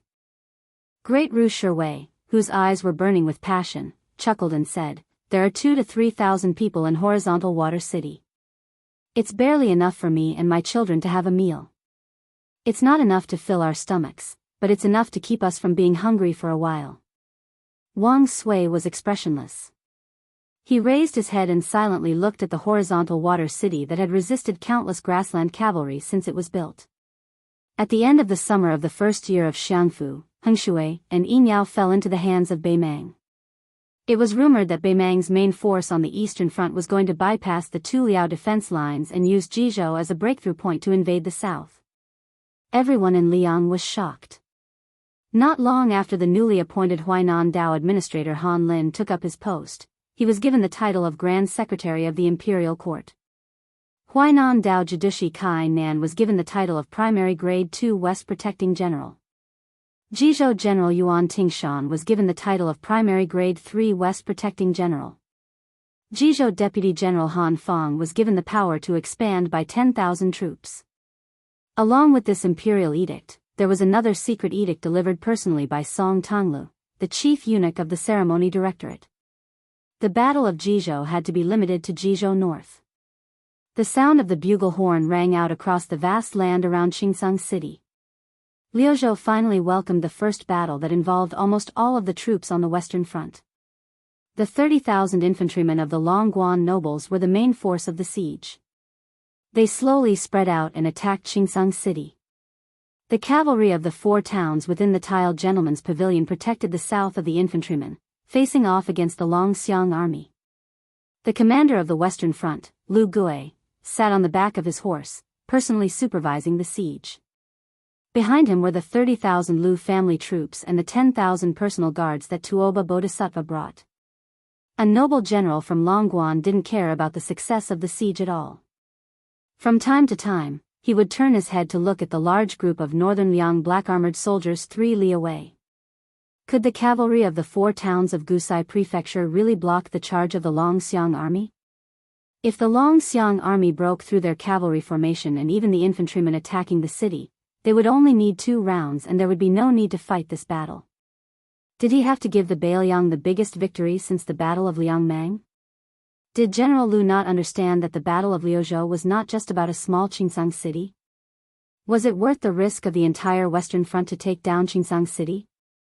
He finally could not hold it in anymore. He rode his horse to Lu Gui's side. Just as he was about to speak, Lu Gui coldly said, I have already made up my mind. There is no need to say anything more. This Beimang generals with a good background was also angered. However, he still suppressed his anger and tried to speak calmly to this old man who was highly regarded by the emperor.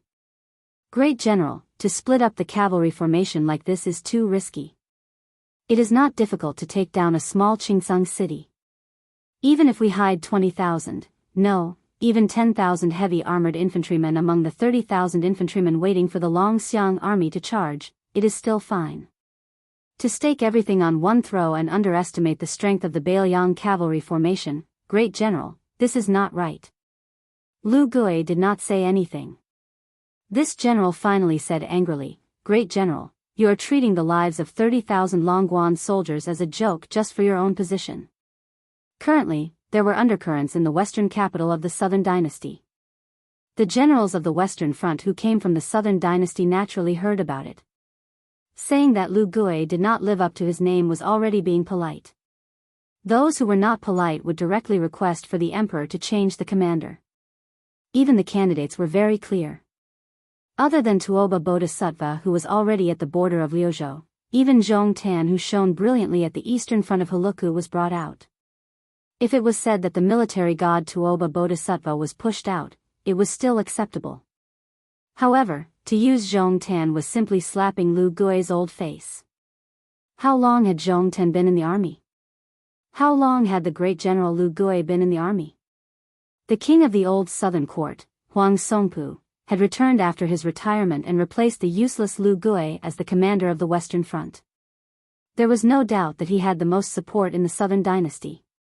Therefore, the Eastern Front army that had been stationed in Liuzhou for a long time had all sorts of rumors circulating. At this moment, the general's expression changed drastically. A horse slowly approached. The man wearing light armor on the horse's back said in a deep voice, "Scram back to the battle formation." The general swallowed his saliva and turned his horse back to the infantry formation without another word. Lu Gui looked at the person who came and asked with a smile, "King of the Northern Court, do you think that the Longxiang army will dare to take the bait? 30,000 infantry soldiers who are at the mercy of others and the cavalry of the 4 towns who are not strong enough. The bait is big enough." The person who came was Tuoba Bodhisattva. He glanced at Qingsang city and said, Wang Lingbao might not be able to see through the great general's intentions, but Li Mofen, who is also the deputy general of the Longxiang army, will most likely be able to see through it. It's just that Yang Guangdou and Chen Shiliang are in that city. If Li Mofen is smart enough, he will also take advantage of the situation. Otherwise, he can forget about being promoted in the Beiliang frontier army. Even if Li Mofen is cold enough, as long as the Longxiang army is in a stalemate, Li Mofen can't just stand by and watch them die. I believe that he isn't that cold-hearted. Lu Gui chuckled and said, on the surface, I, an old fellow whose position is in danger, need to try anything. Beiliang's Huda city and Xiaoguang city are fighting fiercely on 2 fronts. Lu province also needs a great victory to raise the morale of the people, so the time has come for both sides. Lu Gui restrained his smile and said, speaking of which, if it weren't for the king of the Northern Court's 20,000 soldiers rushing over, even if I, Lu Gui, lost my position, I still wouldn't have fought this battle. In Lu province, if I can't take down the entire Longxiang army in one go, small fights are meaningless. The Battle of Liangmang was originally going to be won in Lu province. Now, it's just going around in a big circle. Tuoba Bodhisattva hesitated and said in a low voice, after this battle, General, you will most likely be summoned back to the Southern Court. Lu Gui smiled and said, it's fine. Just treat it as making space for Fatty Dong on the central line. Tuoba Bodhisattva chuckled and said, General Lu, don't worry. In the future, you and I will enter the Central Plains hand in hand. Lu Gui nodded. The old man sighed and said, I feel sorry for these brave men of the Southern Court. They came from the desert, but in the end, they died in the desert. They didn't even get to see the prosperity of the Central Plains, even a glimpse would have been good. PS1, yesterday, writing that Ancestor Gu and Li Shan met was a slip of the pen. PS2, every Alliance Master will be given a set of physical books in the snow. I definitely didn't forget this. When the books are finished, they will be given out together with a signature. However, they won't sign every book. They will only sign one book, but they will write a message. As for what to write, the Alliance Master can suggest it in the book review section. Chapter 1556. In a military camp of Yuzhou province less than 200 miles away from the mouth of the gourd, a thin, one-eyed old general slowly walked onto the reviewing platform. Before the old man showed up, Chen Yunshui, the deputy commander of the infantry of Bailiang province, Huang Fuji, the general of Yuzhou province, and Hu Kuei, the provincial governor of Yuzhou province, were already standing on the platform. The old man then walked to the center of the platform. Strangely, even laymen who were not familiar with the army of Yuzhou province would consider it reasonable for the old man to be the head of the army. Standing there with his hands on his saber, the old general in iron armor remained silent for a long time as he watched those officers and soldiers who remained still under the hot sun. The old man remained silent as if he wanted to look over all the tens of thousands of infantrymen who were going to set out for the battle and identify all the flags of the old camp of the infantry of Yuzhou province. With a gloomy look, the old general finally opened his mouth slowly. The general has passed away. The Lord is not in Yuzhou province. Even if I, Yan Wenluan, don't die on the battlefield, I don't have many years left. Therefore, I would like to take this opportunity to say something that I've been hiding for almost 2 decades.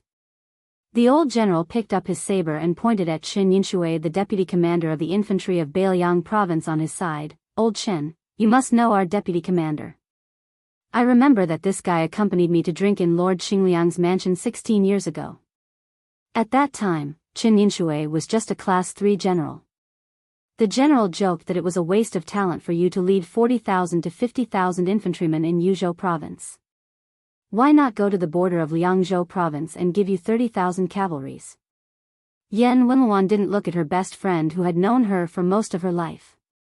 She just pointed at the embarrassed Chen Yunshui with the cold knife.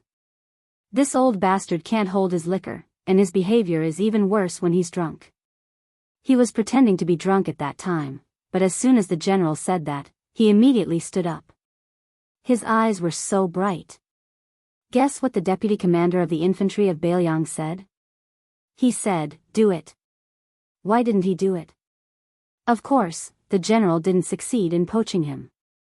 Why? Did Chen Yunshui regret? No, I, Yan Wenluan, was too anxious and almost fought with the great general. I still remember clearly what I said at the time. As soon as I smashed my wine cup, I stood up and told the Grand General that Bailiang's infantry only had this much strength. For the past 2 years, the Liangzhou cavalry had swindled and stolen so many of them. They had picked out most of the old ones, and even some of the young ones weren't spared. How could I, Yan Wenluan, still be the commander of Bailiang's infantry? It's not impossible for Chen Yunshui to join the cavalry of Liangzhou province. However, you have to throw Yuan Zuozong, Chu Lushan, and Qi Danghua into our Bailiang infantry. The veteran general Chen Yun lowered his head as if he had turned a deaf ear to Yan Wenluan's words. However, he probably wanted to dig a hole and hide in it after being exposed so mercilessly by Yan Wenluan. Yan Wenluan then pointed at Yozhou's provincial governor Hu Kuei with the cold knife. This provincial governor is the founder of our Bailiang's crossbowmen. He is the most legitimate cavalry general. When Lord Hu replaced Wang Peifang as the provincial governor of Yuzhou, he came to me, Yan Wenluan, to establish a relationship with me. According to the rules of the officialdom, he said some polite words to an old man like me. Then, I asked him a question. How did he feel about being an official in Yuzhou, which had fewer warhorses than Lingzhou a few years ago? Provincial governor Hu is an honest man, so he told me honestly that he felt quite sullen. He said that he thought he had a chance to be Lu Jinu's assistant in Huda City. Otherwise, he could have gone to Liuzhou's Longxiang army to work with his old subordinate Li Mofen and Wang Lingbao. That's not bad either. Yan Wenluan leaned on the knife with both hands again and looked at the more than 10,000 infantry soldiers. Our Bailiang has 300,000 border soldiers. Therefore, in Liang, I've always heard that Bailiang's 300,000 iron cavalry are the best in the world. I found it strange. Bailiang's cavalry has never made up more than half of the border army. How did it become 300,000 iron cavalry? Does Liang think that our Bailiang infantry doesn't exist? It seems like Bailiang doesn't take our infantry seriously either. The one-eyed old general tilted his chin to the east and sneered, "There's a fellow in Jizhou named Yang Shenxing. He's the idiot who was later toyed with by a few youngsters at the Guangling Road. Back then, he wasn't even fit to carry my shoes. Under his command are tens of thousands of infantry soldiers left behind by the old Northern Han. They've come up with the nickname Southern Ji Infantry. Afterwards, for the past decade or so, they've been called the unrivaled in the world in all of Liang. In addition, there's also the Wufeng army led by Wang Tongshan, the number one general under the command of the king of Yen from the southern border, and Wu Zhongshuan's Dejia. Their reputations aren't small." The old man paused for a moment. "If that's all, Yen Wenluan, can tolerate it. After all, we can't go to Jizhou or Nanjiang to fight with them. Besides, we northern Liang people are not good at talking. However, let's not talk about Bailiang. Let's talk about our Bailiang. Let's not talk about Liangzhou, Lingzhou, or even Liuzhou. Let's talk about our Yuzhou. In Luanha City, our infantry battalion was stripped of its battalion number. Who was it that crossed Hezhou and entered Jizhou, and in the end, at the mouth of the gorge, reduced 10,000 soldiers to only 3,000? We traveled 1,000 li, fought a series of battles to the death, and killed nearly 30,000 enemies. We almost completely paralyzed the Beimang barbarians' eastern supply line." Yen Wenluan mocked himself. "What? Do you think that our Yuzhou army also has heroes?" Yen Wenluan laughed, "Of course. However, it's a pity that the no-retreat battalion of 3,400 soldiers is Yuzhou's 1st Cavalry Battalion. The prince who fought alongside the 10,000 Yuzhou cavalry is an ordinary soldier in the no-retreat battalion in name. It has nothing to do with you, a bunch of pitiful creatures who don't have warhorses and only have 2 legs." The old man's face turned ferocious. "Let's not talk about Yu Wandao, the deputy general of Yuzhou cavalry, or Shi Yulu and Fan Wenyao, who were promoted to general of Vao cavalry and general of Agile cavalry. Let's talk about Tianheng, the newly appointed chief general of 30,000 Yuzhou cavalry." At that time, this old man despised the prince for not daring to fight to the death, and even said that the prince had used up all his courage after resisting the imperial decree. Therefore, he had long retired and returned to his farm. That was why Yu Wandao was appointed as the deputy general of 10,000 Yuzhou cavalry. Tianheng, a bastard who never went to Ji Bei or outside the mouth of the gourd, is the only one who dares to slap his chest and say, "Old Yen, don't worry, Tianheng, promise you that I'll create another cavalry battalion for you." The old man placed the cold saber on his waist again and rubbed his cheeks. He took a few steps forward and asked with a deep voice, "Since when did the Yuzhou infantry fall to such a state?" The entire place was silent, but everyone's eyes were red. Yen Wenluan pointed at herself and said, "Ever since I, Yen Wenluan, joined the Su family's army, I've been following the great general for 36 years. From the very first day, I was a foot soldier, and today, I'm a major second-grade general. In the end, I'm just an old foot soldier. I don't dare to say that I'm the leader of the entire Bailiang infantry, but I, Yen Wenluan, am the one who raised all your Yuzhou infantry." The one-eyed old man casually pointed in the direction of Xiaoguang city behind him and said, "Over there, and to the north, you'll see the Beimang barbarians. They claim to have an army of 200,000. Both Crouching Bao City and Luanha City are gone, and the Beimang barbarians say that Xiaoguang City will fall soon." The old man turned around and said, "But I, Yen Wenluan, will not agree to it." At the northern border of Yuzhou and River Province, a huge scarlet flag was flapping in the wind. The chief general of Yuzhou cavalry, Tianheng, his deputy general, Yu Wandao, general of Vao cavalry, Shi Yulu, and general of Agile cavalry, Fan Wenyao, were all riding their warhorses in a line. Behind them were 30,000 light cavalrymen from Yuzhou. The old general, Tianheng, had a simple appearance. He didn't look like a general with great power. If he wasn't wearing armor, he would look more like an old farmer. At that time, this old man was resentful of the young vassal king's inaction. In a fit of anger, he resigned from his post and returned to his hometown. He used the excuse that he was old and his body couldn't withstand the torment, so he could go home and play with his grandchildren. Only then did Yuewandao have the chance to lead an army to Ji-Bei. But in fact, the entire Yuzhou knew that the old general had no children. They had all died outside the pass. Later on, Su Fengnian and Yuewandao appeared outside the mouth of the gorge together. Out of the 10,000 cavalrymen, only 3,000 of them returned. When the old men, whose experience was not much inferior to Yan Wenluan, Chen Yinshui, and the others, heard the news, they rushed to Yan Wenluan's tent that very night. Tianheng was waiting outside.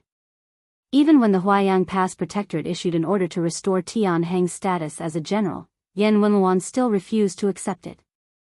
In the end, Su Fengnian was forced to write a letter to Yan Wenluan personally. Only then did Yuzhou reluctantly admit Tianheng as the chief general of Yuzhou cavalry. The old man pressed the hilt of his saber with one hand and turned to Yuewandao with a laugh. "Old Yan must be furious with me this time. But you can't blame me for this. This guy didn't even care about our friendship for half a lifetime and refused to see me.